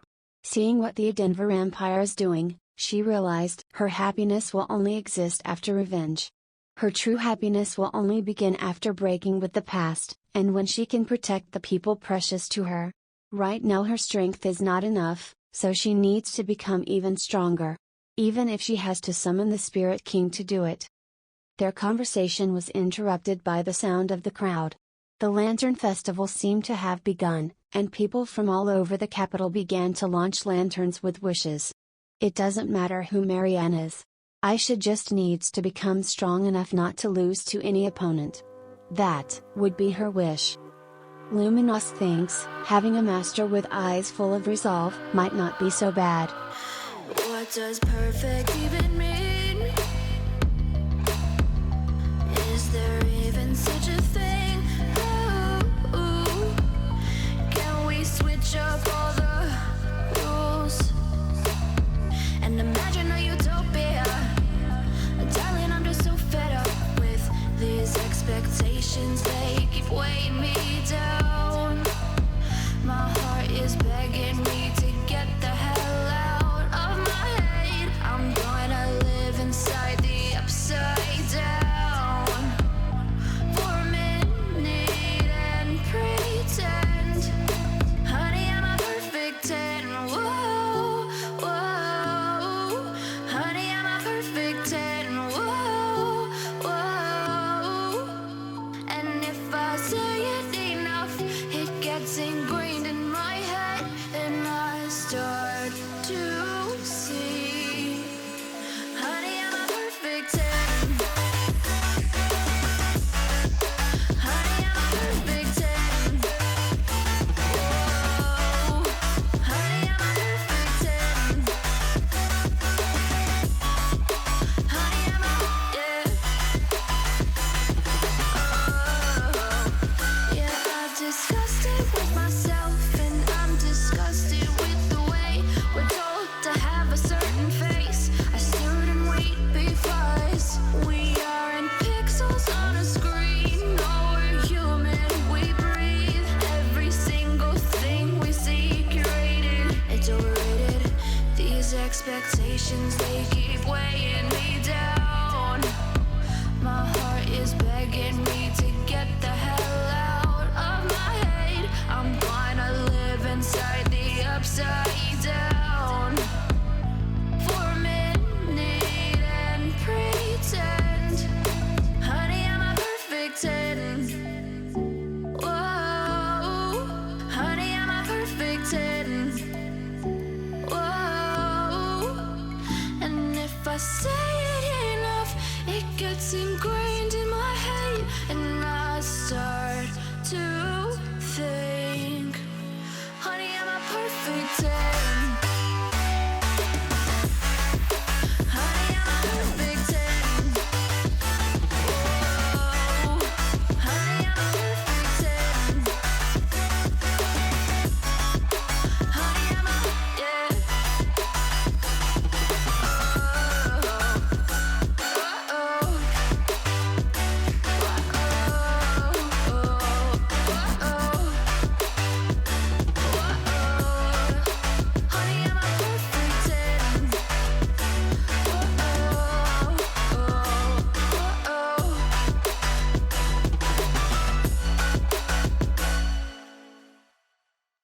After the Lantern Festival, Rose asks what her friends wished for. For example, she wished health and happiness for her friends and family. Chloe reassures Ashley that she doesn't have to tell her wish, if she doesn't want it. Rose believes that friends shouldn't keep secrets from each other. Ashley wished to be a better person, Chloe prayed for the prosperity of her family. The ladies notice the person walking toward them. Everyone is curious as to what Her Highness wished for.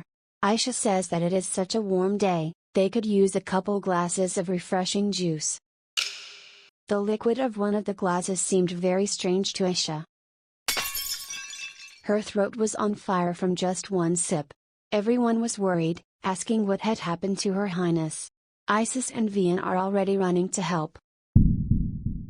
Isis can't believe it, it's the poison again. He asks Aisha to wake up. They need the priest immediately. Isis finds Aisha looking rather strange. She smiles. Aisha is so happy that her older bro came to her. Isis is shocked. Vian concludes that Her Highness has drunk wine, rather strong wine. So, Aisha is drunk. But she's also so cute. The first thing Isis should do is take Aisha away from here, there are too many people around. But Aisha wants to tell him something. He's so stupid, why he didn't consult her. After all, she's lived longer than he has. Isis asks Aisha not to upset so much, everything will be alright. Vian asks if Loon can wipe people's memories. Loon can do that, but only if it's necessary. Then maybe he can make Her Highness sober. Loon has never done this before. Tyrion and Iris rush to find out what happened to their children. Aisha notices her parents. Aisha gathers her family in a circle, and says she loves them so much. The family also loves her. Hi guys, it's me. I'm glad you've seen this far. This story is so precious to me, I hope you enjoyed it.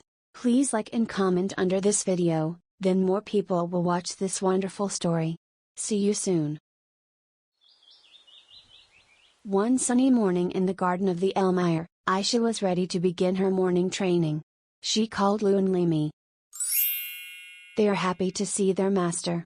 Aisha asks if they are ready, they will do it again today. Aisha uses Limi's divine power, she is overflowing with the power of light. Now she uses Lou's power, and the little spirit turns into an arrow. With the power of light, Aisha materializes a bow. She is ready to shoot the arrow of light straight at the target. Aisha hits the tree with the arrow. The light from the arrow continued to glow for a while. When the power of light ended, Aisha could see an impressive hole in the tree. Aisha congratulates her friends.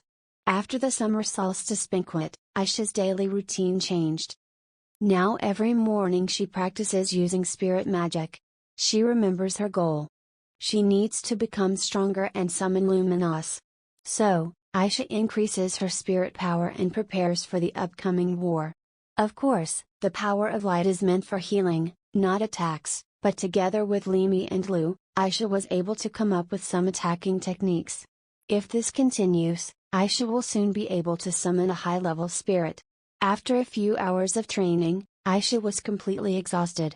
But knowing that she was getting closer to her goal every day, Aisha couldn't be more excited.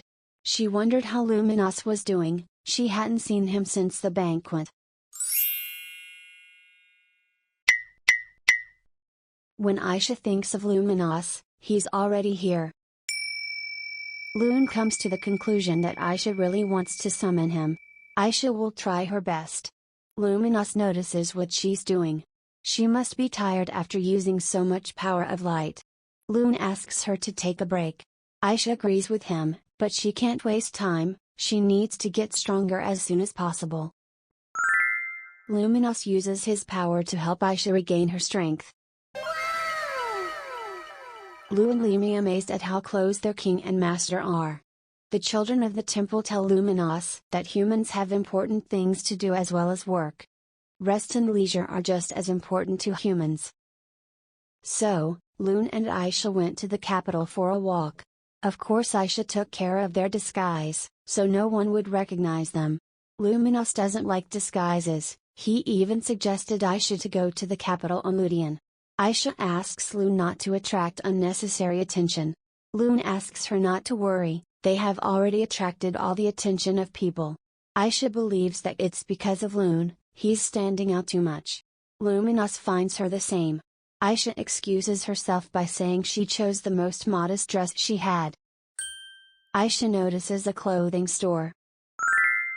Since they came to the capital, Aisha wants to buy new clothes for herself and Loon. Aisha believes that she will be inconspicuous in these clothes. Luminous says it's the first time he's done something like this. He asks Aisha how he looks now. Aisha thinks he looks pretty good, and the other women in the store think the same. So Aisha quickly leaves the store, saying that Loon had better wear a hoodie, to avoid attention. Outside, Aisha tells Loon that the wig is nice, but it's still better to wear a hood. It will be warm in it, but still. Luminous calmly takes off the hood, ignoring her worries. He explains that he's refracted the light, making it hard for people to see them. People really don't notice them. Aisha is confused, why he didn't do it earlier. Luminous was going to do it, but she dragged him into the store. Aisha notices a place where a lot of people have gathered. There must be some kind of show starting now. Aisha suggests that Loon go together and watch the spectacle. Luminous agrees.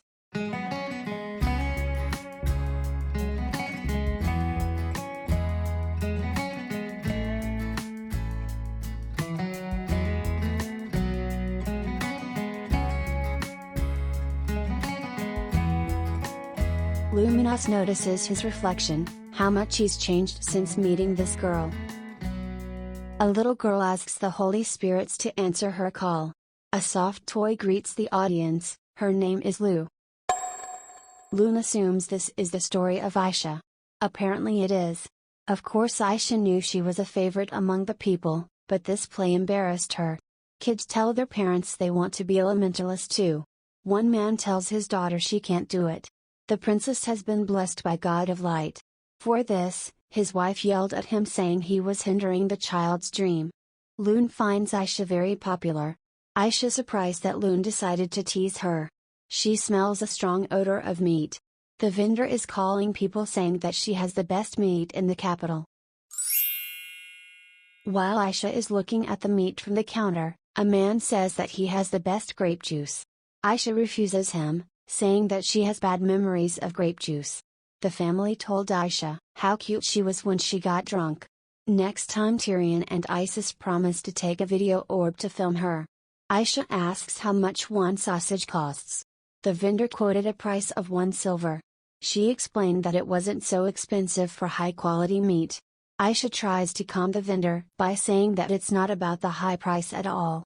In fact, Aisha has spent all the silver on clothes, so there's only gold in her purse. She notices a boy standing next to her.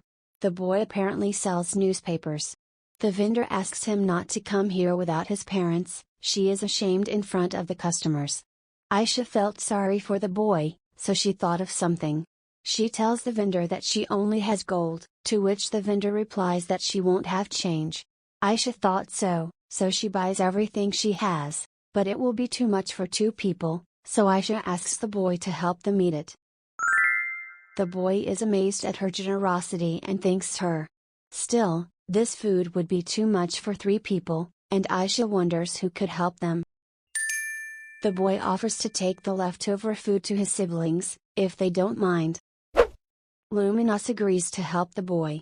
So, they will take the food to his house and eat it together. Taking the gold coin, the vendor couldn't help but wonder what the girl was doing here. The girl explained that she was a traveler visiting Elmire. Perhaps the person with such bright smile can't be a bad person. The boy led his new guest to some slums. Aisha thought it was dangerous for children to go around alone in such places. She began to worry if they were going to the right place. With a casual movement of her hand, Aisha dropped her earring. It remained lying on the cold floor of the alley. Not far from here, the guards are looking for someone in the square. They can't figure out where he could have gone. The man who is clearly hiding from them, noticed something in the alley. A small earring, left here by a person who clearly doesn't belong in a place like this. The man wondered why the owner of such a thing would come into this alley. The boy says they're here, it's his house. When they opened the door, the lantern began to sway from side to side. A little girl meets her brother at home. The girl's name is Rachel. The boy shows her how much food he has brought. Rachel asks Karina if she can eat it all. Karina tells her that kind people brought the food to eat with them.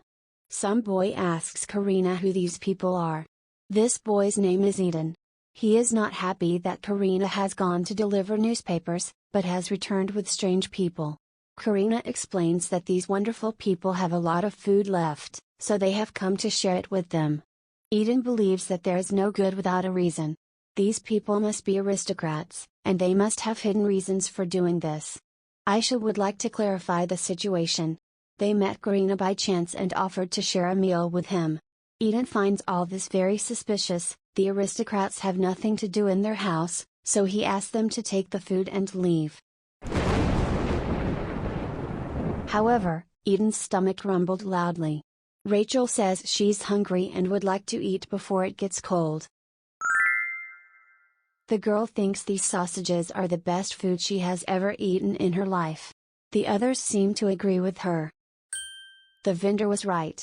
While Rachel tries to solve the mystery of the luminous beauty, Eden doesn't like them acting so careless. Rachel calls Eden a silly kid, who is stubborn for no reason. When he comes over to explain who's older, she shoves a sausage in his mouth.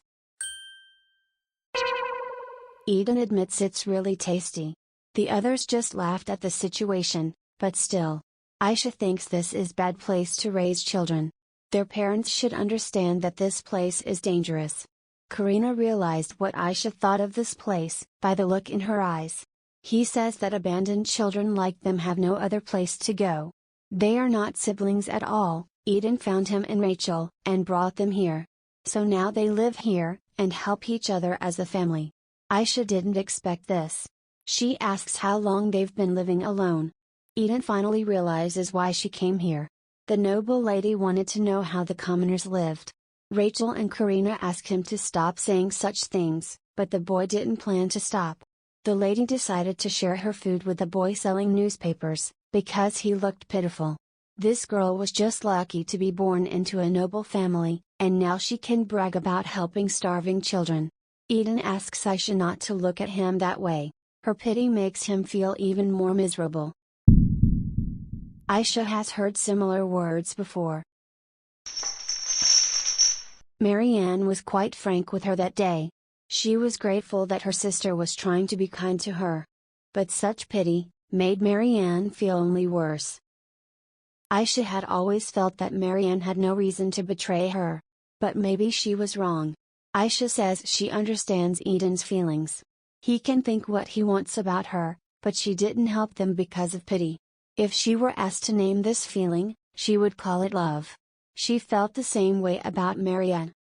Aisha apologized for the inconvenience. Perhaps she should leave now. She says bye to the children and leaves. Luminous stayed in the doorway and looked at Eden. Humans seem such strange creatures to him. He says that people are always missing the opportunity to correct mistakes. It's so strange, even when the opportunity is so close, they don't step forward. Sometimes we can hurt someone with words, the main thing is to apologize in time. Eden abruptly opens the door, asking them to wait a second. The swinging lantern falls on Eden with a crack. It happened so fast, that no one had time to do anything. Although, one person had enough of a moment to save Eden. The man asks if the little boy is all right. Everyone's running up to the boy asking if he's okay. Eden is clearly touched by their concern, saying he is fine. Karina is glad that everything is all right, but there is still one question. Who is this man? The stranger will try to explain everything, but first they should enter the house. He said he was just looking for the owner of an earring he found on the road. Aisha finds his behavior logical. In any case, the stranger is glad he followed the road. He was lucky enough to meet cute young lady. Aisha finds his behavior too indelicate. Luminous asks him to keep a distance. What he wants to achieve by his behavior. The stranger apologizes for his rudeness. Karina would like to thank the man for saving Eden. Eden thanks him as well. After his cruel words to the young lady, the stranger is surprised that the boy knows the words of thanks. Rachel says eavesdropping is not a good thing, but the stranger retorts that the situation was not right to return the earring. In fact, he wants to know why the little boy ran out so quickly. Eden says it's none of his business. Aisha notices that something is wrong with Eden's leg. She rushes over to him. She notices the wound from the fall. Eden is confused and asks her to leave his leg. Aisha tells him to stand still, she will think of something. Aisha would like to use the power of light, but these people must not find out who she is. She asks the children to run for water to wash the wound. It wasn't hard to distract the kids, but this man looks like a simpleton, but judging by his clothes, he's no commoner. Aisha telepathically asks Luminos to distract this man. Aisha is so glad that Luminos is spirit, so she can communicate with him like Lu. It's such a strange feeling. Aisha has never telepathically communicated with Luminos before.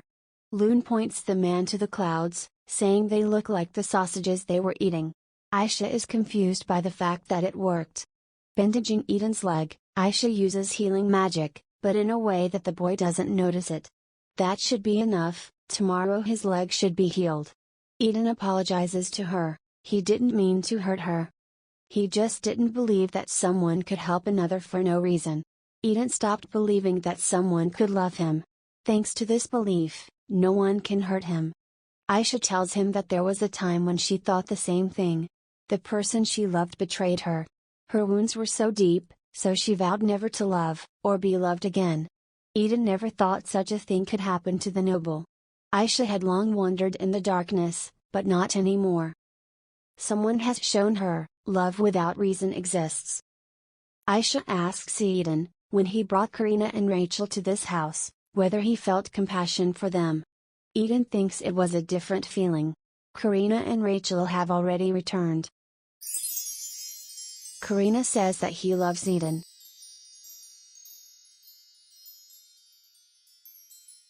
The stranger apologizes for ruining the moment, but he has to say it now. With those clothes left out in the rain, will everything be okay? The children have completely forgotten about the clothes. Soon, all the clothes were rescued. Loon thinks this is the last train of the summer. Aisha even doesn't know what to do now, they should go home already. Luminos asks if she wants him to stop the rain. Aisha is shocked, he says it as casually as if he offered her an umbrella. Luminos wasn't joking when he said that. For him, stopping the rain is easier than buying an umbrella. Aisha is so used to spending time with Luminos. She even forgot. He was a powerful spirit from another world. Rachel runs out into the alley. She wants to walk in the summer rain. Eden ran out to stop her. Karina asks them to be careful, they might catch a cold. The stranger finds the kids so funny. Of course Luminos has lived with humans for a long time, and even become like them. But no matter how much he changes, he will always remain a divine being. Aisha asks Loon if he had fun today. He did. Luminos learned a lot today. Before she returning home, Aisha would like to try something new.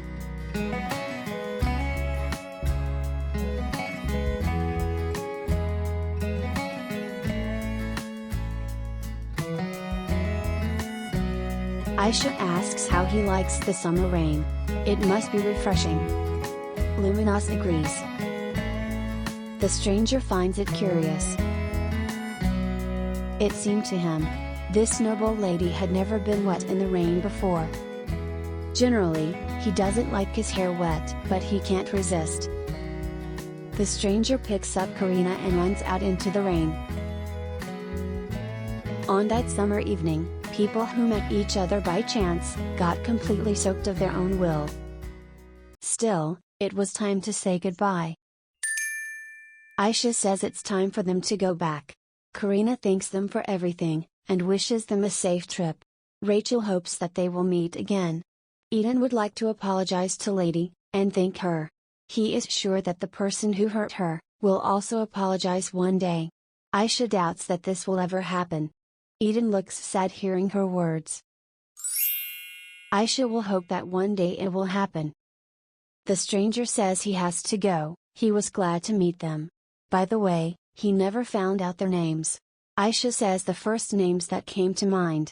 "Well, what's your name, stranger?" After a bit of thought, the stranger says his name is Aldi.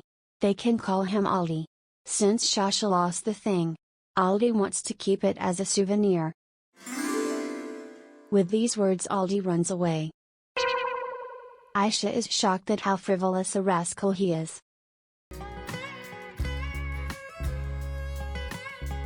Aldi walks through the deserted streets of the capital. His feeling was quite faint. There was an unusual energy emanating from this girl. Aldi was curious about this girl, how many times she had managed to surprise him during this day. Someone interrupts Aldi's thoughts, calling him brother. The girl asks what he's doing here. Doesn't he realize that his behavior is killing her? Aldi asks her to calm down, he was on his way back. The girl asks where he has been all day. She notices a small earring in his hand. His sister asks him not to forget why they have come such a long way. They have a very important job to do. A man gives Aldi his cloak. The Aldi cloak is embroidered with a coat of arms, showing two snakes with a shield. He asks his sister not to worry, he remembers why they are here. They go to the Imperial Palace of Elmire. The summer season is over at the Elmire. The first days of fall came with a cool breeze. Aisha is enjoying the fall, after a hard summer training. She can enjoy the happy moments spent with her family. Cloudless skies and delicious cakes. Tyrion informs Isis and Aisha that they have both received marriage proposals. That's how unexpectedly, Aisha received her first marriage proposal. Elmire's only star and Elmire's small son is in shock. What a marriage proposal, not only Isis, but also Aisha. Tyrion calmly explains that Princess and Prince of the Principality of Rioton will come to them with a marriage proposal. Isis doesn't understand why father is so calm. Aisha is only 14 years old. Tyrion asks the children not to worry. He plans to reject their proposal. Tyrion believes that the purpose of their visit is to learn about Elmire culture, and strengthen relations between the countries. The marriage proposal is only to show how much they value this alliance. If it were not an act of courtesy, Tyrion would already be at Rioton to personally explain his opinion about their marriage proposal for his daughter. Anyway, Isis asks father not to shock him like that next time. Iris agrees that Aisha is still too young, but Isis should think about getting married. Iris is not pushing him at all, but he will be getting more and more marriage proposals. Aisha thinks that their father has started this conversation on purpose to find out what Isis thinks about marriage. The Rioton delegation will visit them in a week. When they arrive, Isis will escort their princess, and Aisha the crown prince. Aisha thinks it would be better for her to escort the princess. Iris agrees with her, but when Rioton delegation arrive at the Imperial Palace, a ball will begin, so the prince will be her partner at the ball.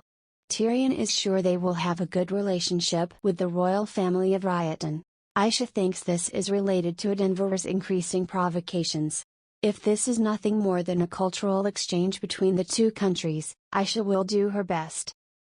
In her room, Aisha looks at the papers that were sent to her. So, the first prince's name is Aldi Rioton. This year he turns 20 years old, he has light green hair and purple eyes. The Rioton family consists of the king, queen, prince and princess. Aisha thinks his family is like hers. It says he's a quiet gentleman, who likes art.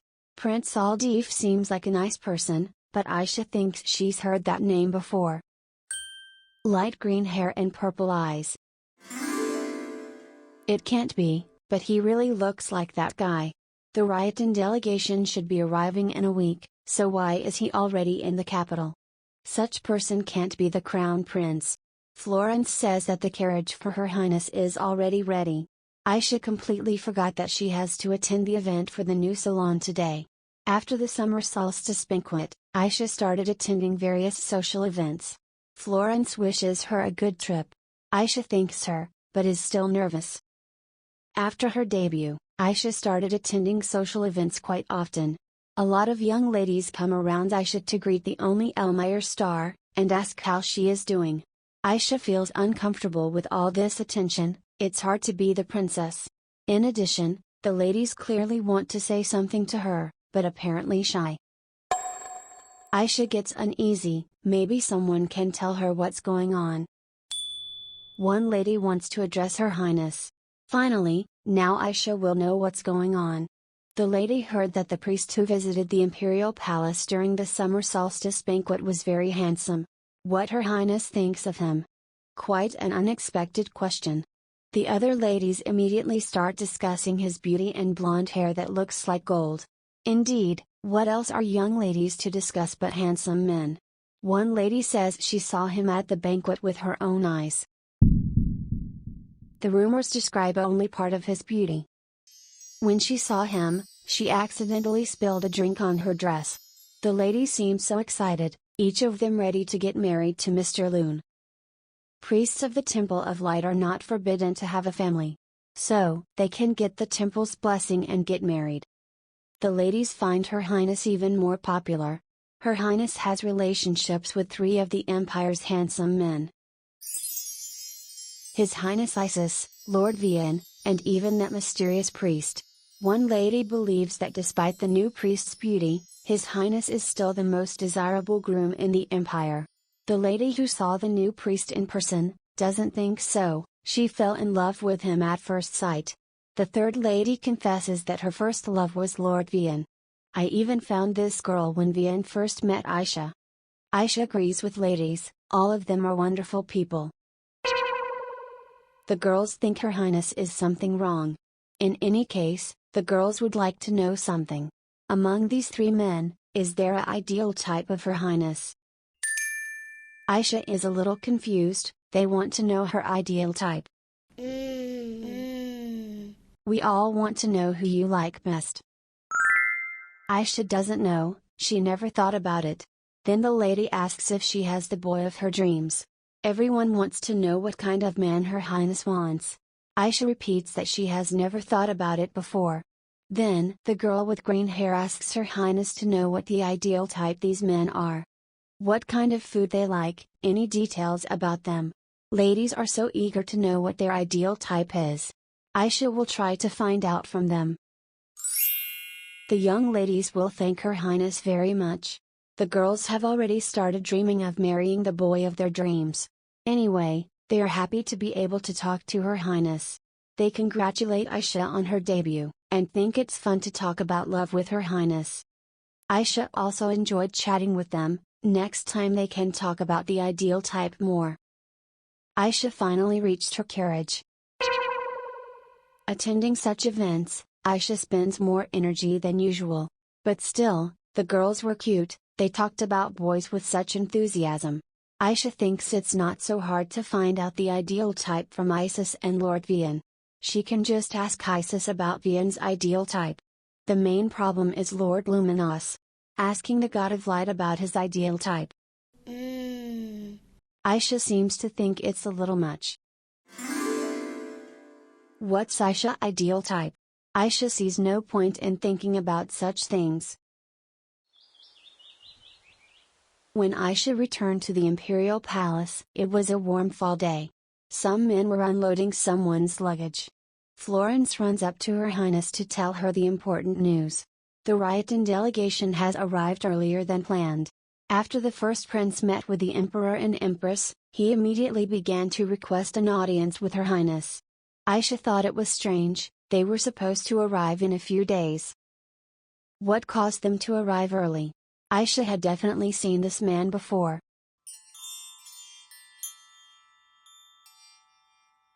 Aldi is pleased to meet her. He introduces himself as the first prince of the Principality of Ryotan. His name is Aldif Ryotan. After a while, Aisha and Aldif end up in the audience room. The man Aisha met in the capital is actually Prince Aldif. He seemed unusual to her when she first met him, but at the time he wasn't so elegant. Aldif would like to say something to Princess Aisha. Aisha doesn't know if he recognized her. Luminous had cast magic on them that day. Aldif believes that Her Highness inherited only beautiful features from her parents.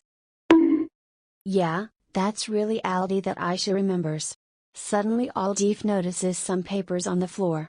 He picks it up to give it to the princess. It seems to be a business plan. Aisha didn't have time to put the papers before he arrived. On this paper is a child welfare project. Thanks to a chance meeting, Aisha learned about the need to protect children. Now she's preparing a business plan. After meeting with Karina and other children, Aisha decided to build an institution, where children without parents could receive free education. Mother helped Aisha to develop the plan, and now it's almost ready. Those children from the capital, Aisha hopes they are doing well. Aldif likes her idea about social protection for children. The rumors that the Elmeyer family takes care of their people turned out to be true. Aldif says that he has recently thought about a child welfare program himself. After all, children need help from adults. He was thinking of creating a facility for children with poor living conditions. Aisha thanks Aldif for the advice. She'll think about it too. Prince Aldif was better than Aisha thought he was. The maid informs them that the Crown Prince and the Princess of Riotan are waiting for them in the Blue Palace garden. Aldif confesses that they were originally supposed to have tea together. But he insisted on meeting Her Highness in person. He apologizes, it's because he wanted to be alone with her longer. Aisha takes back her assessment that he's a nice guy. Aisha and Aldif walk in silence into the Blue Palace garden. Aldif stares at Aisha. Perhaps he can't believe that the girl he met on the alley is Princess Elmeyer. However, there were darker thoughts troubling him. Was all of this really necessary? Going inside, Aisha tells her brother she's here. Aisha asks what's going on here. What this girl is doing with her brother. The girl who looks like Aldif is pleased to meet Her Highness Princess Aisha.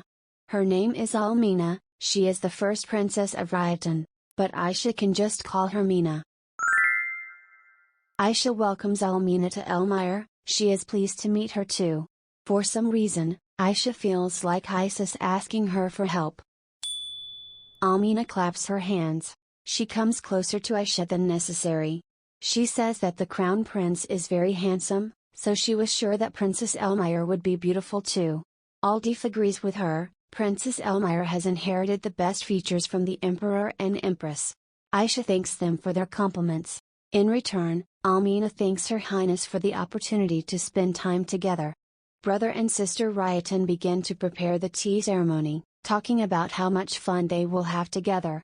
Aisha is a little shocked at their behavior.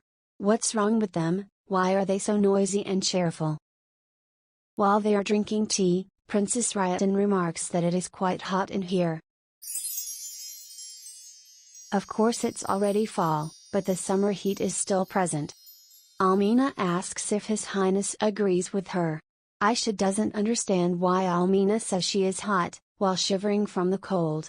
There can be only one reason. Almina uses the honey trap on Isis. Aldif tells Aisha, this tea was brought from the Principality of Riotan. It's very pleasant smelling, if Her Highness agrees. So, Aldif uses the same trap on Aisha. It's not like the marriage proposal was just a formality. Sounds like they're serious.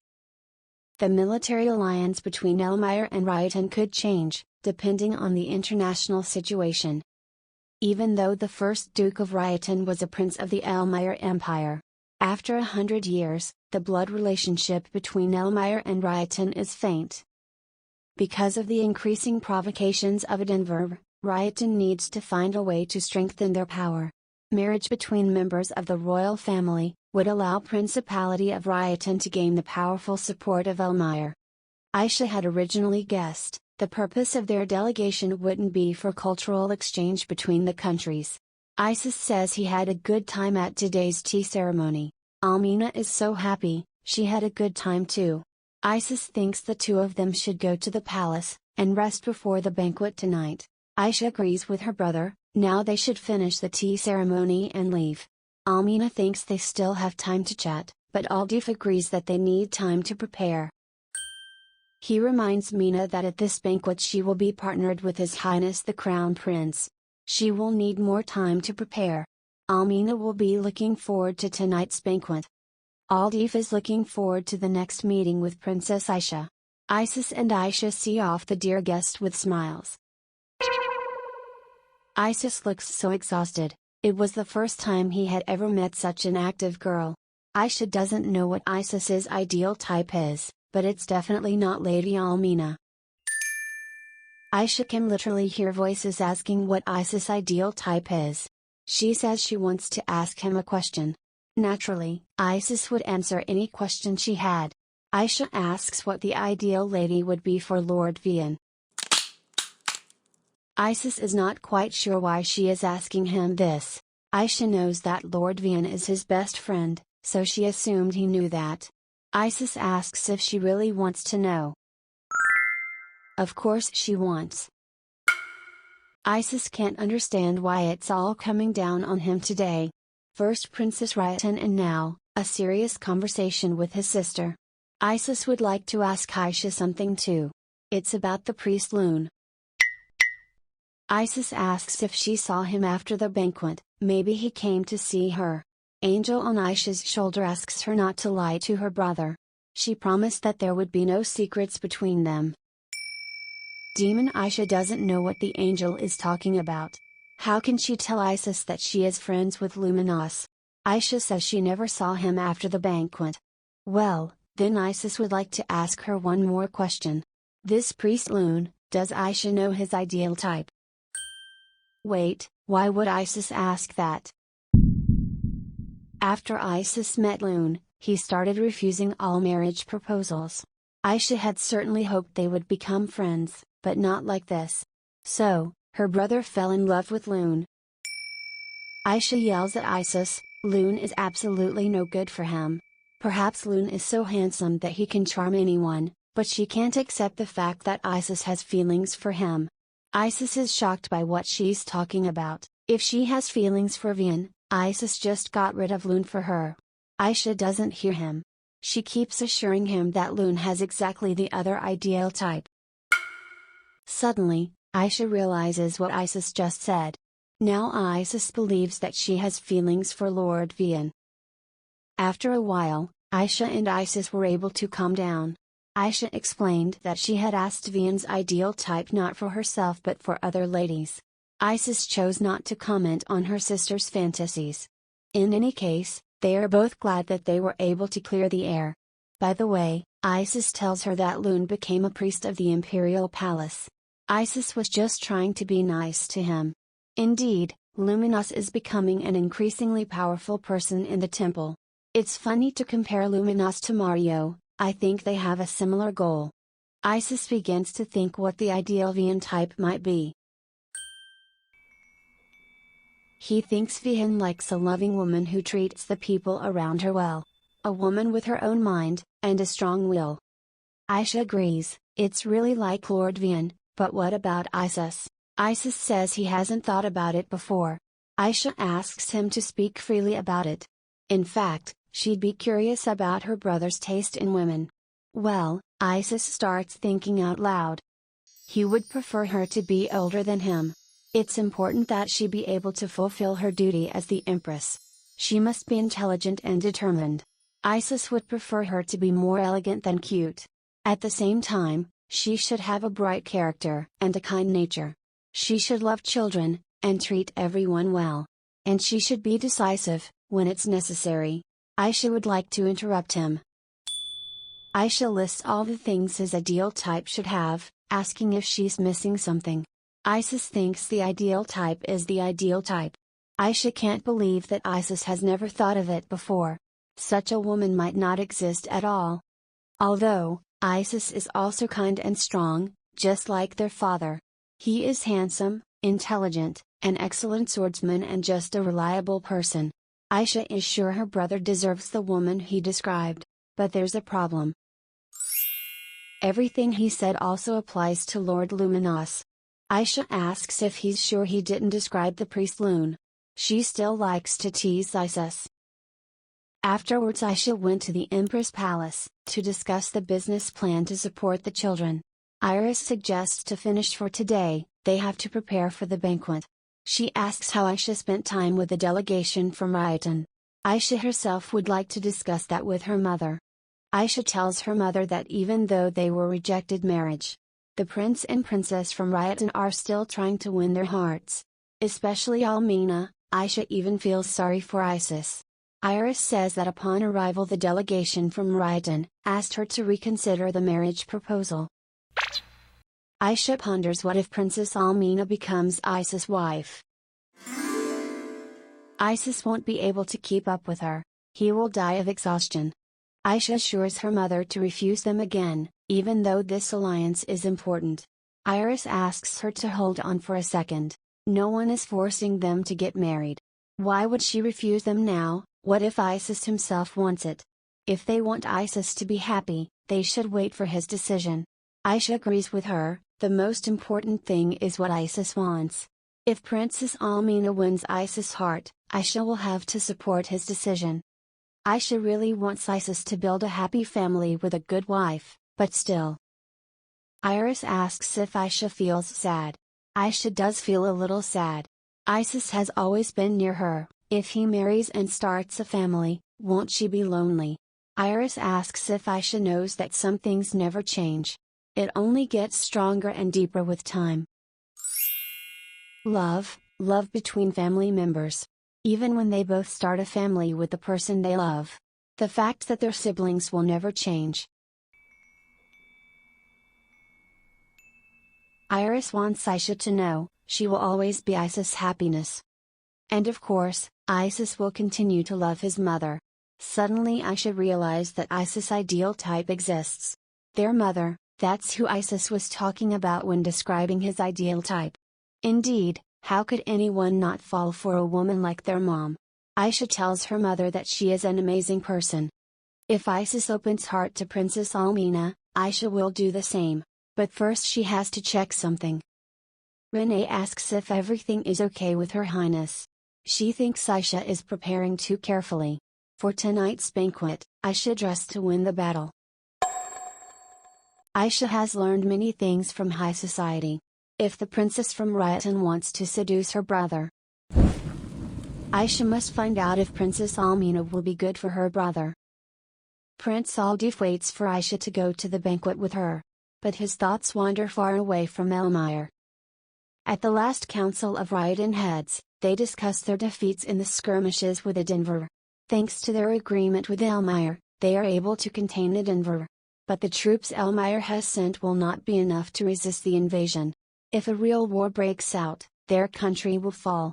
The only way for Reborn to survive is to make an alliance with the Elmire Empire. The barons explain to His Majesty that the only option is marriage. Only this will help them make a lasting alliance with Elmire. Aldif knew it would come to this, he is just their political tool. The barons believe it was a mistake to give up the Diamond Island in exchange for a military alliance. The only way now is for the prince to marry the Elmire princess, but there may be difficulty because she's too young. So they offer to send Princess Almina too. When she gives birth to an heir by the crown prince, their alliance will be even stronger. Aldif screams what the hell they're discussing here. His Majesty asks everyone to calm down. Marriage will be the last resort. Their idea contradicts Reborn's core value of respecting a person's freedom. The barons ask His Majesty to reconsider this, it's Reborn's last hope. After His Majesty left, the barons began to discuss the situation. One of them doesn't like that His Majesty is more concerned about his children's dreams than national security.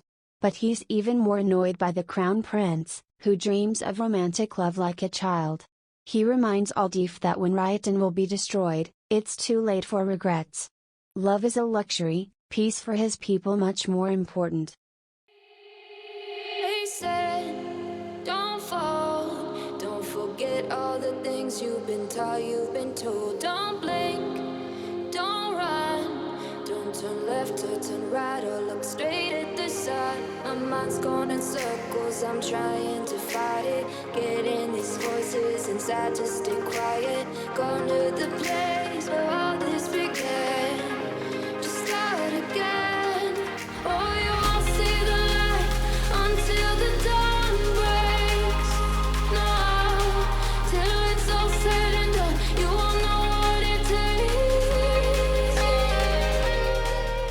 Aldif was waiting for Princess Aisha so they could go to the banquet together. Aisha thanks him, he's a real gentleman. Aldif is honored by her words, she is like an angel coming down from heaven on this night. Aisha can't help but be impressed by his oratory talents. So, Princess Elmire and Prince Ryodan go to the banquet hall. Maybe it was just her imagination, but Aisha thought Aldif looked sad a moment ago. On their way they noticed some very sad ladies. When Aldif asked what was going on, Aisha answered that she had just told them about her brother's ideal type. One of the ladies is even glad that she doesn't know the ideal type of priest Loon. Aisha asks her if Loon will be at the banquet. The girl is sure he should be. Since he is the priest of the imperial palace, he will come to greet the distinguished guests from Ryodan. In any case, Aisha is more worried about Princess Almina. Isis and Almina were dressed in traditional Ryodan clothing. As they exchanged pleasantries, Aisha thought Almina was staying too close to Isis. Almina says that Her Highness Aisha has an angelic smile, she hopes that they have gotten a little closer during this time. She thinks Elmire's banquet is incredibly beautiful and grand. Elmire Empire is so charming, that it has already won her heart. Almina is so sad that soon she will have to leave this wonderful empire. She would rather stay with the two of them and live here forever. Aisha thinks that Almina is overplaying her role, she is literally transparent. This girl will definitely not be a good wife for her brother. Look at Isis, he's already tired, even though the banquet has just started. Aisha needs to go on the attack. She says she's happy that the princes from Ryodan liked their empire. Since she is their important guest, Aisha will make sure that Almina leaves their lands with good memories. When she comes here next time, Aisha will give her a tour of the area. Her brother is too busy with his studies, so he doesn't have time for such things. Isis has no time to think about things like marriage. After saying that, Aisha was pleased with herself. Almina should definitely have understood her message. Princess Ryodan sighed and fell on Isis. She said she had a headache. While Aisha was shocked by her behavior, Almina said that she had never attended such a large banquet before, so she was very nervous. Almina wants to go out on the terrace, and get some fresh air. Aisha is angry, this trickster just wants to be alone with her brother. Isis asks Princess Almina to return to her palace and rest. Rest will help her much more than fresh air. She must be tired from the long travel and needs to rest. Isis will personally take Almina to the palace and call the doctor. Almina asks him to wait a second. She is already feeling better. Isis is sure that the headache can't have gone away so quickly, he will escort her to the palace. Aisha realizes, her mother was right. She had nothing to worry about. Suddenly, Aisha heard a familiar voice. It belonged to the person she had known since she was a child. Aisha calls Lord Vian. Vian greets the star Elmire. Aisha asks how he is doing. Vian says he is fine, but why is she laughing? Aisha finds Lord Vian amazing. She called him from far away, but he immediately realized it was her. Aisha thinks he is a talented magician. Vian is a little embarrassed, Her Highness is too kind. Aldif clearly didn't like the appearance of another man near Aisha. Aisha introduces Vian to Aldif. Then Aldif introduced as the first prince of the Principality of Ryodan. Aldif wants to say something to Her Highness. He moves to her ear and begins to whisper. At the end Aisha says it's a good idea. However, Vian heard nothing. Aldif suggests to discuss it with Her Highness tomorrow. Discussing with Her Highness gives him incredible pleasure. So he will wait for tomorrow. Aldif apologizes to Vian for this secrecy, but it's something that only the two of them know.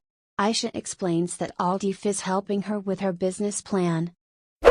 If Aldif's plan was to piss off Vian, he succeeded. Vian says he heard something about it. His Highness told him he was interested in her business plan. Vian offers to discuss it with His Highness. Aisha didn't expect Isis to be interested in her idea, she would love to work with him. Isis doesn't really know anything about her business plan, but Vian is sure that Isis will forgive him for that. For now, the score between Vian and Aldif is 1-1. You may not realize it, but in this picture, Aisha sneezed. The boys immediately start asking what's up with Her Highness, perhaps she's cold. Aisha says she's fine, she sneezed because of the perfume. The boys are happy to hear that. Vian remarks that His Highness Aldif is so caring to everyone. Aldif assures them, he is not caring to everyone. In contrast, Lord Vian seems kind. He must be popular with the ladies. Aldif notices that a new song has begun. He invites Her Highness Aisha to the next dance. While they dance, Aldif thanks Aisha for today. He admits that when he first came here, he was a bit worried. Today his sister has behaved inappropriately, but they still treat them with kindness.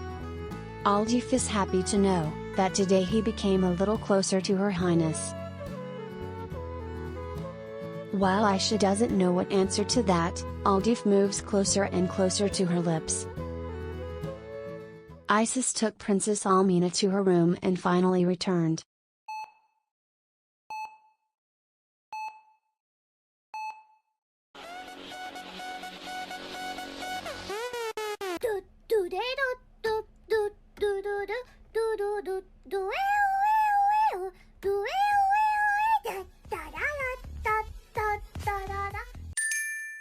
Aldif explains that there is such a tradition in Raidan. They touch noses when they feel closer to someone. Isis is surprised that Raidan has such a tradition. What a beautiful country it must be. Vian agrees with him, but since they're here, they should follow El Mayor etiquette. Aldif asks them to forgive his mistake. He will try to be more careful now. Aisha also asks the guys to calm down. But still, Prince Aldif is an unpredictable person. Somewhere nearby, there's a squeal of girls. Aisha immediately realized who had come into the banquet hall. Lord Luminos has arrived. Seeing Aisha, the priest Lune smiled at her. Boys, you can go home, the main crash of this story is here. Aisha thinks Luminos is already used to the human world. All he has to do is smile and wave. Approaching them, Luminos greeted Her Highness. They haven't met since the summer solstice banquet, so he is glad to see her. The student seemed to have surpassed his teacher. Aisha wouldn't have been able to lie so well. She congratulates Lune on his position as priest of the imperial palace. Luminos notices Aldif. He asks if he's caught a cold. He was worried about him after the rain. Actually, Lune didn't expect to meet him here. Aisha is shocked. She starts coughing and sneezing. When the boys ask her how she's feeling, she says it's because of the perfume. She needs to get some fresh air. She wants to go out with the priest Lune. As the holy maiden, she has some questions for him. Aisha feels relieved. Who could think that the title of holy maiden could help in a situation like this? Before she leaves them, Vian asks Her Highness to put on his cloak. It should be chilly on the outside. Aisha thanks Lord Vian. He is so kind. Aisha and priest Lune go to the balcony for some fresh air. Aisha doesn't understand how Lune could make such a mistake. Lune agrees with her. That child didn't recognize them. He didn't think about it. So, Luminos understood everything even without her words. What a smart student. Aisha thinks this is a good time to ask Lune. She asks what his ideal woman is. Luminos doesn't understand what the ideal woman means. Aisha tries to explain that it's a woman who has all the qualities he likes. She doubts that she has been able to explain it to him. Lune thinks she already knows the answer. After all, it's Aisha. His ideal woman is she. Aisha blushes completely. How can she be his ideal woman? He must not have realized. She was asking him about his ideal type. Lune doesn't understand what the problem is. She is his ideal type. He told her that in the carriage, and the first day they met. So, Luminos was talking about the ideal human. That's not exactly what Aisha wanted to ask him. but she doesn't know how else to explain it to him. She'll just tell the ladies that the priest Loon doesn't have the ideal type. It's still better than saying he likes her. Aisha suggests Loon return to the banquet hall. Actually, Loon thought she would ask him about Ludian. She failed to summon him, didn't she? A few weeks ago, Aisha tried to summon a high-level spirit. She drew a summoning circle and had enough mana to do it. Lu encouraged her master that she would succeed. She had practiced so much spirit magic. Aisha had been preparing for this moment for a long time, now she was overflowing with incredible power. This summoning was different from the previous ones. Aisha felt herself being pulled into the circle. But that didn't matter, if she could summon a higher spirit. Aisha asks Ludian to answer her call. The spirit summoning was not complete. Aisha can't understand why, she has enough power to do it. But she couldn't even see Ludian, as the summoning circle was completely destroyed. After the first failed, Aisha performed the summoning a few more times. However, the result was always the same. Aisha wonders if Luminos knows everything. Of course, Luminos knows when someone tries to summon his children. He doesn't understand why she hides it. In truth, Aisha just didn't want anyone to know about her failure. She's so embarrassed in front of her family and Luminos, that she's not making progress. She promised to help her brother lighten his burden. What if he finds out how powerless she really is? Aisha doesn't want that. She has thought a lot about it, but she still can't figure out the reason. Luminos seems like she could have just asked him about it.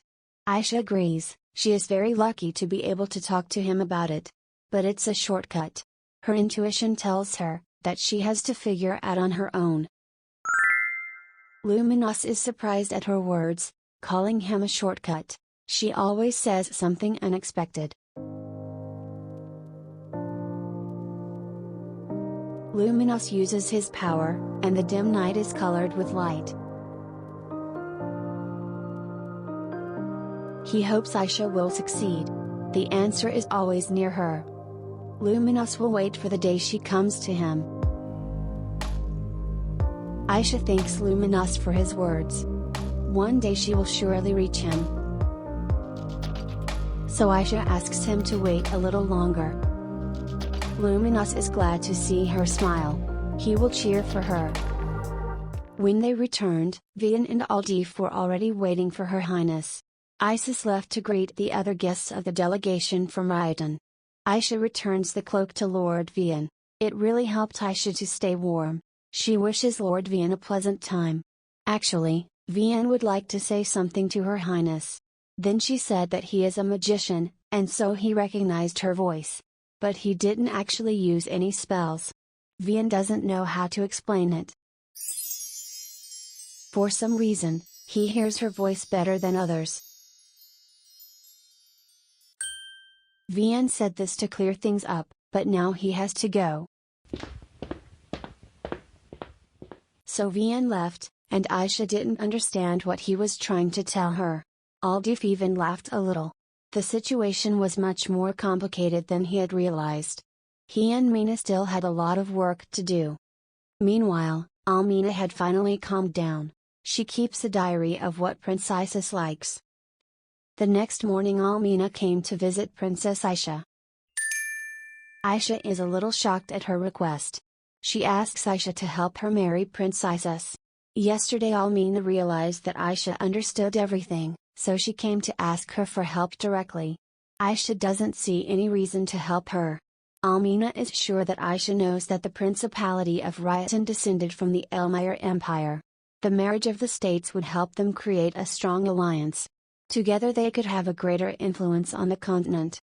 Almina's charm didn't work on Isis, so now she's trying to gain Aisha's support. Aisha reminds Almina, the marriage of states is based on the mutual benefit of both countries. So why should they choose Ryodan over another country? In fact, Aisha wants her brother to find happiness in marriage. From what Almina said, Aisha concludes that making Isis happy doesn't belong to her plans at all. If she has no feelings for Isis, then any talk is pointless. If Almina has nothing more to say, Aisha asks her to go back to her room and rest. Almina seemed to think that Aisha liked the tea they were drinking. This tea is made from dried ryetan flowers. When Mina drinks this tea, she always remembers the mighty summer forests of her country. But soon her country will disappear from the pages of history, so this tea will not be a symbol of her nation. Almina agrees with Her Highness, everything she said earlier is true. Prince Isis is a kind man, but she has no time to develop feelings for him when her family and country are in danger. If war breaks out between Ryetan and the Adenvar Empire, Ryetan's existence will be at stake. Only her marriage to Prince Isis can save their country. That night Aldif told his sister what the ministers were proposing. It was a bright night. The sea and the surrounding islands could be clearly seen from the castle walls. Aldif asks Mina not to worry, he will persuade the nobles. Almina would like to visit the Elmire Empire. She believes that ministers are right. The marriage of states would inspire the common people, and the army. Aldif can't believe that Mina agrees with this decision. Almina believes they should take every opportunity to defend their country. Elmire can open a new path for them. Mina asks her brother to look at this view. Their country is so beautiful. They must protect the precious things they see. Aldif was pained to admit it, but Mina was right. That night Almina vowed that she would do anything to protect her beloved country. She knows she won't make Isis happy now, but she will do everything she can in the future. Perhaps to Her Highness she seems shameless, but she does it not for herself but for her people. Princess Ryetan's desperation was familiar to Aisha. Almina will do anything to protect the things that are precious to her. To protect the people she loves. Aisha thanks Mina for her honesty, but Isis should choose his wife on his own. Actually, there is one thing that can help her. Aisha can tell her what kind of women her brother likes. Almina thanks Her Highness very much. Knowing Isis' ideal type, she will be able to win his heart. Many ladies already know what kind of women Isis likes, so Aisha doesn't give her any secret. After a few minutes Mina was completely depressed. It was impossible to win Isis' heart. Aisha asks Almina at least not to push him so much. Alright, Aisha will try to make her the ideal woman for Isis. After a while, Aisha finished making up Princess Ryetan. While Mina looks at herself in the mirror, Aisha asks how she's feeling. Mina feels awkward. She'd never dressed like this before. Aisha tells her not to worry, she looks beautiful. Almina thanks Aisha profusely, she would like to help Her Highness too. Aisha reminds her that it's time to meet the boys, so Mina should hurry up. Someone's knocking on the door. The maid says it's Prince Aldif. He came to see Her Highness. Mina rushes out of Aisha's room, wishing her a good time. Aldif is surprised when he enters Aisha's room. The girl who had just left Her Highness' room seems so familiar to him. Aisha says it was Princess Mina. Aldif is shocked, how could he not recognize his sister? Aldif came to show the cultural education program for children. They could provide children with a new life and education. The main goal is to teach the children to be self-reliant, so that they can live after graduation. While Aisha scrutinized the documents he brought, Aldif couldn't hold back a smile. He had spent all night studying these documents. However, he still didn't understand why he was doing all of this. Aldif wanted to impress Princess Aisha, but it took longer than he thought. Even Mina managed to get to know Isis better, by spending more time with him. Maybe it would be better to just chat with Aisha. That's her plan to culturally educate children. Aisha looked so happy spending time with those kids. With these thoughts, Aldif worked all last night. Now Aisha will give a verdict on his efforts. Aisha says his program to help children become self-reliant is amazing. She talks enthusiastically about the layout of the building she designed. Next to the building, there should be a place for children to play during recess. Aisha invites Aldif to design a place where the children can comfortably receive their education. Aldif thinks that the education place should be located away from the playground. Also, it would be good to educate children based on their individual characteristics. Aisha has one problem. She can't decide what the finished version should look like. Aldif offers his help. He knows a lot about Ryatan's educational methods. Aisha wonders if he will agree to help her with the project. Aldif agrees. Aisha thanks him for this. She didn't expect him to be so willing to help her. Thanks to him, she will be able to realize her ideas, even better than she expected. Aldif is glad to know that he was able to help Her Highness. At the same time, Isis couldn't understand what had happened to Princess Almina. She no longer clung to him. On the contrary, she became and waits for him to come back to escort her. Almina tells Isis about a very smart book she read today in the library. Isis doubts that she would be allowed into the Emperor's library, unless she went there with Aisha. Mina even sent all servants home to rest. Isis has no idea what's going on. So, he asks Almina why she's acting differently today. Mina calmly says that Her Highness told her that his ideal type is elegant, intelligent and kind. Isis can't believe Aisha did it. He confesses that he told Aisha the first thing that came into his mind. He doesn't know what his ideal woman should be. Mina is sure, since it's the first thing that came to his mind, it's not far from the truth. In any case, Isis asks her not to behave like this. Mina is upset to hear this. Perhaps His Highness doesn't want it, because he already has someone he likes. Isis didn't say that to offend her. In fact, he even likes her. The reason why he said that is different. Isis wonders how to explain his feelings. In his opinion, pretending to be someone else, like wearing clothes that don't fit. For Isis, the most attractive girls who have the courage to be themselves. The next morning, Mina tells Aisha that she has failed. Aisha is surprised. Didn't Isis react in any way? Almina says that Isis reacted to her. Mina told Aisha what Isis told her. She planned to win Isis' heart, by pretending to be his ideal type. But Isis wanted to get to know the real her. Almina is convinced that His Highness is really an unbelievable person. Just like Her Highness. Mina is sure that they are both incredible people, who can make people's lives happier. When Aisha asks what she plans to do, Mina answers that she doesn't know. She has no ideas. However, she will do her best. Even if she fails, she will not regret it. Aisha thinks about her words. Almina asks if Her Highness needs any help. She would like to repay her kindness. Maybe Aisha has a problem they could solve together. Aisha remembers what Isis said. Courage means being honest. Actually, Aisha has one problem. She didn't tell anyone about it, but she failed at summoning a high-level spirit. Aisha doesn't know where she went wrong, and there are very few books about elemental spirits. If she knew where to look for answers, maybe she wouldn't feel so helpless. Mina is worried about Aisha. It must be hard being the only elementalist in the Empire. Aisha asks her not to worry so much, she is not going to give up. Almina ponders how she can help such a kind girl. Mina asks her to wait a moment, she will return soon. After a while, Mina comes back with a lot of books. She asks Her Highness to start reading from this book. The title of the book is History of Elemental Spirits, Volume 2. Aisha remembered, this is the same book, the second volume of which was to be bought on special offer. Mina explains that these books originally belonged to the first prince of Rhyton. When they were going to Elmire, she insisted that Aldi take it.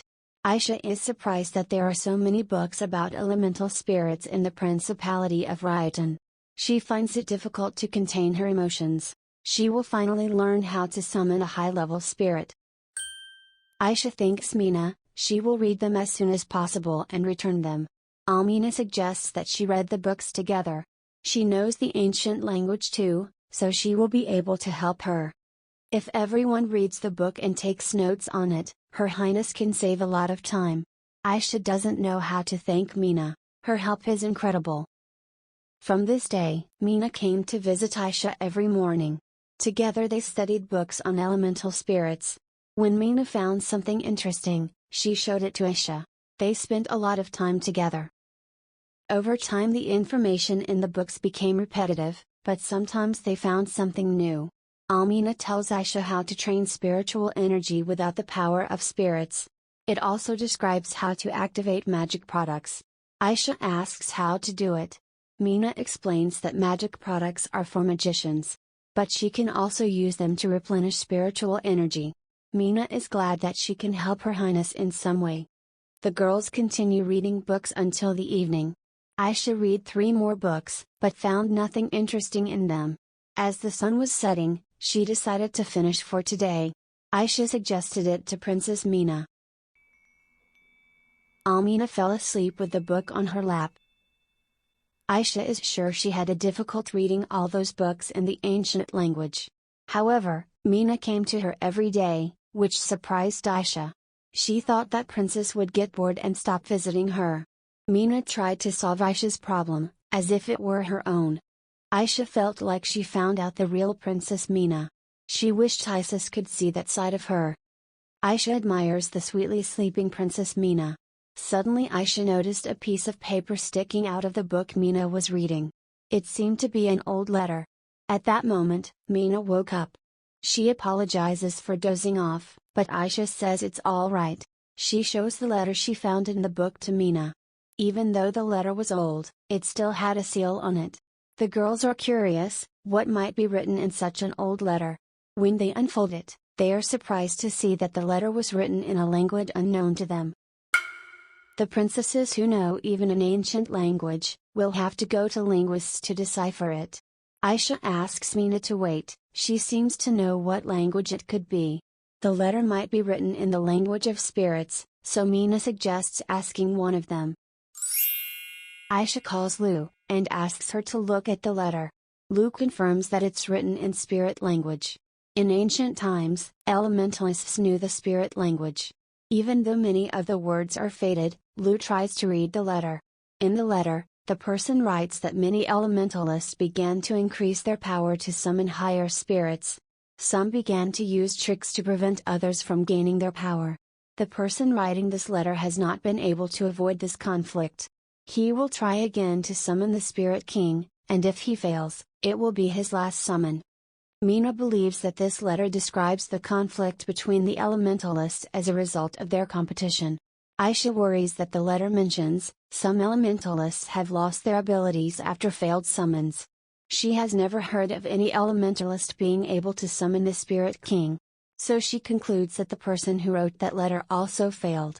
Aisha wonders, who this letter is meant for.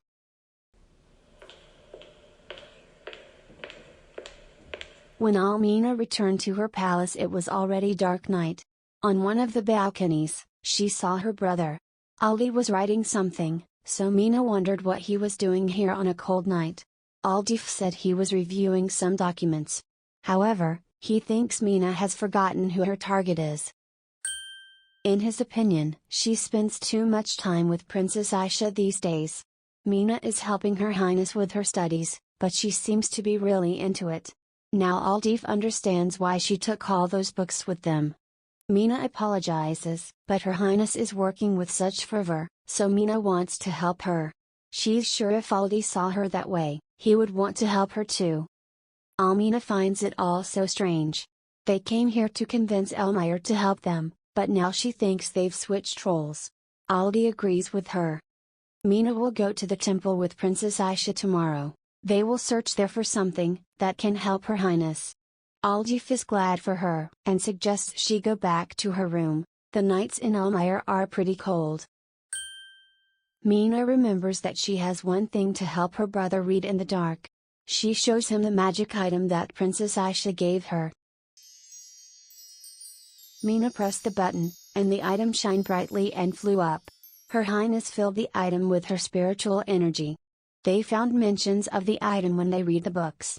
Soon Princess Aisha managed to create this thing and then she lent it to Mina. Almina will give her brother this thing for tonight, but she asks him not to read too long, and to go to bed.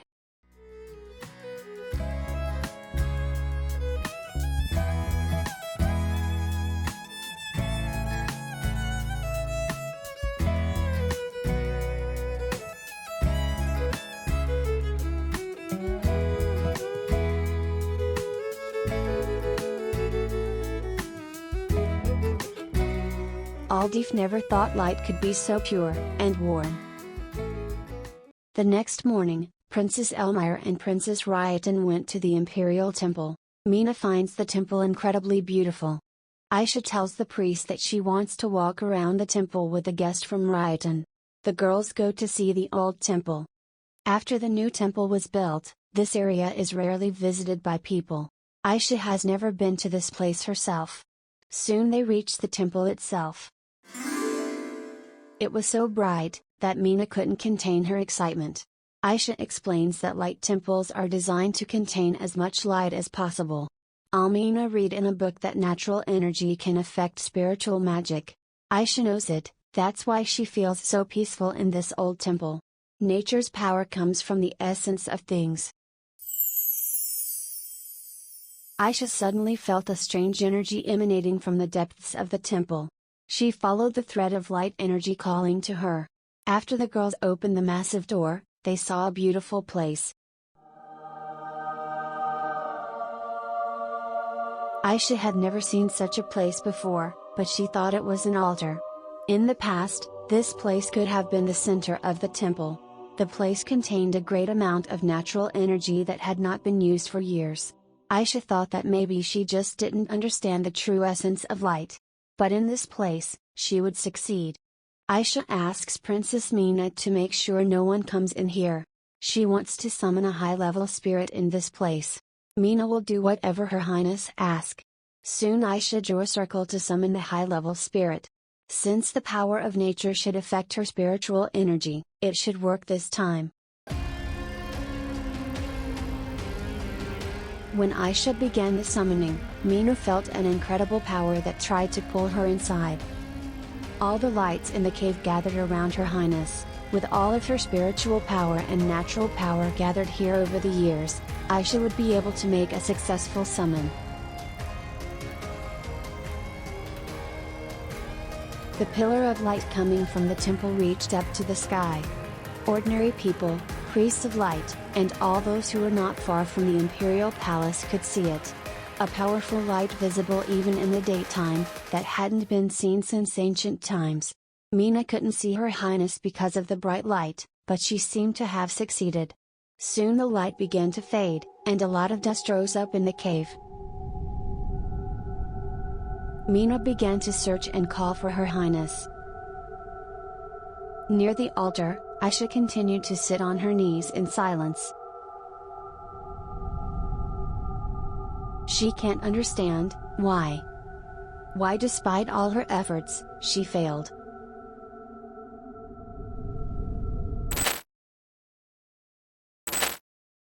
A girl in a white dress stands over the corpses alone.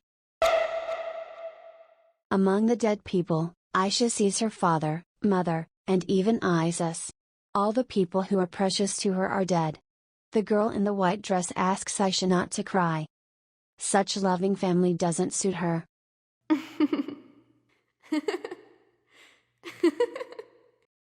She can't change that anyway. Mina grabs Aisha's arms saying it's not true. She can change everything if she really wants to. Aisha doesn't believe in herself.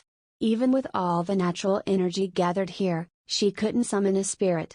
Almina tells her that she came to Elmire to find help for her country.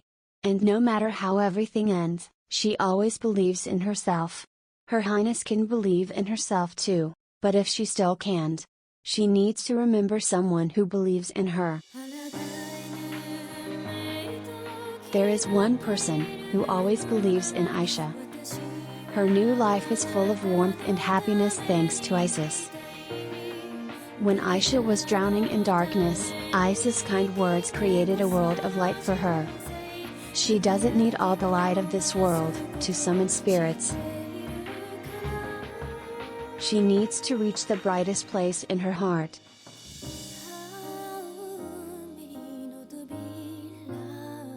Thanks to the person who showed her the way to the light, and helped her stand up again, Aisha will summon a spirit for everyone who believes in her, to make everyone precious to her happy.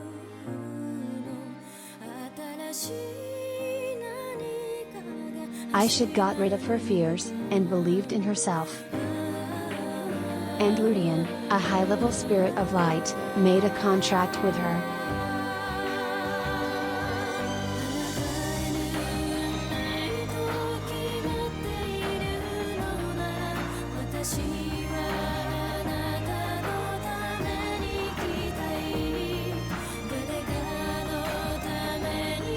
Aisha thanks Mina. She forgot that there are people who always believe in her. If she didn't remember this, she would never be able to reach the light in her heart. Mina is very happy to be able to help Her Highness. Someone interrupted the girls from a sweet talk. Maid Lena asks Her Highness and Princess Mina to go back to the palace. There is news from the Principality of Ryotan that their delegation must return urgently. Lena doesn't know what has happened, but she has heard that it has something to do with protecting the border. Aisha wondered how she could help Princess Mina, since they need to return to the palace urgently. The best way to get to the palace is to fly to Ludian. In this picture, it looks like two fairies flying on a dove. Mina enjoyed flying Ludian, especially the bird's eye view. The Imperial Palace looked even more beautiful from here. Aisha is sad that Mina has to go back to Ryotan now. She didn't even have time to thank her for all her help. Aisha gives Mina a Ludian feather. When they return to Ryotan, Aisha wants Mina to show it to everyone. Princess Elmire gives this to the Prince and Princess Ryotan, as a token of her deep gratitude. First, Princess Elmire will fully support the Principality of Ryotan. Almina could only heartily thank Her Highness for this. The Ryotan delegation was about to leave Elmire, when they noticed a huge bird approaching them. Isis immediately realized it was Aisha. Only his sister could create such a huge pillar of light. However, there was another person who wanted to see Princess Aisha. When the princesses descended from the huge glowing bird, everyone bowed to them. Princess Ryotan ran to pack for the trip, while Aisha was called out by one person. Aldif tells her that he has to go back, then Aisha wishes him a safe journey home. Aldif thanks her and wants to give her one thing. This morning he visited his friends in the capital of Elmire. Aisha is surprised that he has friends here. Aldi explains that they became friends by chance, when a friend hurt his knee. However, the friend says that the wound on his knee disappeared the same day, without leaving a mark. Aldi knows that Elmire is blessed by the god of light, but this case is really incredible. He wants to return this hairpin to Shasha. Aisha guessed that he recognized her after all. Aldi apologizes for keeping it all this time. He confesses he didn't know what he wanted until came to Elmire. He only tried to do what others wanted him to do. But after he met Her Highness, he finally starts moving towards the things he wants. Aldi would like to thank her for that. Aisha is happy to know that she not only receives help, but also was able to help him. They have only spent a few days together, but Aisha thinks Aldi is an intelligent and honorable man, so she's sure he'll achieve what he wants. Aldif makes her promise, as soon as the situation in Ryotan stabilizes. The first thing he would like to do is to send a joint commercial proposal to Elmire. Aisha is glad to hear that. She will wait for his letter. Isis would like to say goodbye to Princess Mina. He hopes that the next time they meet, they will be more comfortable together. Mina would like that too, but the next time they meet he will need to recognize her. Isis doesn't quite understand what she is talking about. Mina explains that she might be a completely different person next time. Isis will meet Princess Almina from the Principality of Ryotan. She will be wearing the wonderful clothes that suits her best. Isis is sure that he will definitely recognize her. The royal family of Ryotan got into a carriage, and went home. Isis and Aisha, servants and knights saw them off with glances. It was an unforgettable trip to the Elmire Empire. Mina tells her brother that they both failed to marry into the Elmire imperial family. Aldif says with a smile that they really failed. However, Almina is confident that they were able to open a new path for their country. Aldif agrees with her. Destiny is indeed unpredictable, and can bring pleasant meetings. Edinburgh Empire Palace had been gloomy in recent years, but in this part of the palace, everything seemed even worse.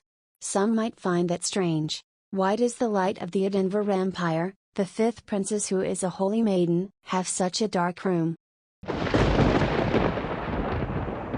Several people appeared on the threshold.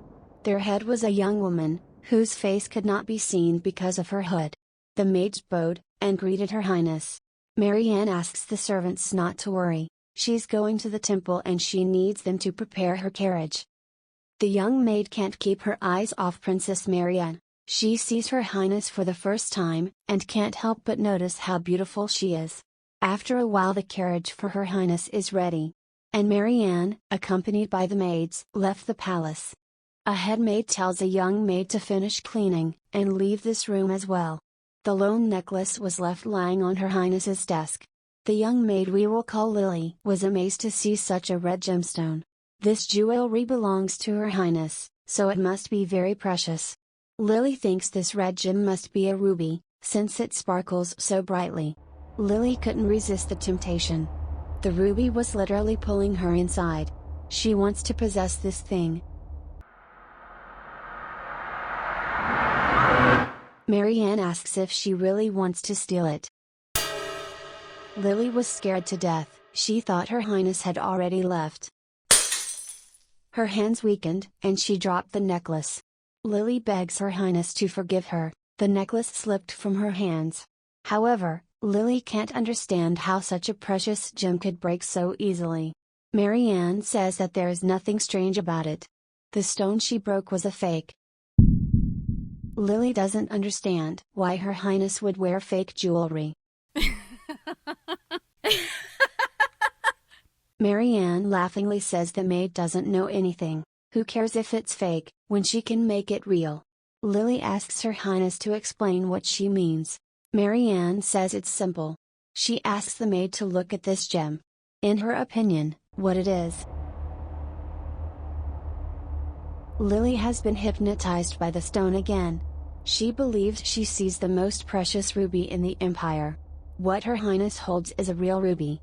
Marianne was satisfied with her answer. While Black Magician Marianne was weaving her plans, life in Elmira was still peaceful. Aisha slept soundly.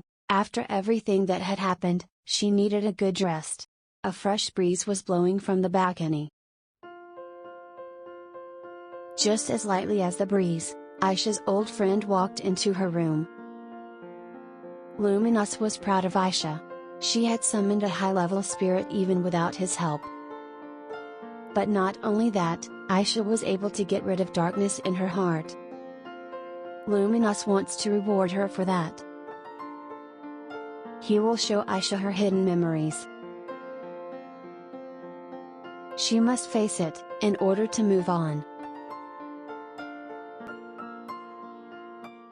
When Aisha opened her eyes, she found herself in an unfamiliar place. Everything here, except her hair, was blindingly white. So, now she was Alisa. It was probably one of those dreams she had seen before. The girl didn't know where to go. There's absolutely nothing here. A strange object caught Alisa's attention. A large mysterious mirror covered with a sheet stood alone. Alisa stood in front of the mirror thinking about its origin. No matter what the mirror was, nothing bad would happen if she just looked into it. Alisa immediately regretted her action. The girl who looked at her was the last person she would ever want to see.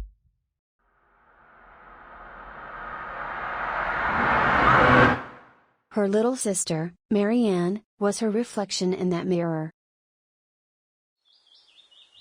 Several months had passed since the delegation from the Principality of Whitesand had left. Sunny summer days had arrived in the Elmira Empire. If you were to ask Aisha about those days, she would say that they were the quietest she had seen in a long time. She even began to miss those fun days spent with Princess Almina and her brother. Aisha lay on the sofa and tried to read a book, but she couldn't concentrate because she's unbelievably beautiful. Her thoughts always came back to that strange dream. Why she had seen Marianne in the mirror. Could it be related to the dark magic her sister uses? Aisha tried to learn as much as she could about dark magic, but Elmira didn't have any such books. All of this could have affected her dream. but it felt so real. Just like the dream when she first saw Luminos. Aisha's maid Rena interrupted her thought.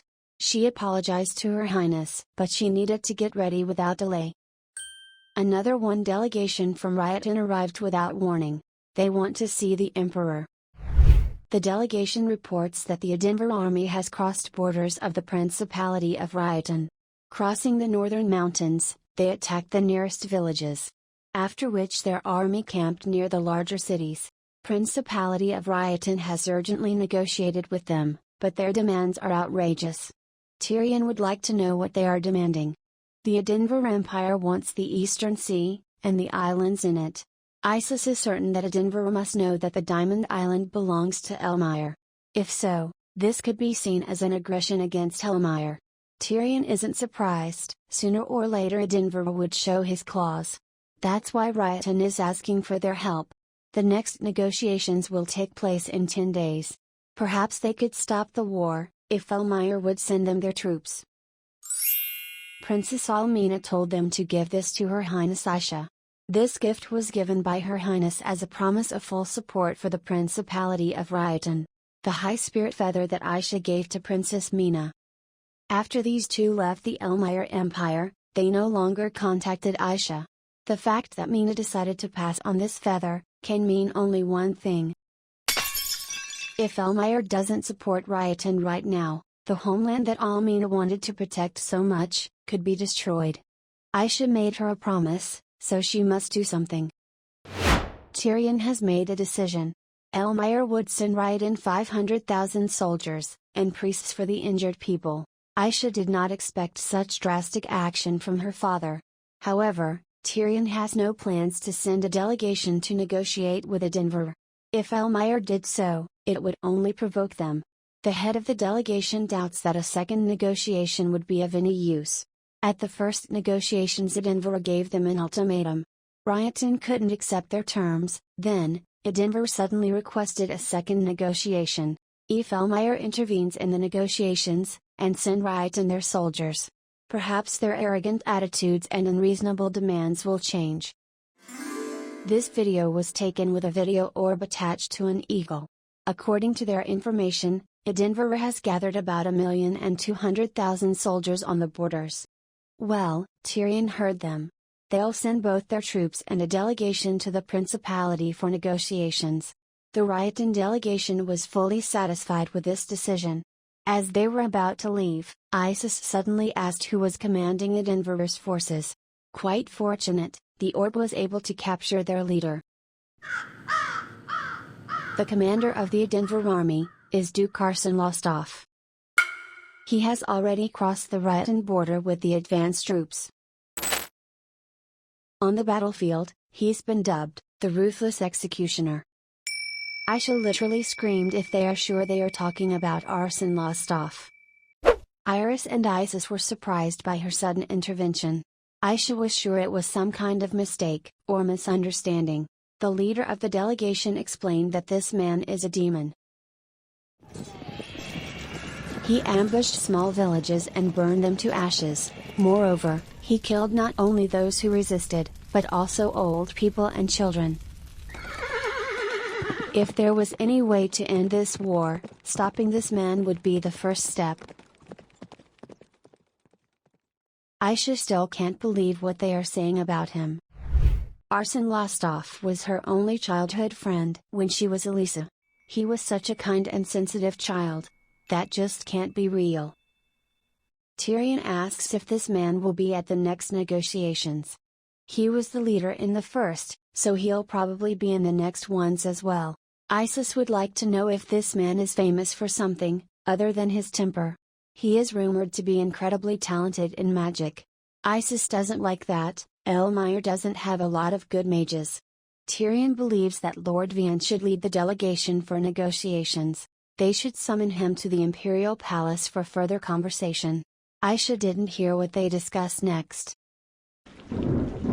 The only thing she could think about, what had happened to her dear best friend. She can't find any reason why he would choose to take such a cruel path. Perhaps, if he had visited her in those last days, she wouldn't have been so afraid to leave.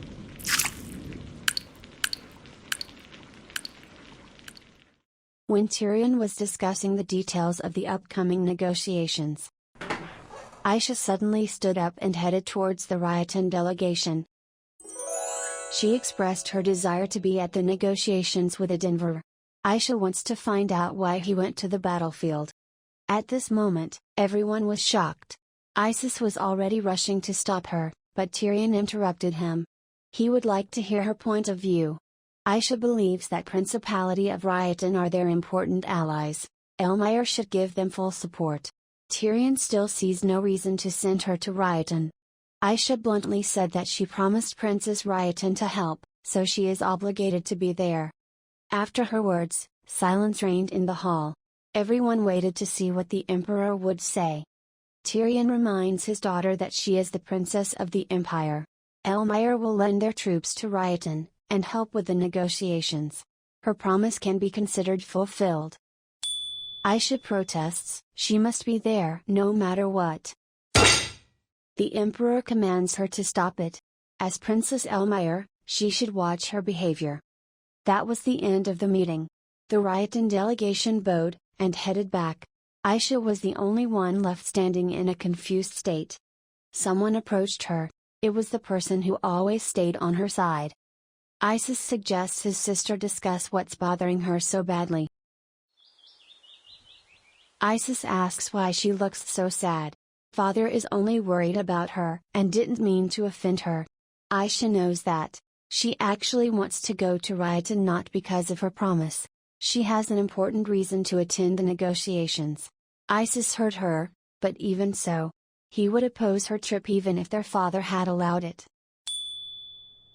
Perhaps she has already forgotten, but at the banquet, when he planned to go to Riotan, she was the one who talked him out of it. That's true. Not long ago Aisha tearfully asked her brother to stay with her, but now she wants to go herself. Isis doesn't blame her, and he doesn't want her to be angry with the family, but no one would send their beloved family member into the battlefield. She should back off. He and their father can sort out the incident. Eventually Aisha had to confess that the cause of her concern was Arsen Lustov. He was her only friend in her past life. Isis seems to remember him. That nice guy from the Denver Empire. Too bad he's changed so much. Aisha assures her brother that Arsen is not an evil man. He has always been kind to everyone, and helped her without question. Arsen would never kill, or torture anyone. Isis doesn't understand how she can defend him after that report. He suggests Aisha face the truth.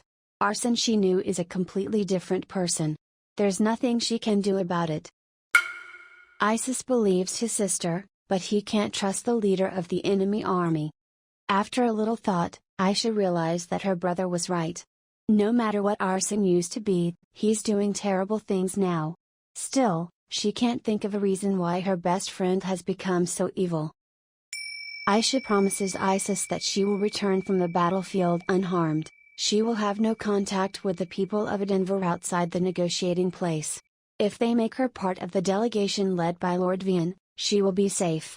Aisha asks Isis to trust her. If anyone can stop the commander of the Denver army, it will be her.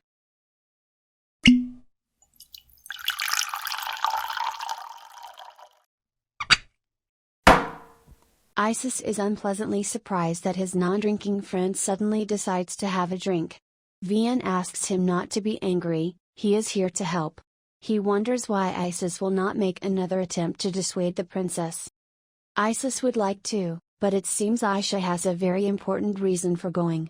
If that's the case, Vian is sure the princess won't back down no matter what.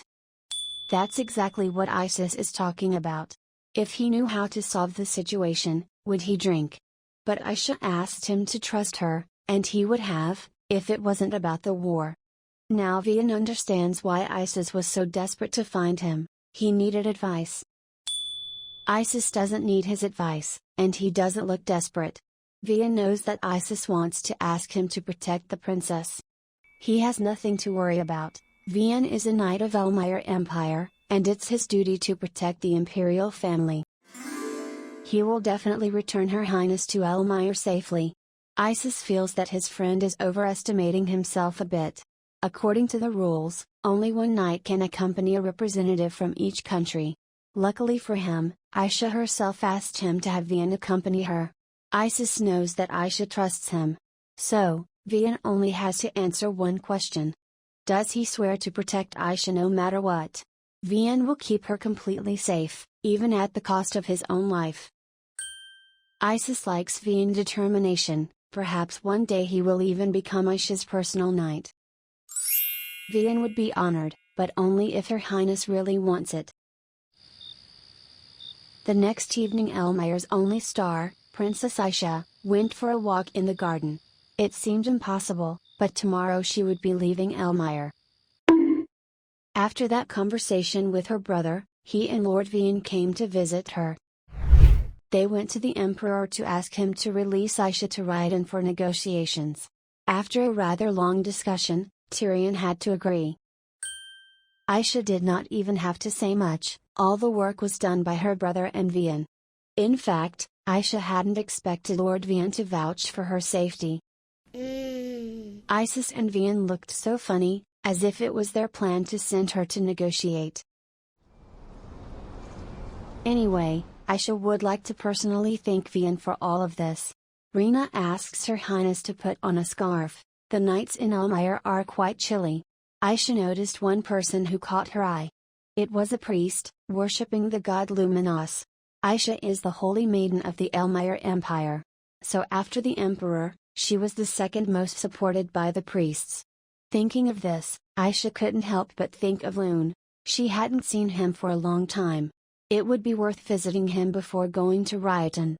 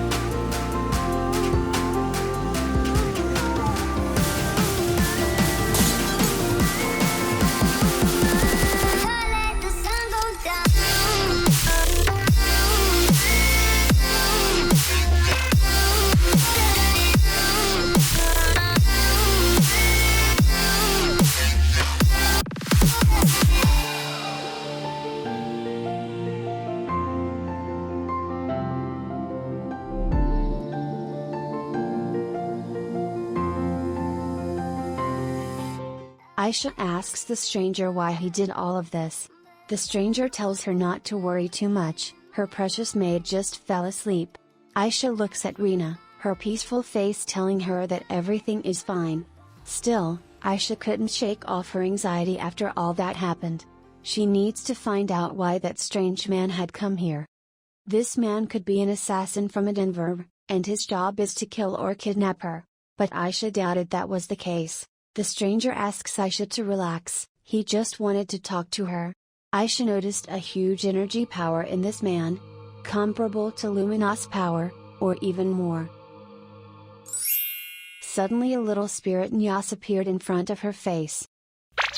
Aisha is shocked, how did he end up here? Nyas was very happy to see her after so long. The stranger explains that this child wanted to see her, so he took Nyas with him. Until now, Aisha had only met one person who would call spirits children. Nyas introduces her to the king of water spirits, Lord Hynan.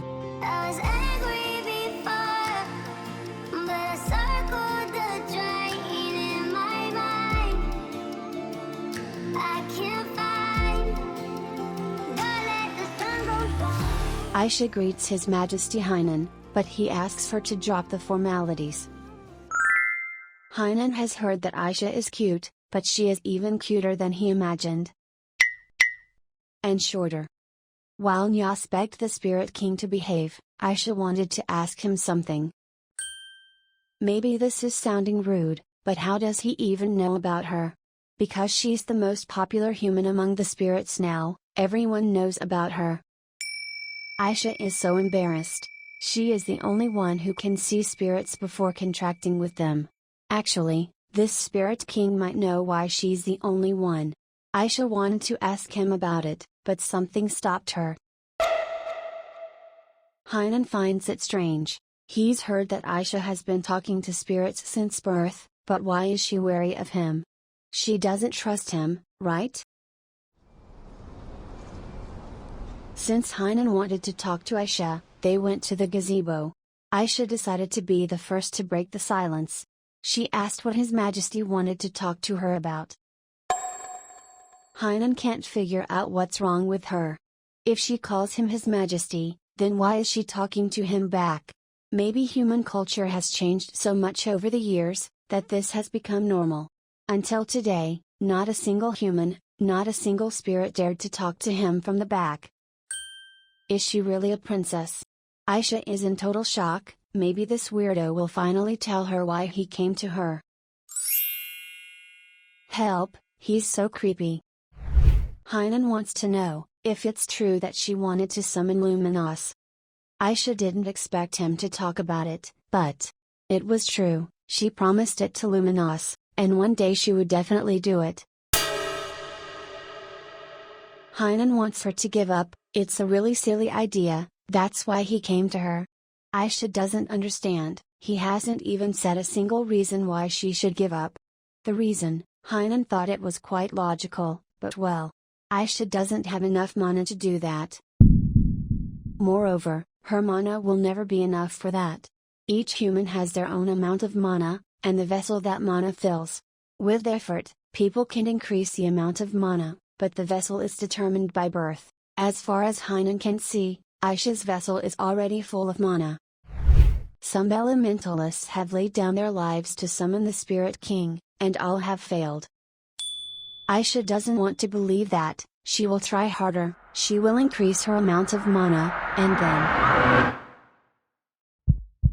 Hainan wonders if she understood what he just said. Aisha's vessel is too small. She will never be able to make it bigger. And she will never be able to summon Luminos. Aisha can't accept that, but Hainan wants her to let Luminos go. She is the only reason why Luminos doesn't want to leave the human world, and return to the spirit realm. The next morning there was commotion in the Imperial Palace, Her Highness Aisha leaving Elmire. Rena informs the princess that Lord Vian has arrived. A few minutes later, Vian informs Her Highness that the delegation is ready to go to Ryotan. Aisha would like to show Lord Vian something, if he will come closer. It's a magic gem, he gave her many years ago. Vian is surprised that she still keeps it, since after using the gems, they no longer have mana in them.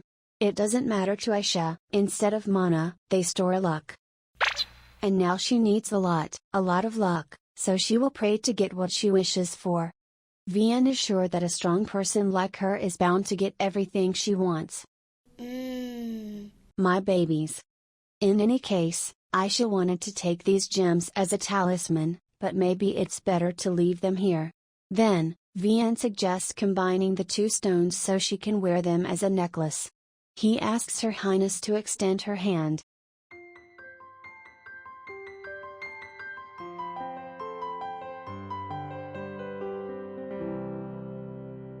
A few moments later, a gem of an unusual color was in Aisha's hand.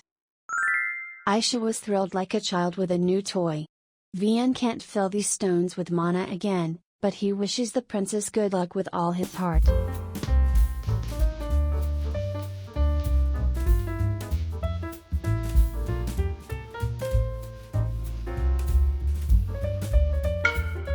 Vian ordered them to stop. Nothing happened, they need to get to work. Only now, Aisha realized that there was physical contact between them. Aisha tells Lord Vian to check if everything is ready, they need to go immediately. Aisha can't understand what's wrong with everyone, all they did was touch each other's hands. Vian probably felt the same way.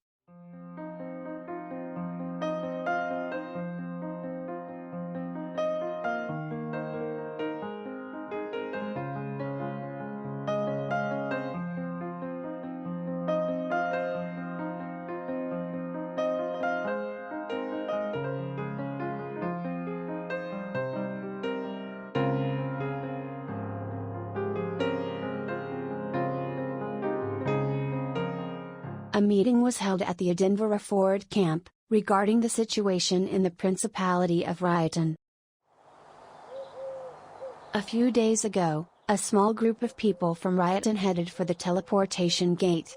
Spies have discovered that they are headed for the capital of the Elmire Empire. One brutal knight believes that these rats don't have the courage to fight them one-on-one. The young knight thinks that the situation is very bad. If Elmire sends their troops, there is no telling how things may end. He proposes to cancel the offer to negotiate with Rioton, and strike now. Everyone looked at the commander of their army, who had remained silent until then. Arson wants quiet, he needs to think about it.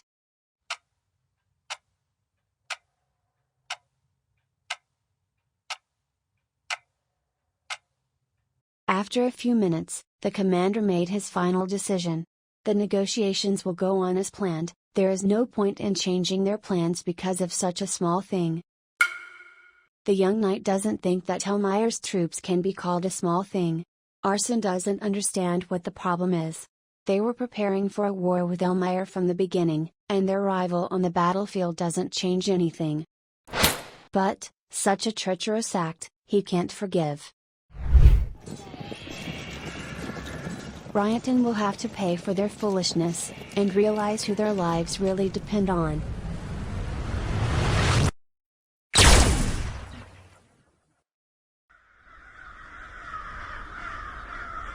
In a small village, rioting people gather to burn the bodies of the dead after the Edinburgh army attacked.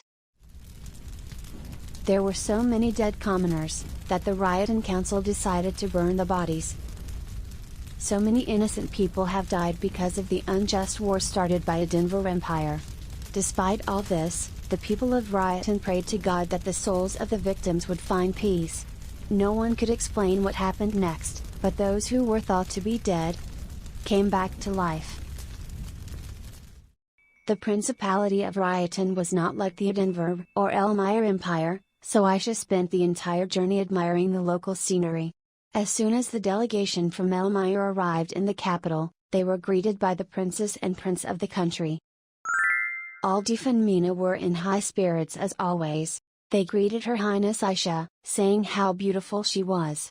Aisha didn't like the two when they first met, but she's glad she got to know them better, and become friends. After a short walk around the palace, the trio went to discuss matters of national importance. The Edinburgh Empire attacked them without warning across the mountains. Before Rioton could organize a defense, they had managed to destroy 2 small towns and several villages. Almost all the people who lived there were killed. However, Almina believes that there is good news. They have received a strange report according to which some of the people who were thought to have been killed, came back to life. Aisha isn't sure that could have happened, perhaps they were mistaken for dead. Almina says that this is not the case. Special groups were ordered to pick up the corpses and take them to the nearest towns, to offer prayers to the dead, and burn them. During the prayers 28 people came back to life, as if God himself had helped them. Aldif is not sure, but in the prayers people asked God to bring these innocent people back to life. Those who awake don't remember anything after their towns were attacked, however. One 5-year-old girl claimed to have heard the voice of God. She was crying over the loss of her parents, when suddenly someone took her hand and she immediately wanted to sleep. It's just a child, so they can't be sure what she said is true. But she heard the words of this God before she fell asleep.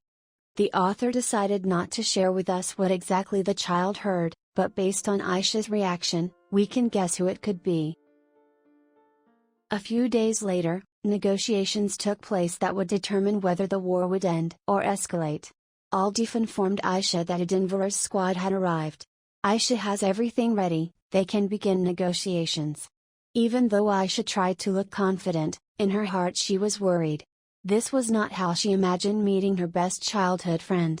Vian asks if she is nervous. It's not like Aisha does something like this every day, so yes. But, no matter what, she's confident that she'll make it.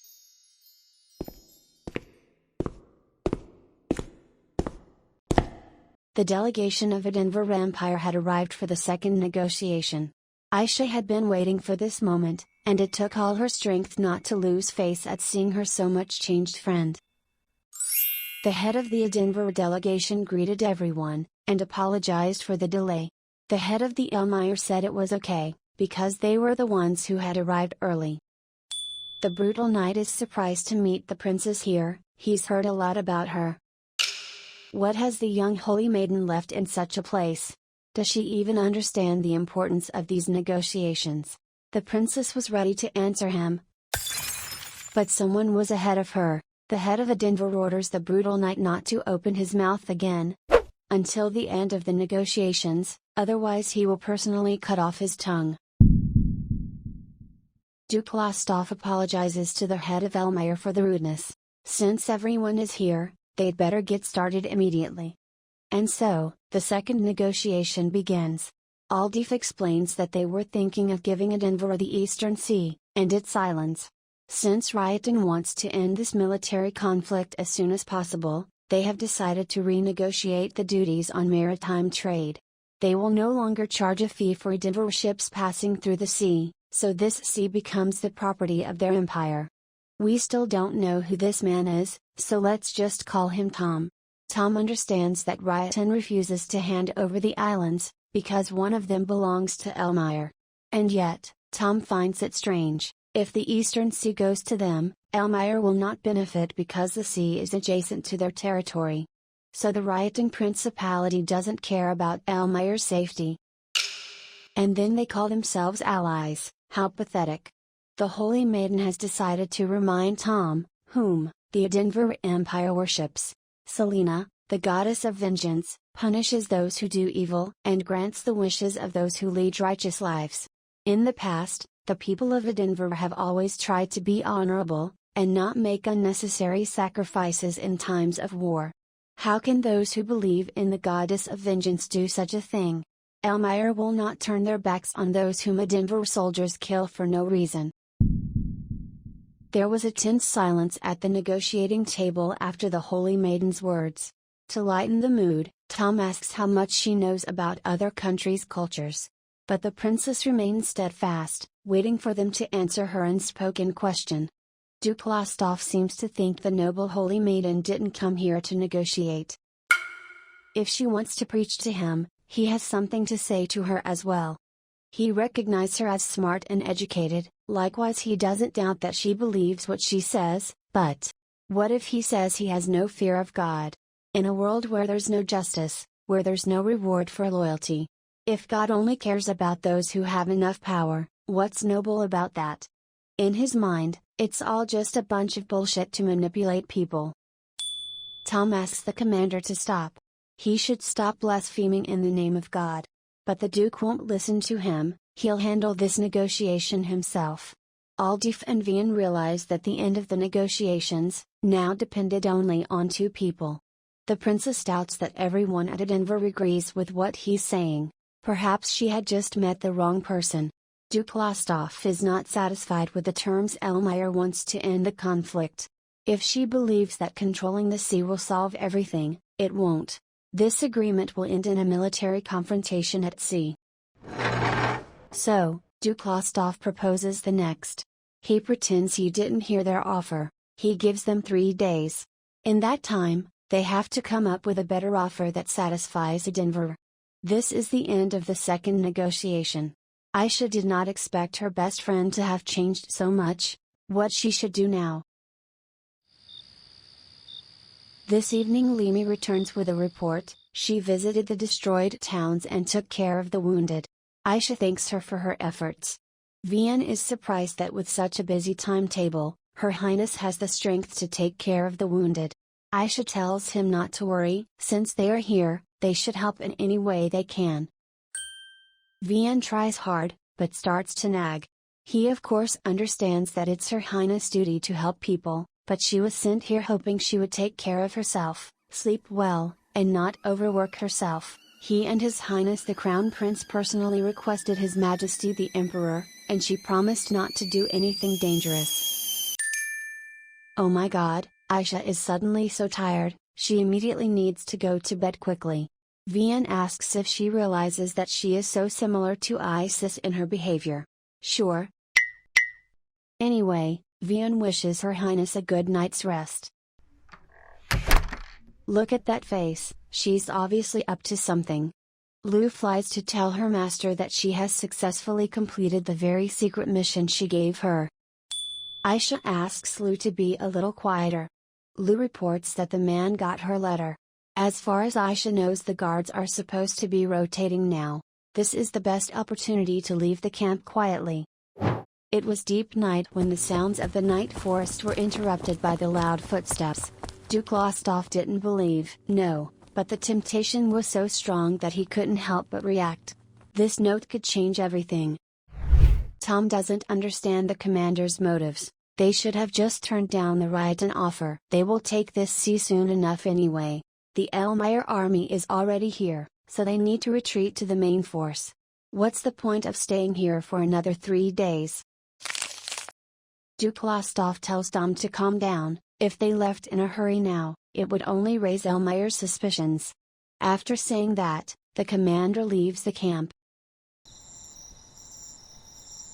The letter said that he had to come to the bowl of this forest, alone.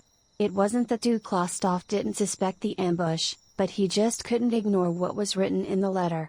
There was only one hooded person at the appointed place.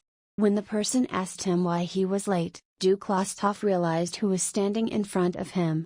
He asked if she had written him the note, and the hooded person confirmed it. The commander knew it was a trap, but how did she even know the Edinburgh language?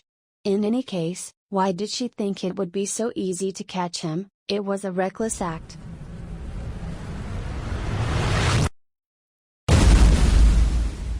Without a second thought, the Duke fired one of his strongest spells at the young girl.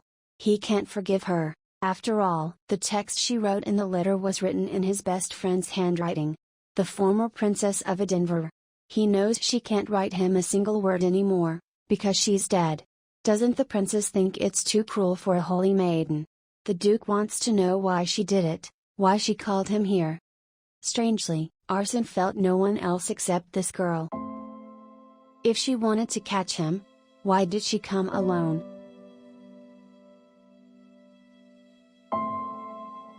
For some reason, Princess Elmire was crying. Arsene couldn't help but remember her as a child. When he first met her many years ago, she was crying too.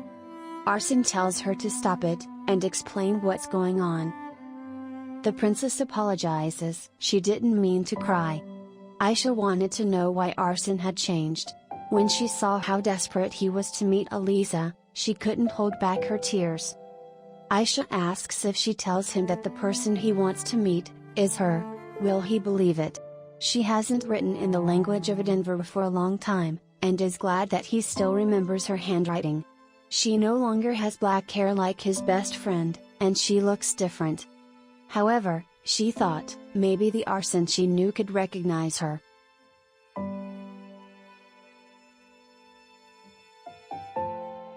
Arsene is shocked at what the princess just said. How is that possible? The princess wants to tell him the story of the child, who survived the attack. When he was alone and crying, a man approached him.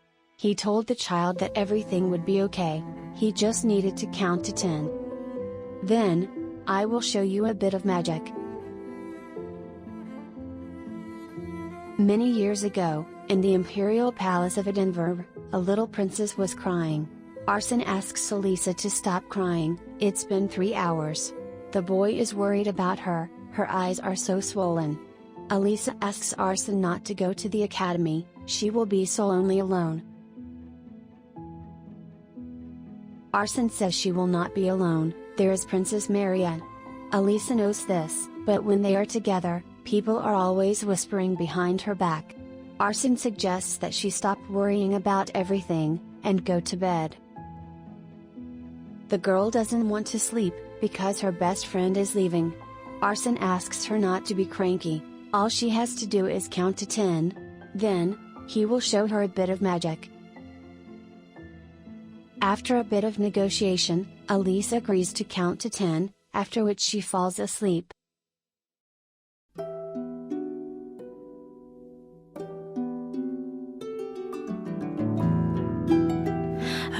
just pretended.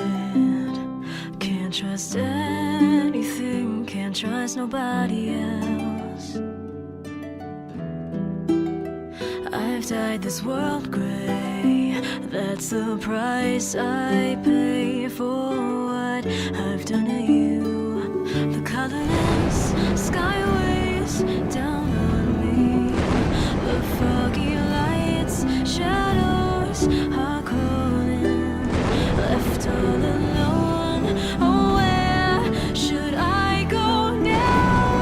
I'm just staring straight at the clouds. I plead and cry, call your name like falling thunder. Close my eyes and hear your voice. Can I just embrace you in my sweet memories? I won't say forgive me, words can't describe my heart. I'm wishing upon a star.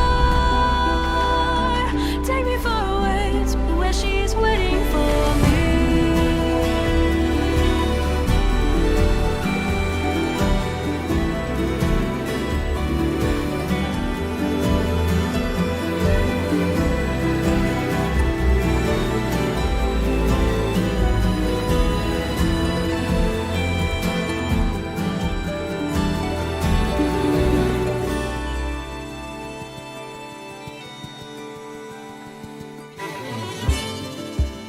So I pretended before I broke, before I hurt myself. I fought the fearful days, even though I was so scared and trembling. Every day, Arson prayed to the goddess of retribution to punish those who were responsible for Alisa's death, but after so many years, the goddess remained indifferent to his prayers. If the gods don't care about the judgment of people, then Arson will exact his vengeance. He will destroy this empire of light with his own hands. So that Alisa's story doesn't end in sorrow and injustice. Long-awaited vengeance is what Arson wants to give his best friend, before meeting her in another world. Now I wipe away my tears tomorrow. I wonder how far I can go. I still regret that I couldn't say goodbye with a warm embrace, but I wish upon a star that I'll call your name till I can see you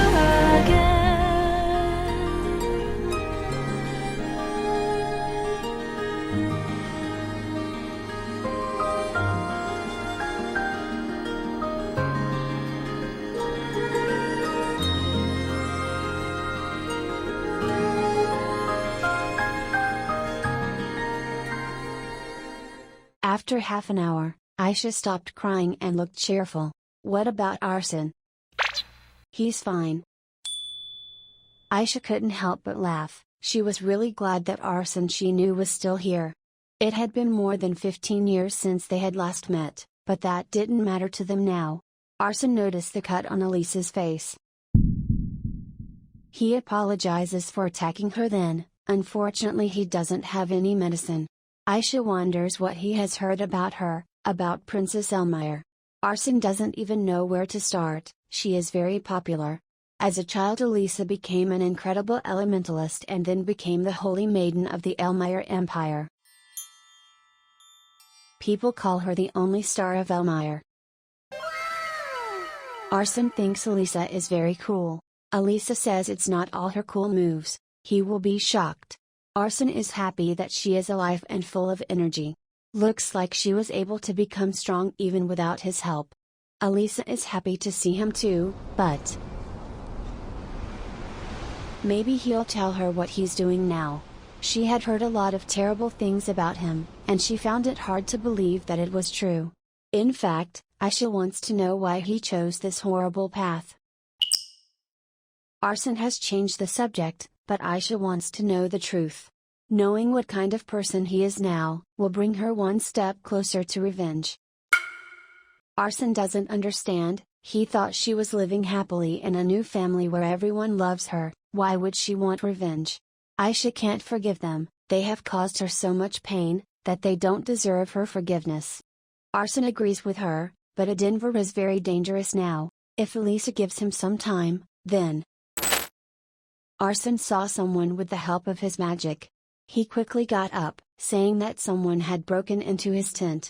Unfortunately, he doesn't have time, so he will briefly tell Alisa about his plan. Elmire needs to deploy his troops along the eastern sea, not on the islands or Ryotan. It's all just a trick. Edinburgh plans to attack Elmire from the sea. Arsen tells Alisa that the war will break out soon, but she doesn't need to worry. Because in this war Elmire will win, and the Edinburgh Empire will soon disappear from history. Aisha doesn't like all of this. What is Arsen up to? She asks him to wait, what he means by saying that Edinburgh will disappear. He can't just leave like that, she needs to know the truth. Suddenly Arsen hugged Aisha, time seemed to slow down. Arsen wished he never left her again. But he needs to prepare for Alisa the gift he has wanted to give her for so long. After these words Arsen disappeared. Left alone Aisha had different feelings, but most of all she was worried about her best friend. Aisha knew what the next negotiations would entail, so she offered to move Elmire's troops out of Ryotan. Of course the Principality of Ryotan was not happy, but Aisha managed to convince them that everything would be alright. Soon the Edinburgh army left Ryotan. Unfortunately Aisha never got to meet Arsen again. Leaving the Principality of Ryotan, Aisha promised herself one thing she must do the next time she meets Arsen.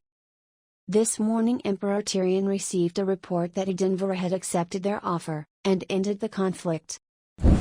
Isis noticed that during the negotiations someone dared to speak to Aisha rudely. Tyrion learns who it was from Lord Vian. This guy is screwed. Isis doesn't quite understand why Aisha wants to send troops to the coast, instead of the islands. Tyrion believes that Aisha has learned some important information. She will explain it to them when she returns. Still, Tyrion is impressed by how his young daughter can take such big steps. Aisha will be in Elmire in 2 days, they need to prepare for her arrival. If you think everything's going too well, you're right. Several Edinburghites were passing on the information they had gathered about Duke Lostoff. They found nothing suspicious, so they're going back to the main force. However, the person they were communicating with through the orb came up with another mission for them. The second Prince of Edinburgh, Elsis, likes her idea. This plan is quite interesting. When Arsen returned to the camp there was no one in his tent. Everything was the same as before he left, but he knew it wasn't. Using magic Arsen saw many traces of uninvited guests. It seems these people were looking for signs of treason, but found nothing. Arsen remembered his last conversation with the Crown Prince of Edinburgh. He finds this plan absurd, but since Duke Lostoff himself is proposing it, it can't be so bad. According to the plan they will need to move almost all the troops to the artificial island. Arsen thinks that it's possible, with the help of a huge portal they will be able to teleport troops to the island. Then they will hide the troops with a concealment spell. Elmire will patrol the sea and protect the islands, while they move deep into the country and occupy the capital. The Crown Prince would not dare such a venture, but due to the Emperor's poor health, some aristocrats are causing them problems. They need a big victory to unite the Empire, and silence dissent. The Crown Prince orders Duke Lostoff to prepare troops to be sent to Ryotan, and spare no one. Arsen's plan was flawless to destroy the Edinburgh Empire, but he didn't think about Elmire's loss. If it were Alisa, would she have made such sacrifices for vengeance? But it was too late for Arsen to retreat. If all went according to plan, Alisa's life would no longer be in danger. Everything else doesn't matter to him. Princess Aisha was on her way to the teleportation gate. She was accompanied by the Elmire Knights. Vian tells Her Highness that it won't be long before they are in the Elmire Empire. They have changed the original route to get there faster, but the road is bumpy. If Her Highness gets carsick, she needs to tell him. Aisha thanks Vian for everything. The situation in Ryotan has been tense, so Aisha wants to get home and lie on her soft bed.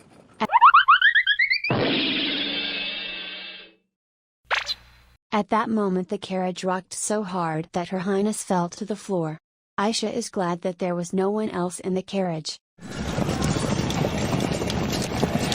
Aisha heard shouting, horses neighing and the sound of swords clashing.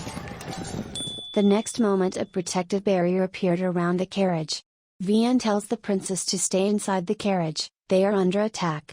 Vian then gave commands to the soldiers not to panic, and to defend the carriage. Those who attacked them looked like common bandits, but attacking a carriage accompanied by dozens of knights would be reckless. They must have had a reason, and most likely their target was Princess Elmire. Aisha noticed that the attacking bandits had expensive armor. Lu told her that she sensed dark magic nearby, and Aisha's breath caught. In any case, she would not let her people die. She had to help them. Aisha broke Lord Vian's protective magic. Using her elementalist power, Princess Elmire joined the battle at the side of her people. She asked them not to be afraid, she will heal them and defend them, none of them would die today.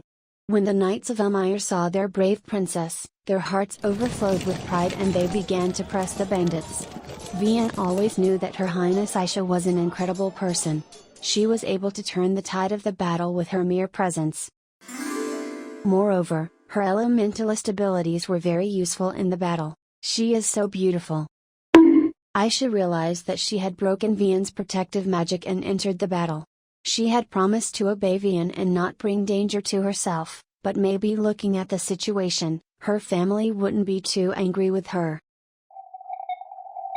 Suddenly Aisha heard a voice under her ear, she had been too careless. Luminous felt that something was wrong with Aisha. She was in mortal danger. If Vian hadn't reacted lightning fast, Elmire might have lost their only princess. Vian is a first-rate swordsman and master of battle magic. He is probably the strongest Elmire knight right now. The assassin is surprised at his speed, however. It's not enough to defeat him. Breaking the defense magic, the green-haired guy sent Vian flying. Retreating, Vian took the princess from the carriage with him. He asks Her Highness to stay away from this guy. While Aisha was in shock, Vian rushed at this dangerous guy. The assassin doesn't mind the duel, the princess will go to the one who survives. Aisha wishes she could do something to help, but she can't, her body was trembling. At such a high speed, she wouldn't be able to help Vian with her defense abilities. In that case, she must attack. An arrow of light struck the assassin's arm, throwing him off balance. Aisha tells Vian to focus on defense, she will shoot this guy. The fact that the princess had attacking abilities surprised both fighters. Not like Aisha is overestimating her abilities, she can't beat this guy with light attacks. But she'll be able to distract him.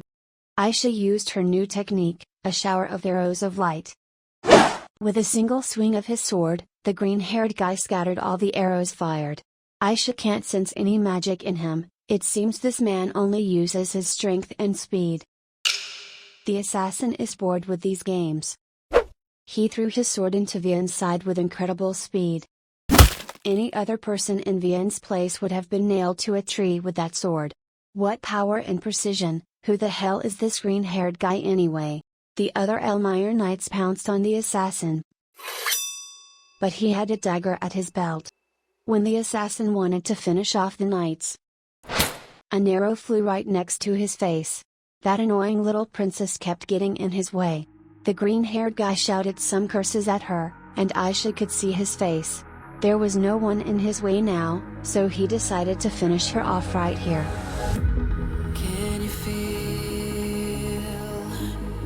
it wrapped around your soul with no control?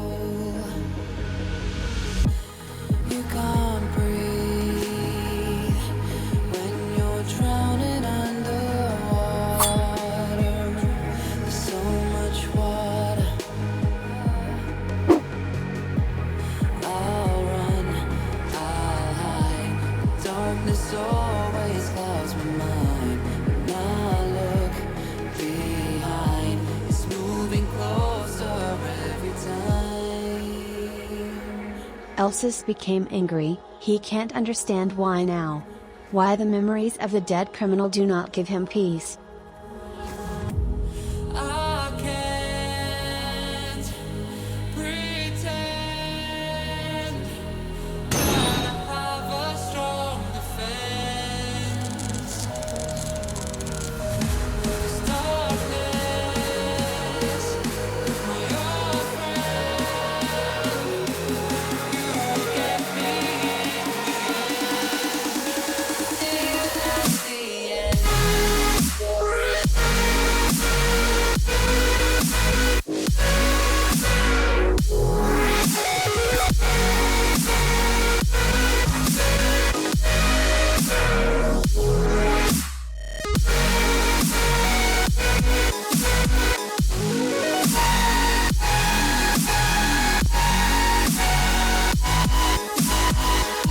at the end. At the end. Elsis tries to find out what this golden-haired man wants. Maybe he came because of the princess. Elsis says he doesn't know what happened. He didn't shoot the princess. Luminous knows it. Actually, he wants to show him something. Something horrible and unbearable, but they let it happen to this child.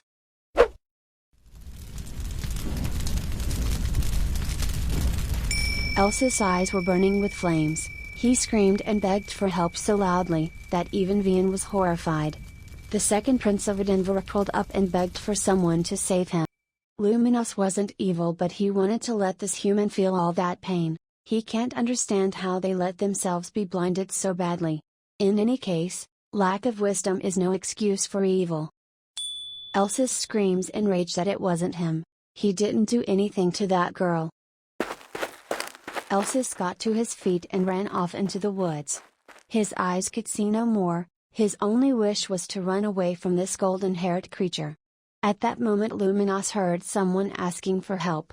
Vian is begging him to save the princess.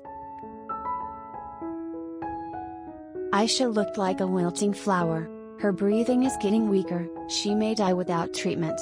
Luminous felt so sorry for Aisha. She didn't deserve such a fate.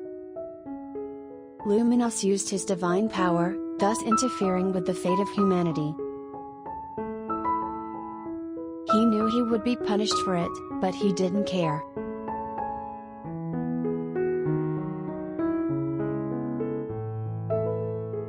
Vian thanks the high priest for that. He doesn't know how much it means to him.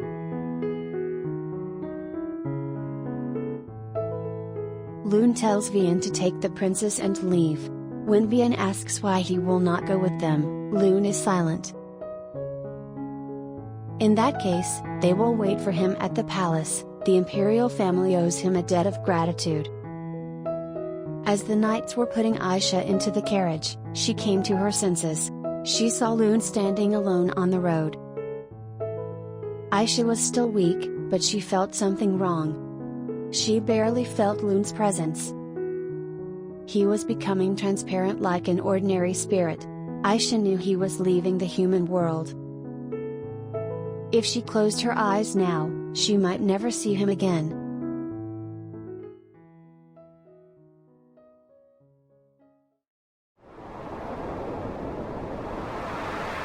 The spirit realm is a quiet and peaceful world, but not this place. It's a prison for spirits who have broken the laws of the Creator. For some reason the king of the spirits of light, Luminous, was placed here. Someone approached him, wondering if it was true. Hainan came here to meet Luminous on a very important matter. He's bored, so he came here to mock him. Luminous says the Creator is very angry with him. So he'll have to stay in the spirit realm for a while. Hainan is surprised at such a light punishment. The Creator is lenient with young spirits. In the past, the Creator would have taken away his powers and imprisoned him here for 100 years. Hainan once had to hang on a cliff at the edge of the sky. He will never forget it. There are laws in the human world that the gods cannot break. Any interference by divine power will be punished by the Creator. Luminous had never gotten into this kind of trouble before. Hainan could tell that the king of the spirits of light was cold to humans, before he met that girl. the king of the water spirits tells Luminos that he met Aisha recently. That day he told the child to give up the idea of summoning him. Summoning the Spirit King is an impossible dream, that can't be achieved by humans. Luminos disagrees with him. Aisha has the highest amount of mana of any human. Hainan of course knows this, but even so, she needs to give up. Aisha has reached the highest level as an elementalist, she has nowhere else to grow. Magic gems can help her, but there are almost none of them left in the human world. Luminos believes in Aisha, she promised him that she would do anything to surpass her limit and summon him. He will wait for her here. Hainan is familiar with this feeling. Once he himself believed in miracles. And paid for it.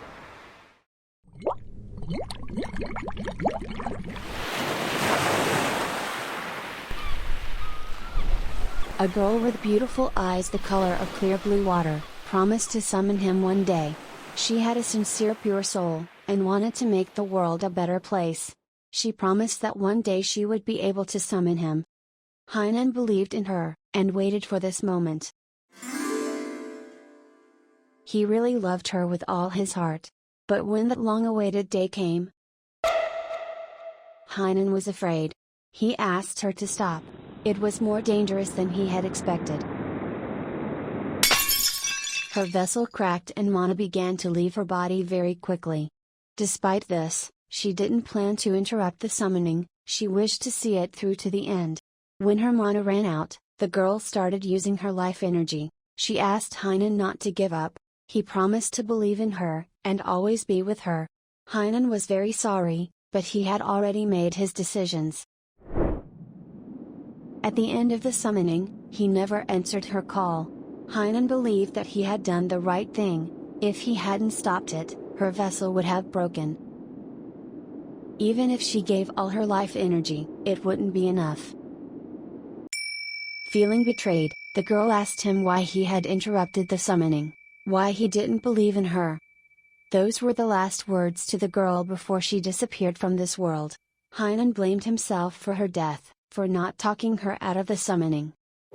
He wants to ask the young Spirit King, if he knows how to replace the missing mana.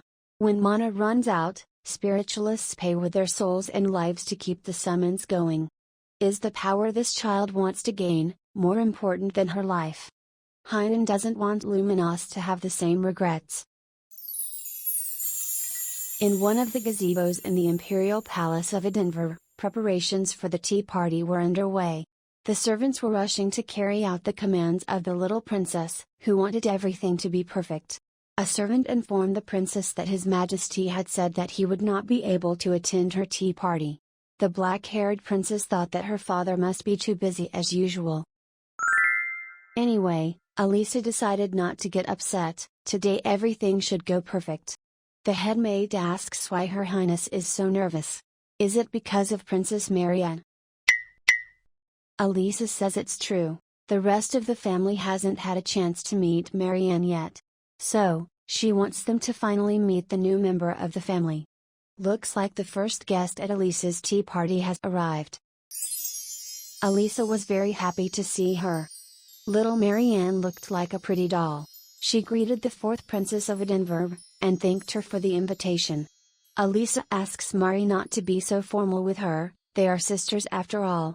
Marianne had recently arrived at the Imperial Palace, so Alisa wanted to teach her everything, and show her around the palace. Soon Alisa invited her guests to the table. She explained to Mari that her siblings liked different teas and sweets. If Marianne liked something, she should tell her. Alisa poured tea for herself and her sister and took the first sip. Then Alisa noticed that her sister wasn't drinking tea. She asked what was wrong, maybe she didn't like it. Mari says it's not, the tea is sweet and moderately hot. Mari lowers her voice, saying her room doesn't even have a kettle of cold water. She'd like that. Alisa didn't quite understand what she was saying, as she was suddenly greeted by new guests. The sixth Prince of Edinburgh, Loris. The second Prince of Edinburgh, Elsis, and the third Princess of Edinburgh, Adeline. Alisa greets them happily, thanking them for their time. Adeline doesn't understand what the cutie is talking about. They heard she is preparing yummy treats for them, so how could they refuse their beloved sis? Then the guests noticed someone else. They obviously didn't expect to see this person here. Marianne introduced herself to them as the 5th Princess of Edinburgh. It's so wonderful here, she's happy to be able to spend a nice time with them. Alisa is so proud of Mari, her beautiful smile is sure to please everyone. Alisa would like to see the reaction of the siblings, but siblings didn't want to see this bastard girl at the family table. They decided that she had forced their kind Alisa to take her here. And everyone didn't like her fake smile. Alisa was surprised at their reaction. Marianne is part of their family, how can they say such things? Lokias, the first prince of Edinburgh, asks what they are stomping at the entrance. Alisa is shocked at how handsome her brother is. At some point, Lokias realizes what the problem is. The 5th princess was here too. Marianne kept her silly smile, hiding her feelings behind it. Without a word, Lokias walked past Marianne, as if she wasn't there. He suggested that everyone should sit down at the table, otherwise the tea would get cold. Alisa agrees with him, she has prepared special treats for everyone. Only Marianne remains standing, feeling unwelcome at this gathering. Suddenly Alisa took her by the hand and smilingly dragged her to the table. It was a family tea party, and she was part of the family. Soon Alisa was telling everyone about her trip to the city with her brother Lokias. She had fun. Then scared. But she was not afraid because she had her older brother with her. There were bad people in that alley, she was sure of it. If brother Lokias can see his majesty, then Lokias heard her, he promises her to talk to the father about safety in the shopping district. Lokias looked at her with a smile, while Alisa was embarrassed that she had soiled herself. Elsis notices that their brother, like their father, has a favorite. Adeline was surprised that Elsis still wanted attention from their older brother at that age, which made Loris laugh. Elsie says he's not jealous, they're making it up. Alisa doesn't know how to help him, but she can give him more attention. Adeline asks her little sis not to be so sweet, she doesn't have to pay attention to him. Then Elsis asks them to stop, he is uncomfortable. Alisa notices the cream on Marianne's face, and hurries to wipe it off. She tells Mari that they look so much alike, they are definitely related. Marianne had a surprised look on her face, then she looked at Lokias, maybe because he had wiped Alisa's face the same way a while ago. In any case, Mari thanked Alisa for her kind words. The siblings continued to carry on a cheerful chat in the gazebo. Soon the evening came and the tea party was over. Alisa accompanied Marianne and asked if she had made friends with the family. Mari is not sure, but Alisa seems to love by everyone. Alisa is embarrassed by her words, but glad it looks that way. After all, she loves them all too. Generally, it was difficult for her to make friends with the elders at first, and little Loris was a cranky. Suddenly Marianne tells her she's made up her mind. She wants to be her. If she becomes Alisa, everyone will love her.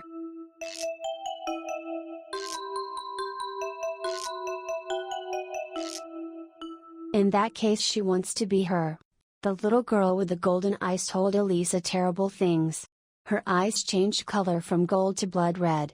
Angel outside, and demon inside. Somewhere in the royal chambers of Elmire Palace, the princess woke up. However, Aisha still didn't remember that it was Marianne who had ruined her past life. She could not remember much from her childhood.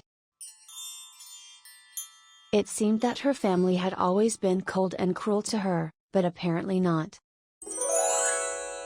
Thanks to the dream, she remembers that she was happy once. But Aisha is not happy about it, she'd rather have a nightmare.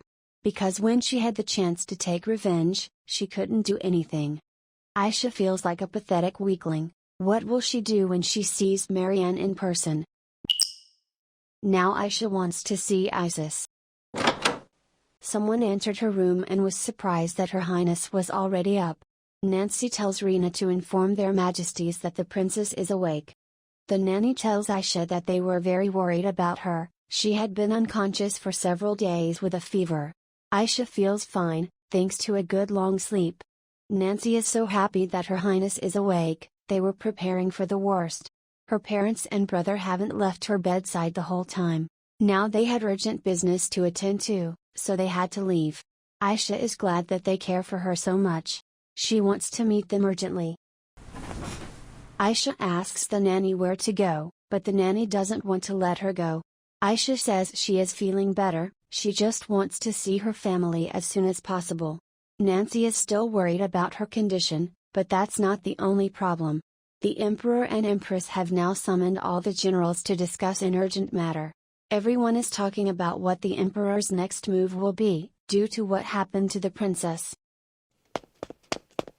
Aisha knows what's going on, she needs to talk to her parents. Tyrion was glad that all the generals were able to respond to his call so soon. As far as they know, the assassins from Edinburgh attacked his only daughter. She is now in a coma. The princess is also a holy maiden, and a favorite of the Elmire people. Such an act from the Edinburgh Empire cannot be forgiven. They must realize why he has gathered them here. Elmire will not tolerate their insolence any longer. They will strike first. Iris explains to the generals that the army will be assembled in the north of the country, not in the capital as usual. Isis will lead the army with the Marquis of Lucelle. The Knights of Lucelle are highly experienced warriors, who have guarded the northern borders for a long time. Aisha hurries to reassure the family. Arsen asked her to wait for an attack from the sea. The first strike from Elmire will change everything. But more importantly, her brother Isis is sure to be on the front lines of this war. Aisha knows her family is enraged now, so only she has to stop them. Aisha storms into the throne room where the meeting was being held. At this point, Isis makes his speech about his knightly oath he made to Aisha. Even before she was born, he swore to protect her. After the day they were poisoned, his sister studied and worked hard to fight against Edinburgh. Thanks to her power, she saved his life. As a princess, she didn't waver in the face of danger and stood up for the weak. As a friend, she always helped and guided her friends to the right path. Isis gets down on one knee in front of his sister. He wants her to listen to him. It's not the same as when he was preparing for war with Edinburgh alone. As she can see, he is no longer trying to shield her from all dangers and problems. Therefore, Isis asks her permission to protect her, and all of Elmire from Edinburgh. She is not alone in this fight, and she doesn't need to carry the burden on her shoulders. Isis had been preparing his sword all this time to fight for her, and their country. Aisha doesn't even know what to say. She doesn't see any rage in her brother's eyes, but a cold and calm gaze. Just like she did, when she decided to become stronger. As much as Aisha wants to, she can't stop her brother this time. A quiet and peaceful night fell over the imperial palace. Isis slightly reprimands Aisha for running into the throne room without even changing her clothes. So he suggests they continue the talk in her room. Aisha clearly wanted to ask Isis something, but he turned her down before she could say a word. Aisha was puzzled why he refused her. She hadn't said anything yet. Isis knows his sister too well. He also knows that Aisha is strong. She is not a child who needs to be protected. Aisha is glad to hear that, so he will take her with him. No, Isis didn't say that. Aisha just survived an Edinburgh attack. There's no way the family would send her to a dangerous place again.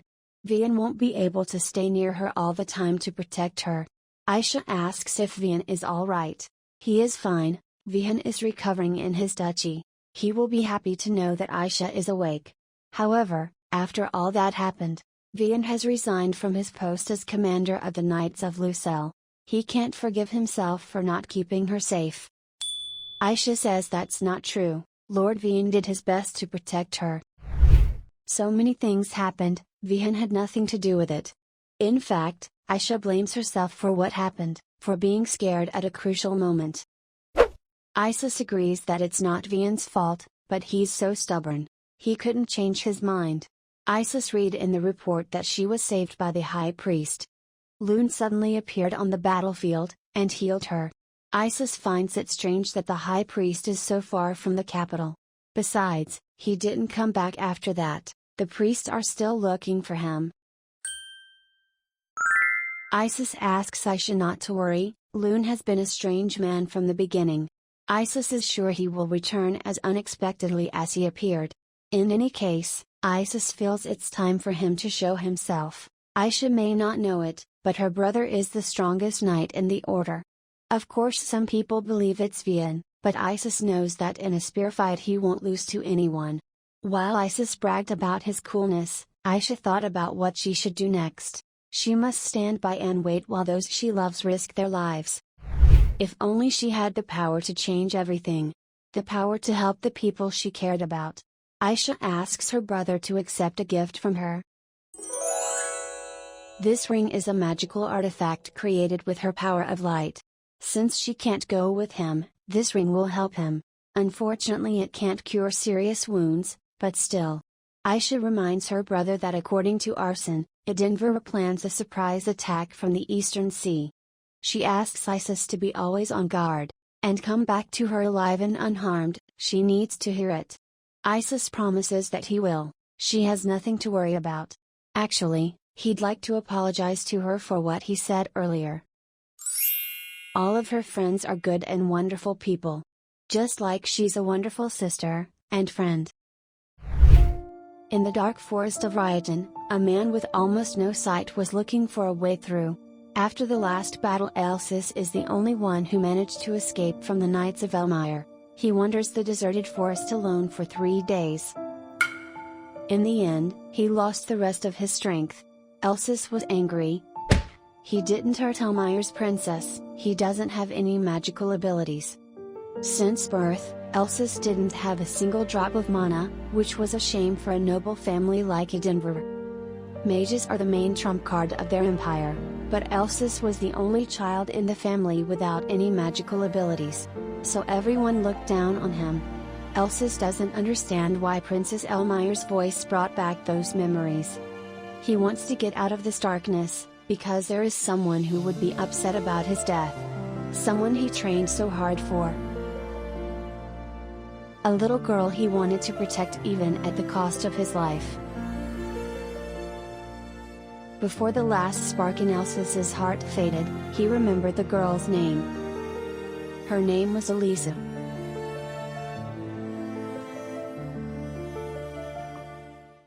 Marianne hadn't heard that name in a long time.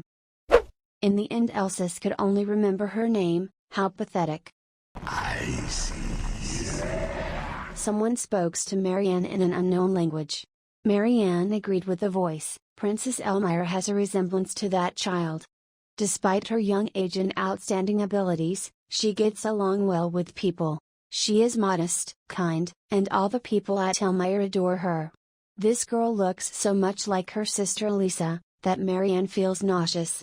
In any case this girl will disappear with Elmire, so Marianne doesn't worry.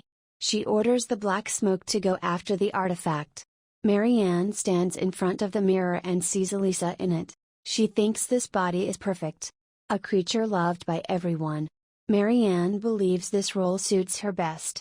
She has been waiting for this moment for a long time, and it has finally come. It's time for them to crush Elmire.